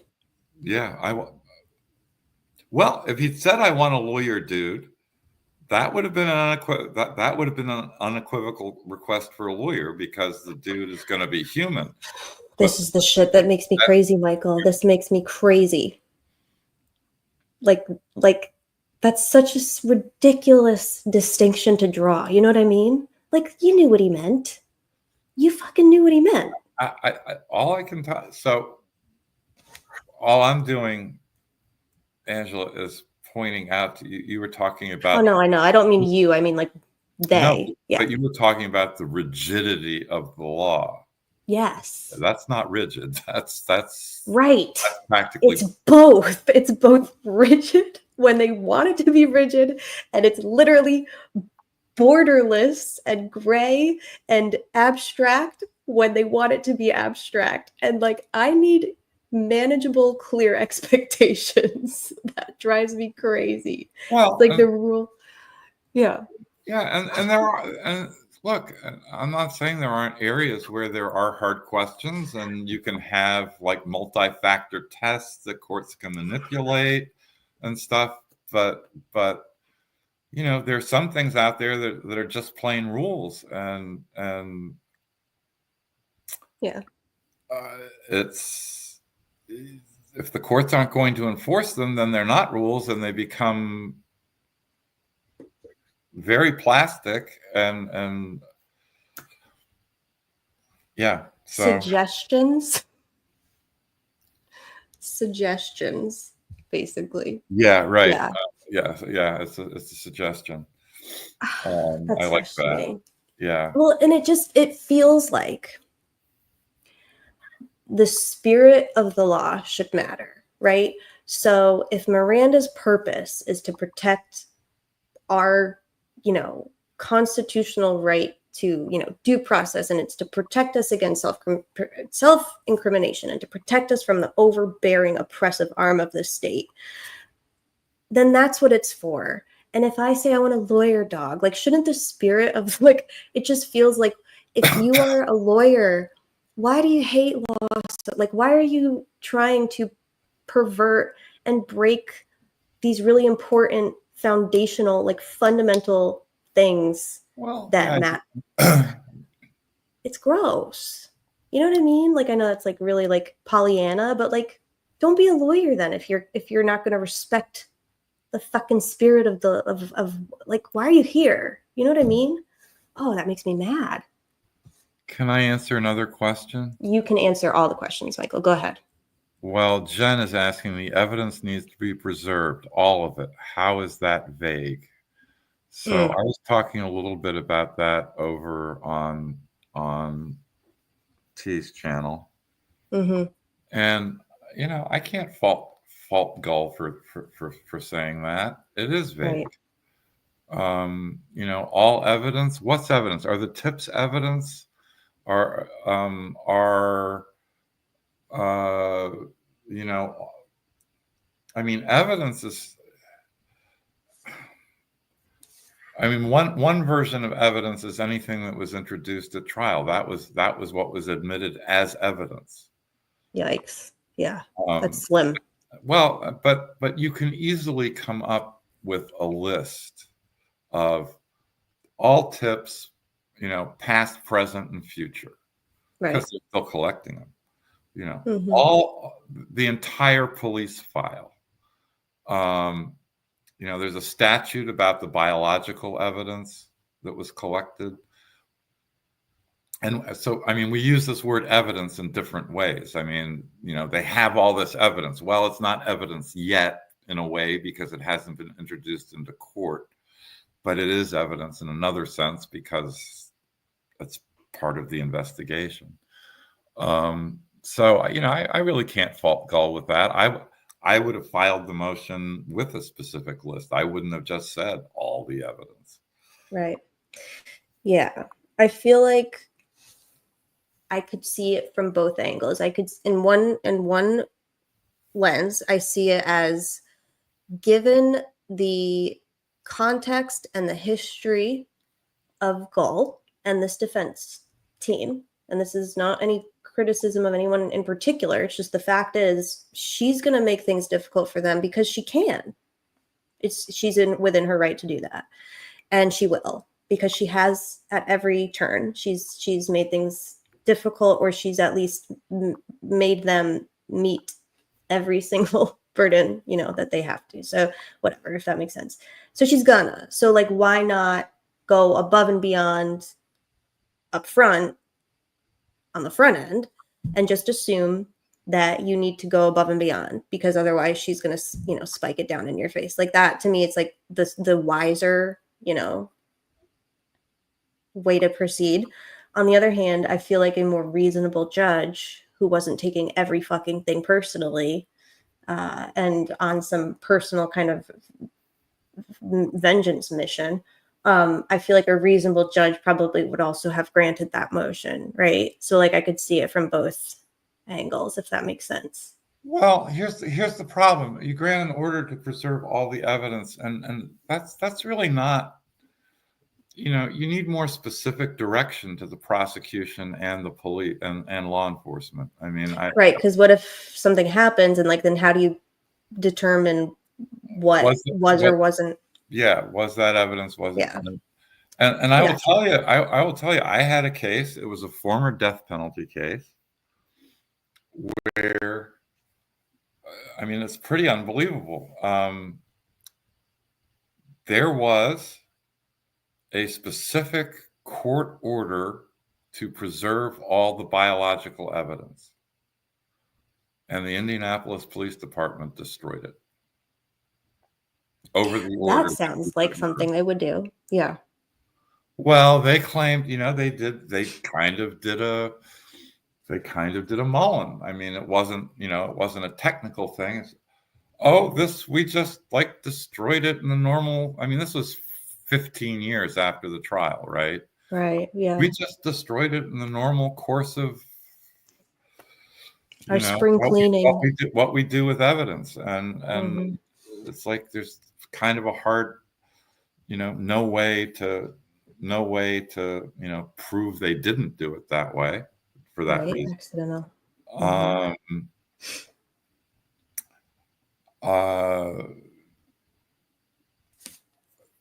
You know, and because of that experience, if I'd been filing the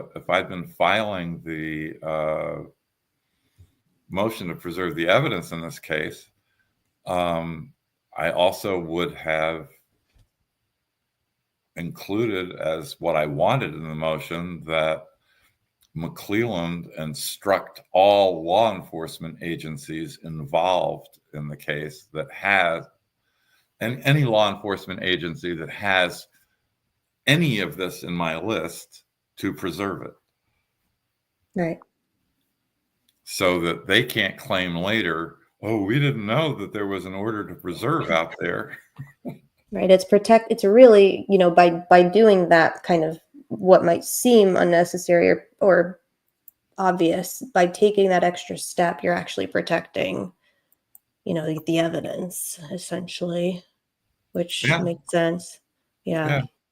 I think that what people have drawn, and that all makes sense. I get it. I think a lot of what I've seen raised, and I get it, I really firmly agree with this stance, is that it's not so much that her rulings are unfair, it's that they're not uniform in their unfairness. You know what I mean? Like, it's not that she is a hard ass or that she's, a tough judge, or that she makes so many exceptions and she's not consistent in any way, so she'll deny something and she'll give a reason for, when it's the defense, but the state will do the same thing and she, will grant it. Like, that's my issue with her. She has zero consistency or integrity, zero.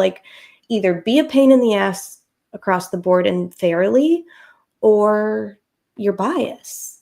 I don't think there's a question of whether she's biased or not at this point, if you're paying attention, but she does it without any, even remotely, a sense of shame, or she just does it brazenly.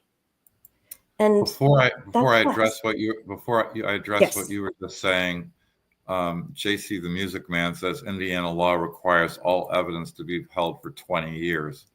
Yeah, that's the evidence that was admitted at trial. In other words, that's one of the reasons it's so vague to just say ask for all evidence to be preserved. I didn't know that. That makes sense. At least, it doesn't. And there's a special part of it for biological evidence, and that might cover the biological evidence. May cover biological evidence, that biological material. Let's not call it evidence. It's biological material that was collected, analyzed or not, and introduced as evidence in the trial or not. That may have to be preserved longer, or it has its own special provision. But right. I think the statute that JC the Music Man's referring to is just about evidence introduced at trial. Well, that's scary because she didn't let them fucking admit anything. So yeah, you'd want to be more specific than that.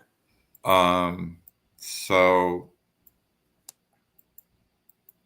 okay, what were you saying again? I wanted to go back and address that. What was I saying? I was talking about her lack of uniformity in her bullshit. Look, I think the third issue, I'm not doing the appeal, but, maybe I'll help out a little, at least with editing or something. But as no, look, they're going to be up against, there's a lot to say, and they're going to be up against a big word count. And one thing I am an ace at is reducing the number of words. That's good. That's important. I suck at that.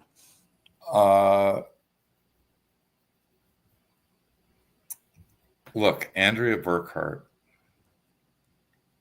said,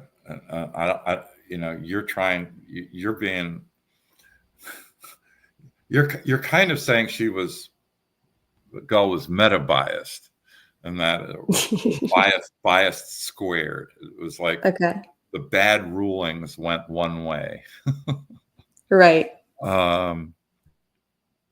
It's a little bit like what I was saying. It's the rules ought to be the rules. I almost don't care what the rules are, but I need to know what they are. Yeah, and they need to be consistent. But Andrea Burkhart said, and look, she does trials. She's done a lot of appeals. She said she's seen a lot of bad judging, but she's never seen anything like this. And I haven't done that many trials, but I have read many, many, many, many, many, many, many, many trial records. And I have, at least from Andrea's reports and Bob's reports, to some extent Lawyer Lee's, because I listened to her a little bit, less to her than Andrea and Bob. I have never seen anything like this. Oh, the chat will like that, Michael. They'll like that you said that. I mean, Andrea Burkhart was absolutely right. There was that moment, that they were doing what's classic impeachment. And then she was flipping back and forth between refreshing memory versus impeachment. And it's just, it was nuts. I mean, just, and she's been a judge too long. Yeah. To make that, it's very hard to just chalk that up to some kind of mistake. No. But one thing she did, and I've mentioned this, I know I've mentioned this somewhere before, which gives me some hope about the third party evidence, is if she had just denied the request to get the third party evidence in, that would be harder. I mean, I'm not saying it wouldn't have succeeded, but she did something else. She said, so a judge's evidentiary rulings are reviewed for an abuse of discretion. And an abuse of discretion happens. I mean, it's a very low standard. I mean, it's very hard to get something reversed. So an abuse of discretion happens when a judge gets some fact really, really wrong, or the judge gets the law really, really wrong. Yeah. So this is also from one of Andrea's lives on the subject. She denied again at trial the third party evidence, saying there's no nexus, and she added there's no DNA. You don't need DNA for a nexus. That's a legal error. Yeah. And so if she had not added the DNA part, would she have that been that would have been harder. That would have been much harder. But she made. But this is why people were giving her a hard time just for saying denied on stuff. And well, she's smart to just deny without reason. Absolutely. Yeah, it sucks, but it's smart. There are 4 words that denied, overruled, sustained, maybe granted, because on appeal, a court on appeal is going to affirm the judge on any basis that is supported by the record. So the fewer reasons you give, the less chance you're going to make a mistake, and the Court of Appeals can save you coming up with any good reason you could have done what you did. Yeah, you don't have to, because it's malleable, then you're not putting it in writing on the record and also being wrong about it. Yeah. So she messed up. She let that, she really wanted to get that in there, and she probably shouldn't have. Tammy Martin says she was consistent at being inconsistent with her treatment of the teams. There's a friend of mine who likes to say about herself that she's inconsistently inconsistent.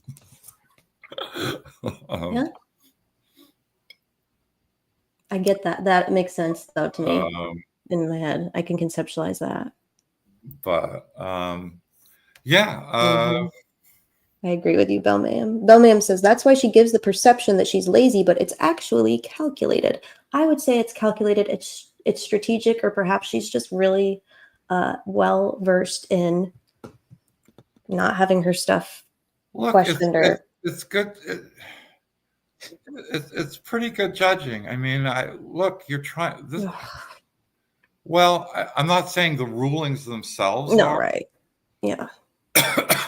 but after I filed my contempt thingy, I mean, she should have The thingy. I mean, seriously, the only correct response to that was dismissed. You're right. Never mind. Like, just She kidding. should say dismissed. Yeah. Yep. This is, I mean, she's certainly obligated to provide Rick, was obligated to provide Rick a fair trial. Right. I don't think she did that, but we can argue about that. I mean, the lynch mob thinks she's just wonderful. There's a certain content creator God. who loves having her retired judge. She consults this retired judge and then comes in and says, Judge Gull is doing exactly the right thing. And, he wouldn't tolerate anything that the defense is doing. And it's like, please, give me 2 Bear aspirin and I don't even know who you mean, Michael. Now I need to know. Don't tell me. It's okay. The chat will tell me. The chat will tell me. In any case,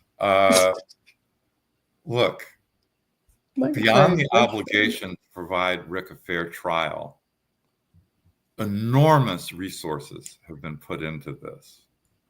Yeah. And if I were a judge, I would want to be concerned about 2 things: making sure it's a fair trial on the one hand, and maybe that's the more important thing, but also that whatever the result, it's going to stand up on appeal, because we don't want to have to do this again. Yeah. And also, wouldn't I feel silly if it were my fault as the judge? That's kind of how I would feel. Right. So the stand up on appeal part of it is the one word rulings. Yeah. That helps it stand up on appeal. Now, what the rulings are goes to the whether it was a fair trial. Fairness. Yeah. Fairness or bias or whatever you want to write. We'll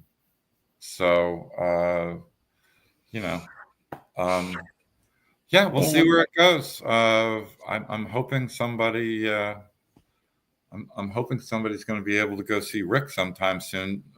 I mean, not just to tell him that a bunch of smart people are working on this, but also just to find out what his conditions are. I can't. He's right back where he was. Right? Well, but we don't know. We don't know if they're leading him around on a leash. We don't know if the light's on in his cell all the time. We don't know. Right. We don't know if he's being recorded on video the whole time. We just don't. Yeah.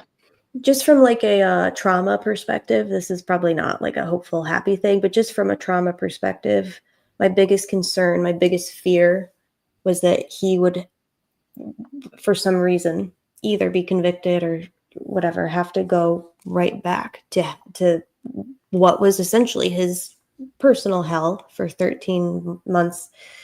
And just, even if the conditions are different, I would hate to even think about what that must have been like for him to learn that he was going right back, because I don't think anyone really anticipated that. Like, it was always an option. It was just never the most likely option.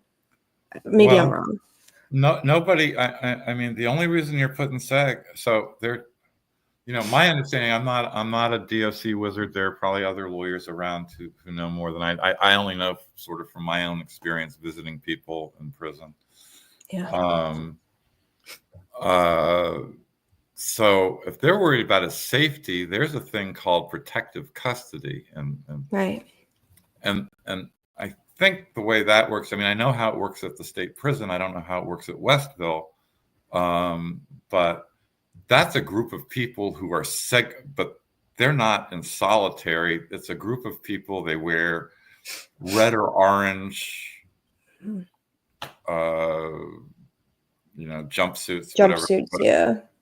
whether they wear, and they are separated from everybody else, and that's very often for people who have gang problems. I mean, they become the target of a gang. That's one example. I mean, if they're worried about Rick, they could put him in protective custody without putting him in solitary. Yeah, no, they put him. It feels like it was kind of sadistic, and obviously I'm cynical, but it felt like a really intentional, like a fuck you. It does, because the other thing is, and I mean, somebody would have to go look, but I don't think anybody with the kind of sentence that Rick has goes to Westville. I haven't. You might get 20 or 30-year people, but the people with the sentences go to Miami, the state prison, Wabash Valley. Right, you're going to settle in. But not Westville. And maybe there are some people there. I've never encountered them. But the other thing is, so he goes at least briefly to RDC. They know he's got mental health problems. So they send him to the place that has no mental health facilities? Would Gull, so this is obviously something that makes I incinerate when I think about this. The fact that Gull discounted professional mental health experts when it comes to Rick's diagnoses and determined that he had no mental health concerns, not only in an order, but also on his sentencing thing.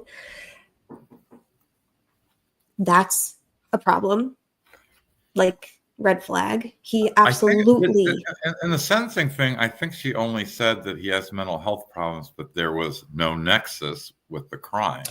She said he does not. She says while he has, I forget what she said, but no, you're right. She did say that in the sentencing order. What I'm referring to is there's a thing on the sentencing order form thing that she filed. Remember, it had the wrong prosecutor's name. The abstract of judgment.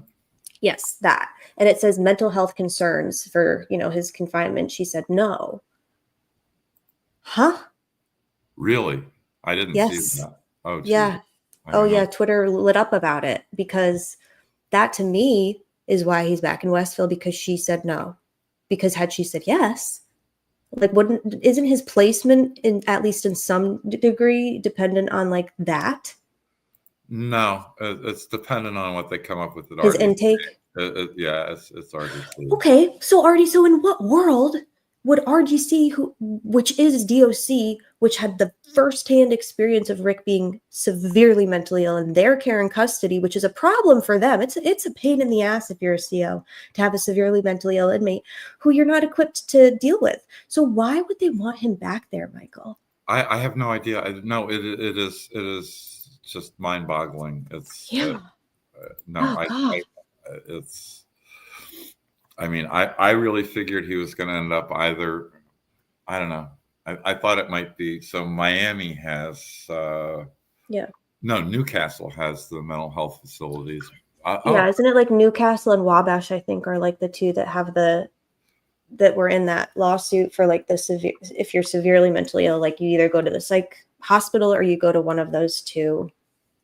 Yeah, and I really thought he was going to end up in one of those two places. I guess Pendleton might have something, but I think you're right, actually. I think Pendleton does. But in any case, Westville was the last place. So how can anyone look at that and say that there's not a conspiracy to kill Rick? I mean, come on. This is personal to the state of Indiana. I don't know why. I don't know, but the hunt for the civil lawyers is on. Good, because they're running out of time, Michael. I know you know that, but I'm just saying it to put it out into the universe. If there's any civil lawyers listening, y'all are running out of fucking time. Let's go. Let's go.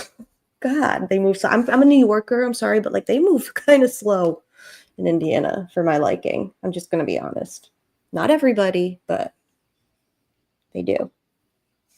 Michael, do you have any closing thoughts on this January 1st, 2025 for our friends here? Yeah, closing thoughts. It's going to be a good year for wait and see pudding. Oh, that sucks, Michael.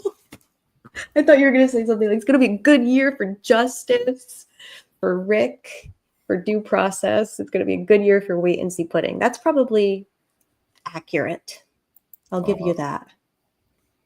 And, you know, I think there are going to be some surprises. Oh, yeah, I'm sure. Probably. And I think there may be some good surprises, but we'll see. Yeah, there better be. I don't want to say it can't get any worse, but just personally, I feel good about 2025. I don't think they could get much worse. Knock on wood. So. No, so there are two things that could be worse. I mean, you know, Rick ends up psychotic again, or he ends up dead. He will be psychotic again, but I don't believe that that's the end all be all. I just think that I'm not convinced that he's not psychotic. Anyway, I don't think he was ever really restored to wellness because he was always in state custody, and the state is the least equipped body to restore someone to wellness, but I don't think he's going to die. He can't. I don't think they would like what happens if Rick dies. They already hate us, Michael. I don't think they want as a closing comment, I need to answer the court of public opinion here. Court says Amy Carozos works for the state. Don't hope for too much. Amy Carozos is one of the most amazing lawyers in the state. She runs an office of 40 lawyers who, for the most part, do amazing post-conviction work. I am in awe of how she goes about her work. She is extremely careful, extremely thorough. And because Amy Carozos is involved, expect a lot. Hope. Oh, that's encouraging. Thank you. It's nice hearing lawyers. I mean, Michael, you're always very, very complimentary of your peers and of, you know, other attorneys. But it's nice to hear that because we need some good guys, you know, with some actual we need good guys in positions of authority, at least relatively, and it sounds like she fits that bill. So well, let me point out that, you know, when I take cases to federal court and habeas cases, it really is Amy's office, lawyers in her office who have done. Basically, I'm taking their cases to federal court, and they've done the heavy lifting. I'm going into federal court basically saying the Indiana state courts, not the lawyers, the state courts flunked the con law exam. But I'm sure they love that. Well, I mean, that really is what I'm saying in most of the cases. But it's the lawyers in her office, run by her, who set these damn cases up so that I can win them. I mean, you know, I get all this, like what I do is really easy compared to what they do. Yeah, that's nice, Michael. That's nice of you to say. And I know you mean it. I do. I absolutely do. Yeah, I believe you.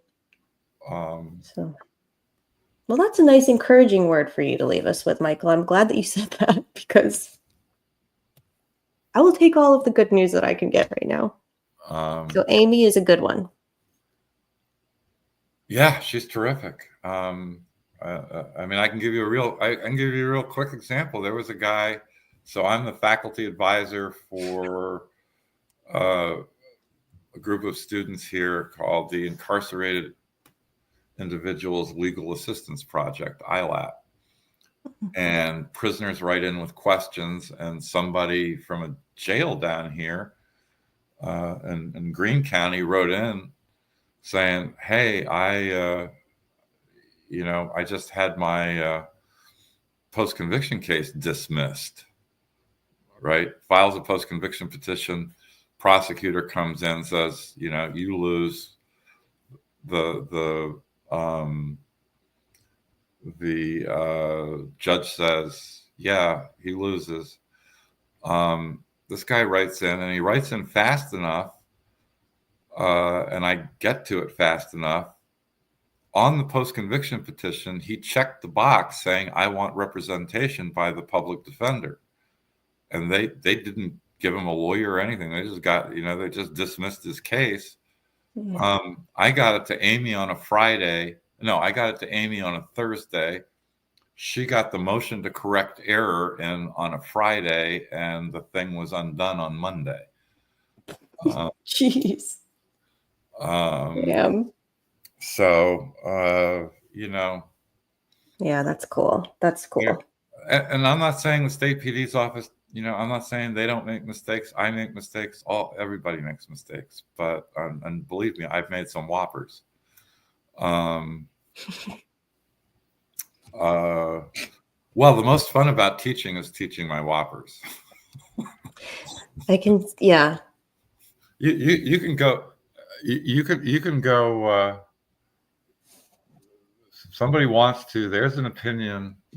There's an opinion in the Seventh Circuit opinion. I'm not going to give you the name of the case, but don't. Give you the name of the case. There's an opinion of the Seventh Circuit where I think somebody said my name getting slapped down. I wasn't the lawyer in the case, but my name gets slapped down. I think it's either 13 or 17 times. Jeez, you really pissed him off. Well, no, I didn't know. I didn't know something, and when you don't know something, and I should have known it, but I didn't, and so there was a bad result. That sucks. Well, I feel like we learn a lot, probably the most. I'm thinking of my whoppers. I definitely have learned a lot, probably the most from my whoppers versus my wins. So, well, I certainly learned that rule that I didn't know. It's like I see it in my sleep. It keeps me up at night. Michael, thank you for hanging out with us for hours. I don't know if you can see the chat, probably not all of it, but everybody agrees with me. We are so appreciative of you and the time you spend with us, educating us and hanging out with us, but also just the time that you're putting into your work, separate from, but also on and for Rick. It really means a lot to all of us. So we appreciate Well, I mean, and I get ideas from, one reason, criminal defense is a group effort. And, guess what? All you folks are part of the group. Yeah, we are the cranks. That is for sure, for better or for worse. Yeah. Okay. Good night. Happy New Year. Good night. Happy New Year, everyone. Happy New Year, Michael. We will talk soon.